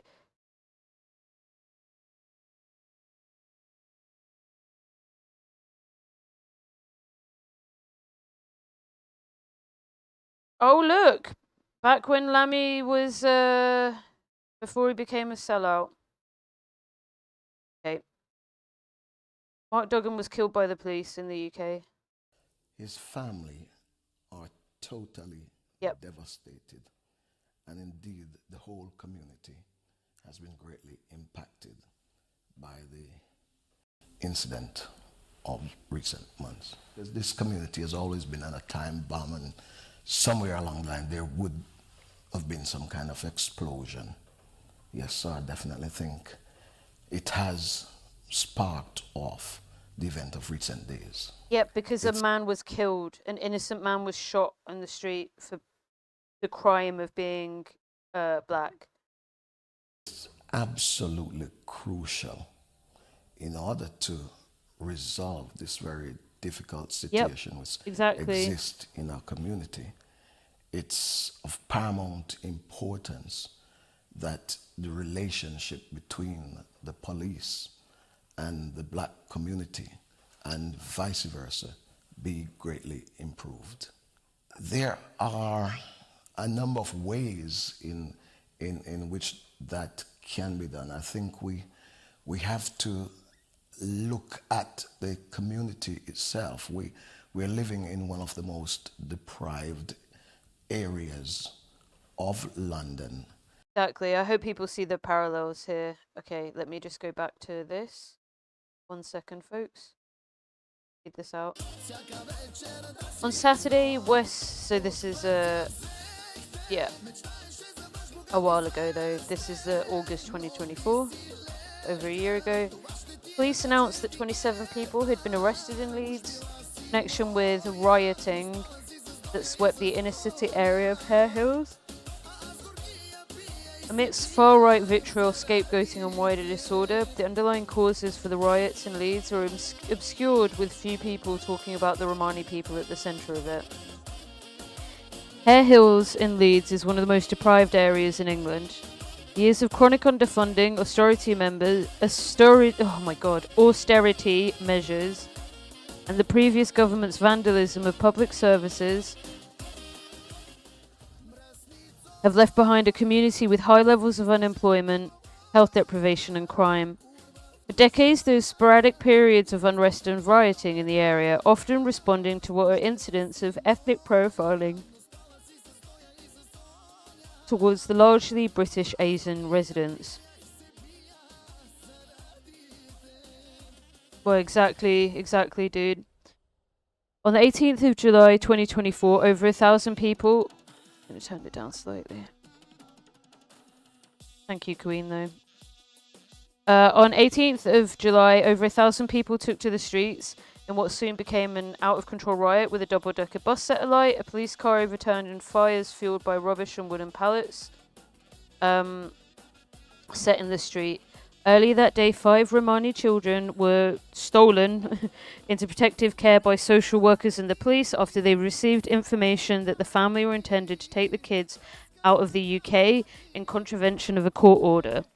A video filmed at the time shows a police officer dragging a child who looks at about the age of 10, and he grabs the doorframe and fights. This might be... Yeah, this is the link you had before. Unfortunately, the link's dead. An interview with a family member, and later reported by The Guardian, said that the court order was related to an injury in which a baby was brought by the hospital with a head injury that was deemed to be non-accidental. The exact circumstances of the injury to the infant are not public. Also, the reasoning and proportionality of an immediate forced removal of all 5 children cannot be reasonably judged either. However, the way in which children are disproportionately removed from Omani families across Europe is relevant to the context of this situation. I remember King, yeah. And the press here were lying about the truth of it for a bit. I just remember I didn't quite know the Romany bit of it, but I remember seeing it and being like, yeah, it's poor as fuck. That's why people are rioting. Because I'd lived there. Across Europe, Romani children are removed from their families in staggeringly higher numbers compared to the majority population, and even in comparison to other racialized minority groups.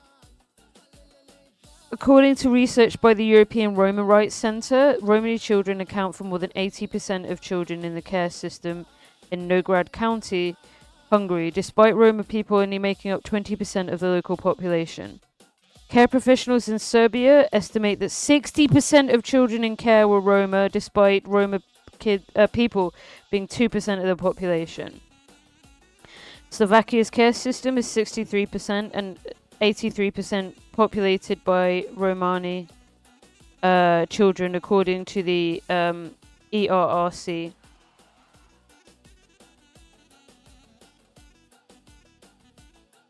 In Bulgaria, more than 50% of kids in care are estimated to be Roma by care workers and NGOs, despite Roma representing 10% of the population.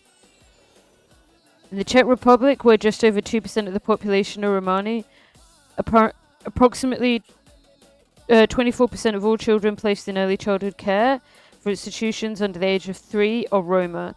And in Romania, where the family in Hare Hills are from, NGOs estimate that 64% of all children in state care are Roma, despite accounting for less than 10% of the country's population.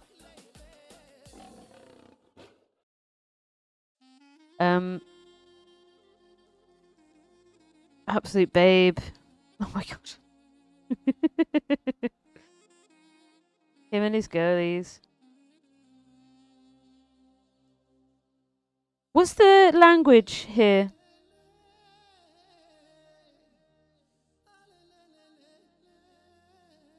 Doof might be away, but a combination of racial stereotypes and biases from care workers, institutional racism in the care system, and the illegal removal of children on the basis of poverty has led to this situation around Europe. Bulgarian. In some countries, notably in Central Europe, children are removed from their families to be placed in children's homes rather than the family environments. Children who grew up in such institutions are damaged, and in one way for life. They leave institutions both with the stigma of being an institutional child, as well as being Romani, whilst no longer being a part of a Romani community that they can rely on for support. Most of his songs are Bulgaria, Roma, and Turkish, and he collabs with... So he's a Balkan babe. He works with people across the region. Cool. Welcome in, Moonshine. In many countries the ERRC works in, the threat of child removal is frequently leveraged as a form of coercion over Romani communities by police, usually accompanied by torture to extract confessions. And other times it's a threat deployed by politicians who seek to assert control over Romani suffrage during election times. And it's not just Eastern Europe. Research in 2018 found that Romanian traveller children in England are 3 times... So Irish traveller, from my understanding, Doof, sorry I forgot to ask this. Irish travellers are a particular Irish subsect of a wider Romani migration line that is thousands of years in the making, but they do have a unique form of cultural identity and discrimination, and they are most present in England and Ireland. That's my understanding. The causes for the discrepancy are familiar stereotype views held by care professionals leading to oppressive and coercive practices relating to the placement of Romanian traveller children in state care. This is especially true for Roma and European Union for Roma from the European Union who have emigrated to the UK, often from severely marginalised and segregated communities lacking basic infrastructure and the provision of services in their home country. Right, thanks, Doof. I think we're different ethnic groups that have lots of things overlap. I've talked to my mum about emigrating somewhere else, and I always say we have to not think that Ireland is awesome.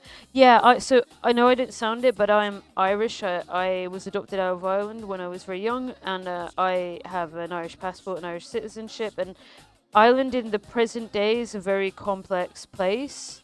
If you are from the traveller community, it is the brunt of it. The reality is that there is a significant amount of discrimination towards Irish travellers in England and Ireland. Really, really bad. Terrible. That would make life very difficult and challenging. I don't know what community you come from, though, Moonshine. Whilst all child assessments are individual, there is a clear trend in England towards escalating cases towards removal quickly. Well, clearly, in this instance, it was. They got police and took the kids from a situation which was an accident, and the family did everything they needed to. They took the kid to the hospital.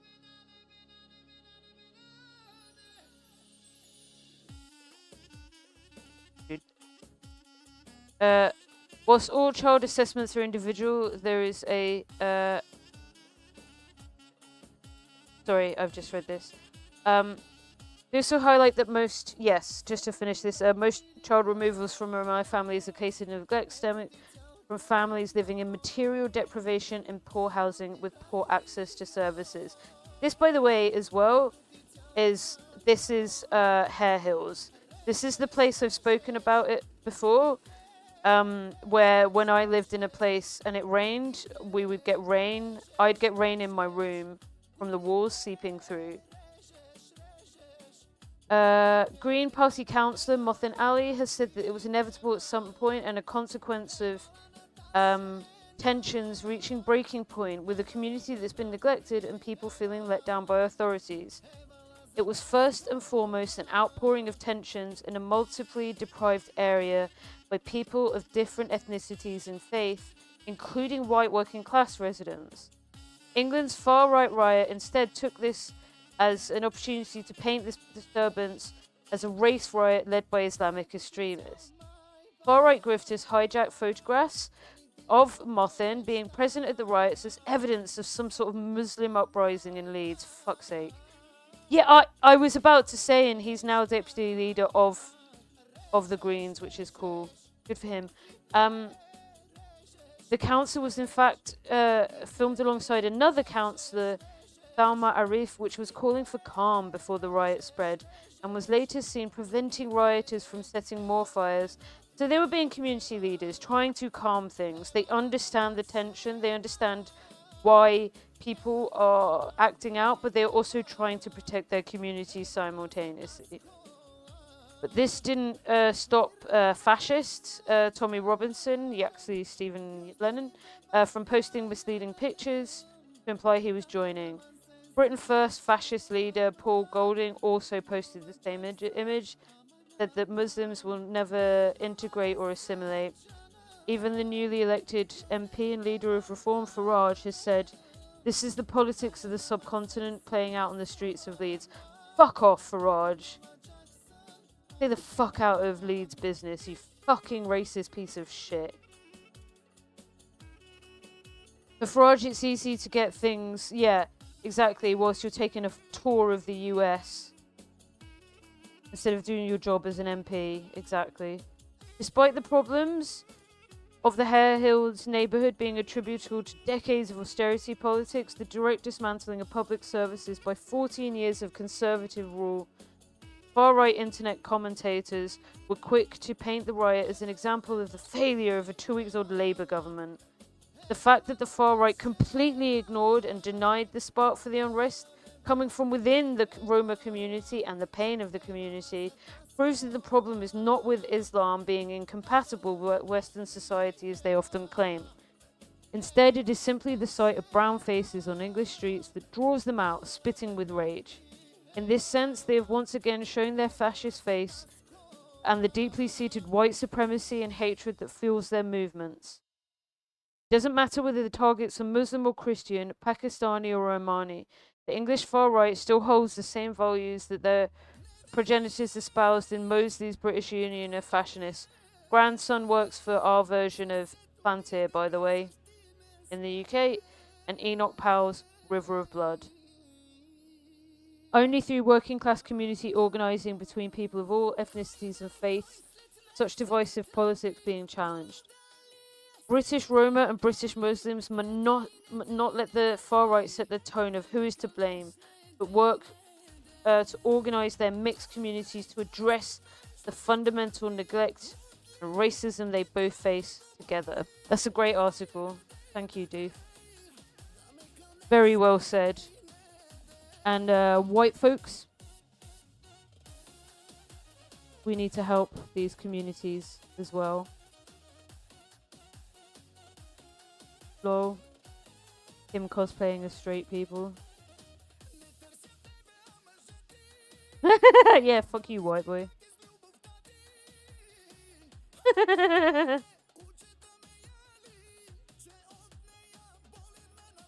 Oh my god, I love it.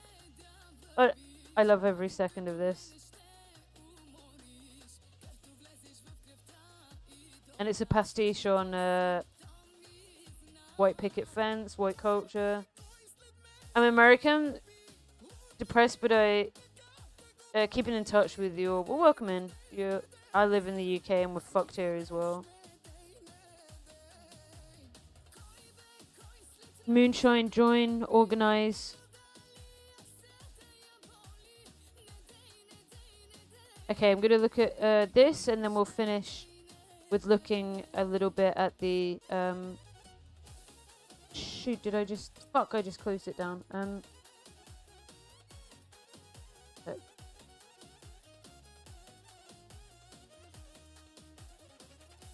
The queer Romany book. Thanks so much, dude. Enjoy your dinner and thank you for hanging out with us. Okay.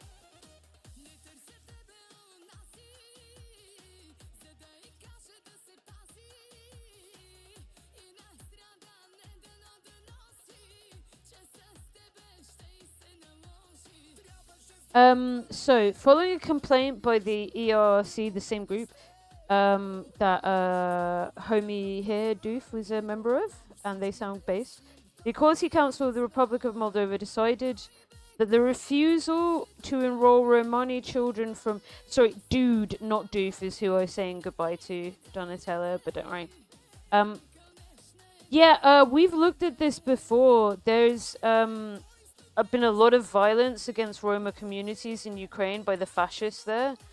Particularly, I think, in Kyiv. The mayor of Kyiv allowed some far-right activists to, like, clean up the streets, and you know what the fuck that means. And it... No, don't worry. Not your fault at all. People just misheard me. It's violence against Romani people by Nazis. The council considered but rejected the mother's argument that her and her children's ethnicity was the defining element that led to less favourable treatment. Instead, the council considered that discrimination was as Ukrainian refugees.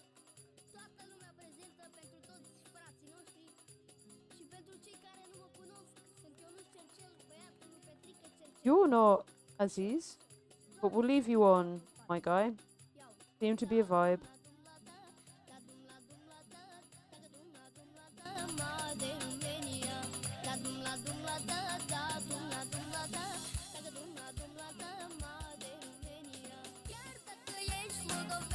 I do like it.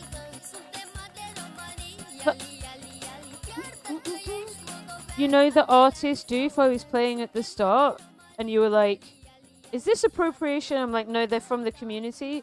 We had a night called Balkan Beat Bandits at Sheffield when I went to uni, and it's where I met a lot of the friends I have to this day, and it was very driven by the community as well in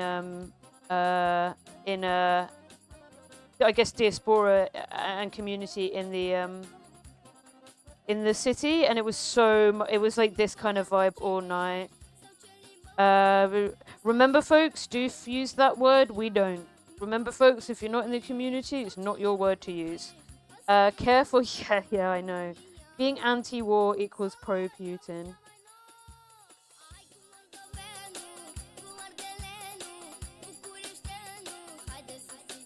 Banger.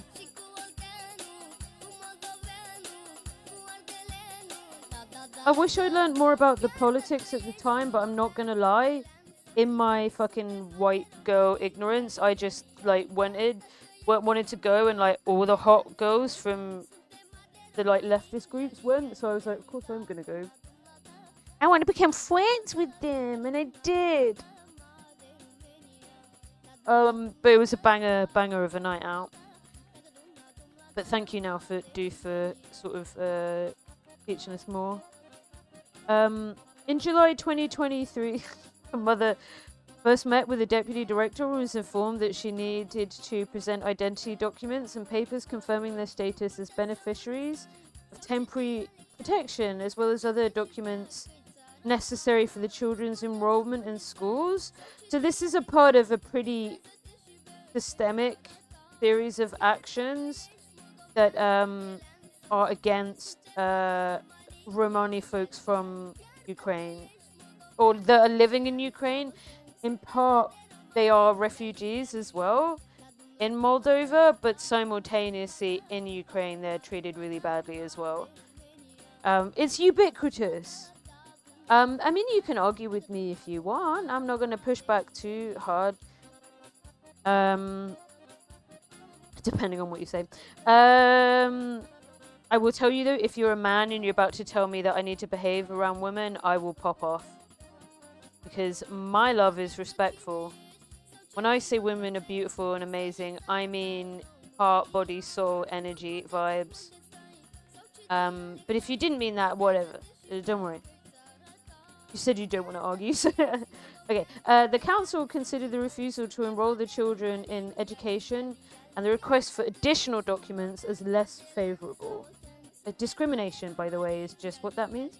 And they noted that it's not the petitioner's ethnic origin. Yeah, right. But other circumstances. And as for these other circumstances, the high school administration did not follow the correct procedure whereby refugee children from Ukraine whose learning could not be assessed would be provisionally registered to participate in educational activities without compulsory schooling. From this material, in the case materials, the council concluded that the failure to comply with these provisions constituted the main cause of the situation complained of, but not the ethnic origin of the petitioner. The defining aspect was the status of a displaced person. Ooh.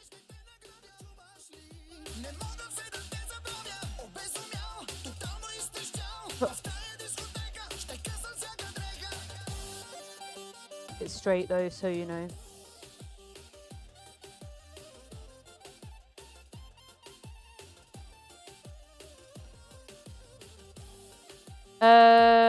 Every time we show documentaries of how kids live, it's as if that's what it takes to... Yeah, I know what you mean. Because of the constant dehumanizing of other people. Yeah, I understand what you mean there. It plays a part in the portrayal of Palestinian folk at the moment as well, right?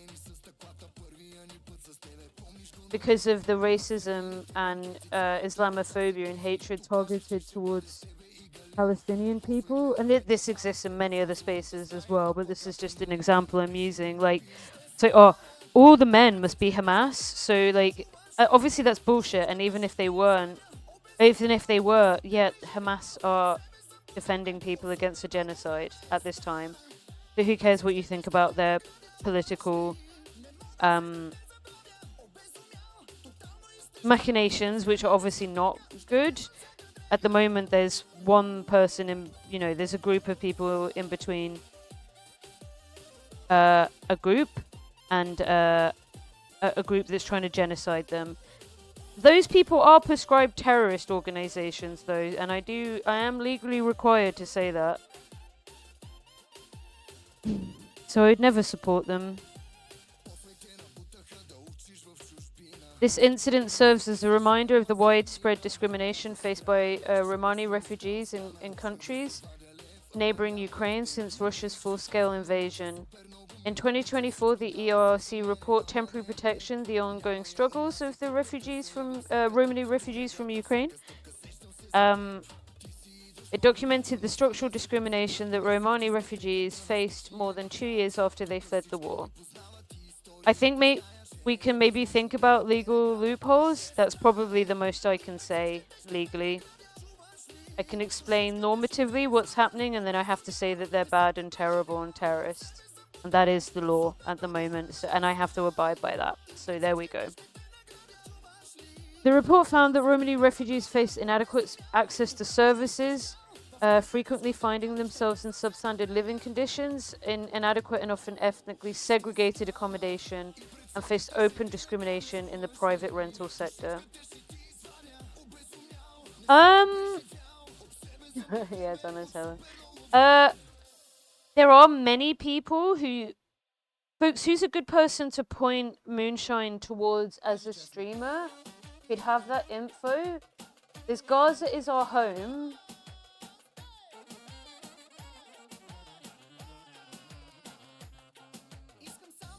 Follow them, watch them. They're based in America. Their family is they're Palestinian American. There's also Ray K, who I'll shout out in a sec. These are folks in America who are Palestinian who can maybe talk to about that. Okay, right. We'll take a look at. It's our babe again. It's our queen, Aziz. Okay, let's take a look at this from the European Roma Rights Centre, of which our based friend Doof is in it. A celebration of Romani LGBTIQ+ life.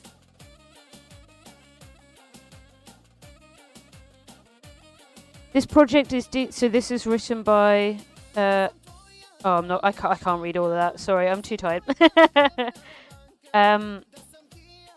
Okay. Anatela Lurka, from Bucharest, Romania. This is the trans lady who Doof was telling us about. I don't know how to scan to listen to the interview.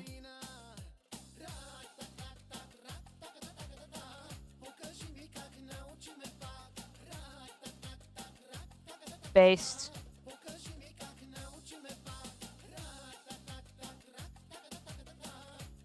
That's beautiful. Look for coalitions. Yeah, yep. I'm in D&D, but I'm started, so no worries. I'm heading out soon. In fact, folks, I'll take a little glance and we'll figure out who we can raid into.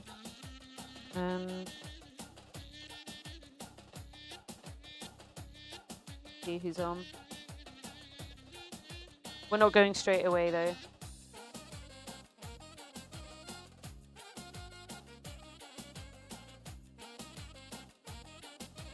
Riley's on. Felt's on. Struggle's on. We could go to Spill Bag of Ice.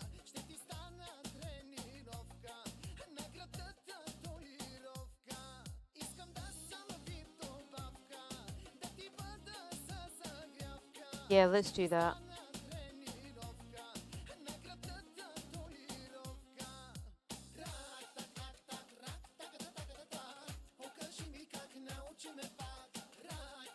We won't go straight away though, I'm going to continue looking at this.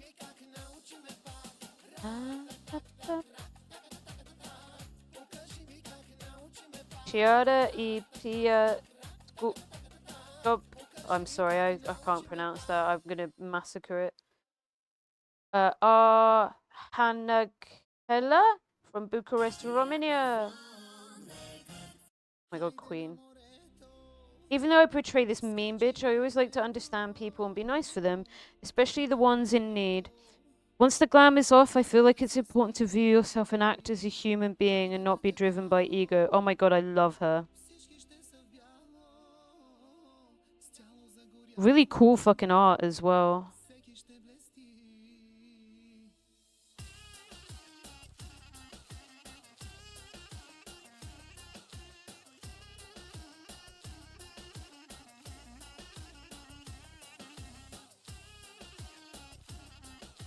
Elvira Drango Chisinau, Moldova.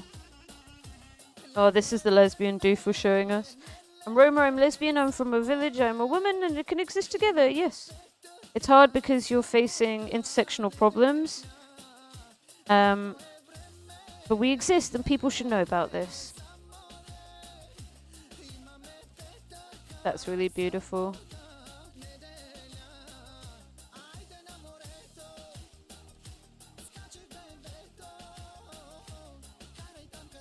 My mum is in her old years and we talk about it a lot. We've decided it's awesome if she gardens and hangs out with kids a lot. That's beautiful. I'm appreciating talking about aging more as I get older as well. Soon I will be a queer elder, everyone. And you'll fucking respect me.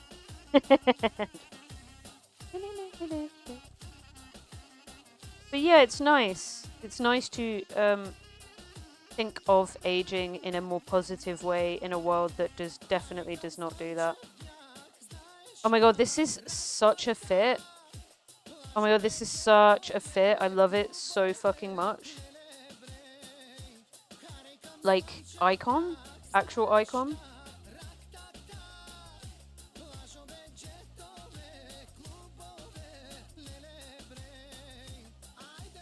Soon I'll be elderly.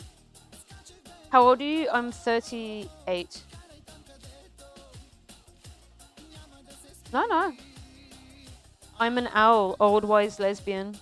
I'm 38, so I'm close to 40 now.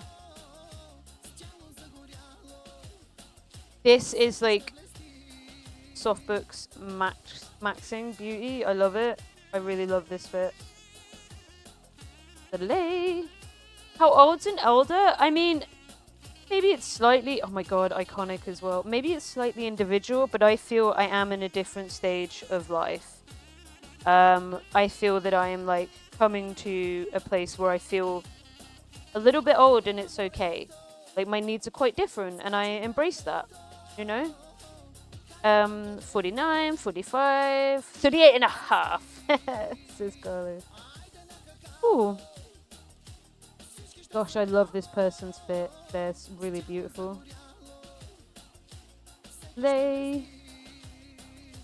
David Biskel from Bucharest, Hungary.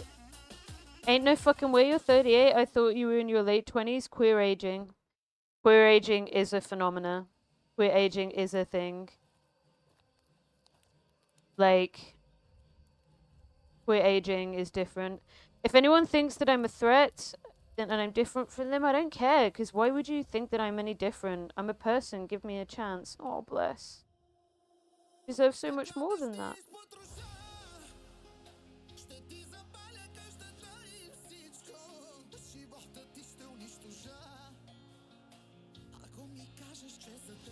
Oh, beautiful.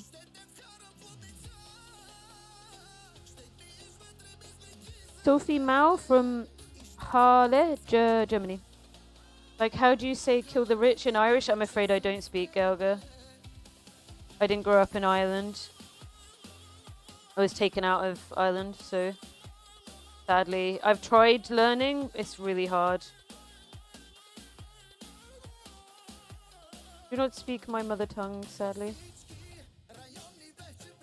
I don't think much of my family in Ireland would have spoken Irish either.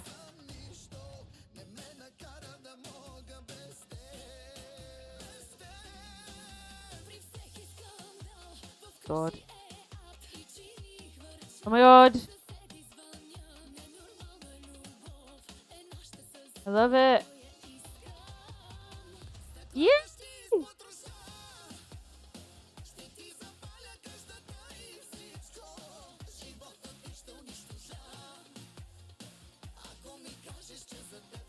I have a bunch of languages I need to learn. I believe very strongly and passionately that all people are equal, and I try to teach people who don't see that to separate fact from emotion.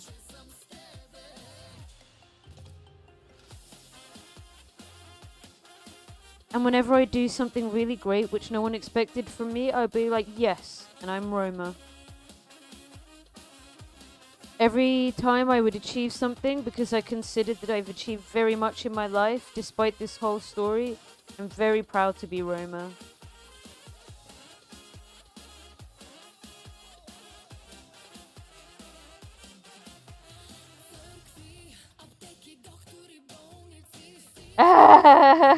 Kneecap would be better. Yeah.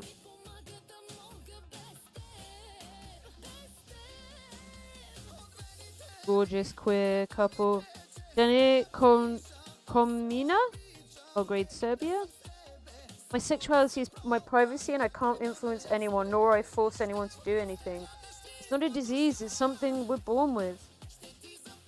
Being Roma is the most beautiful thing in life and I would never change that.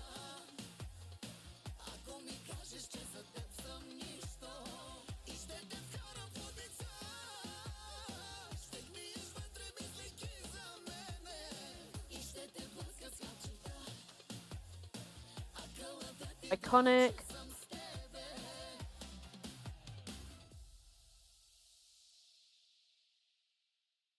I don't like to use this word accepting because it's so weird that you have to accept something that's private. Like, you have nothing to do with it. It's my thing. Why? It's not something that you take. It's... You don't have to accept it. Yeah. Fuck tolerance. Fuck acceptance. Queer liberation now. And she pretty. I'd learned Spanish as the most practical use for me. Yeah. My family has been very cool with a few queer members, and my mum is the best. She's basically the grandma for all the gay kids. Oh, we love it.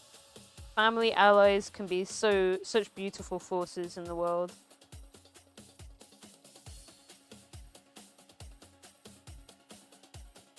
She pretty.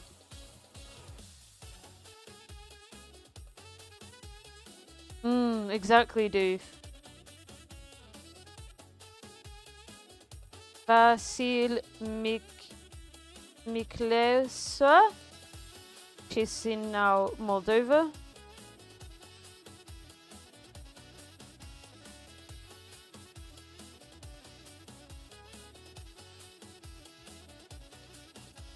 I love queer people so much. Oh my god, really like their vibe as well. Beautiful. Yes! Oh, look at that smile. Gorgeous. Right, folks, we are going to head over.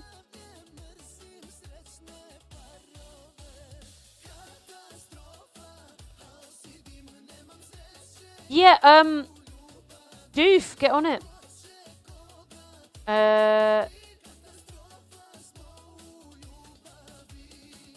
Anna Jovanovic. I see strength. I'm going to leave you with this. I see strength in that someone out there can hear everything I've experienced and survived, and that it motivates that person to come out and make some changes in his or her life.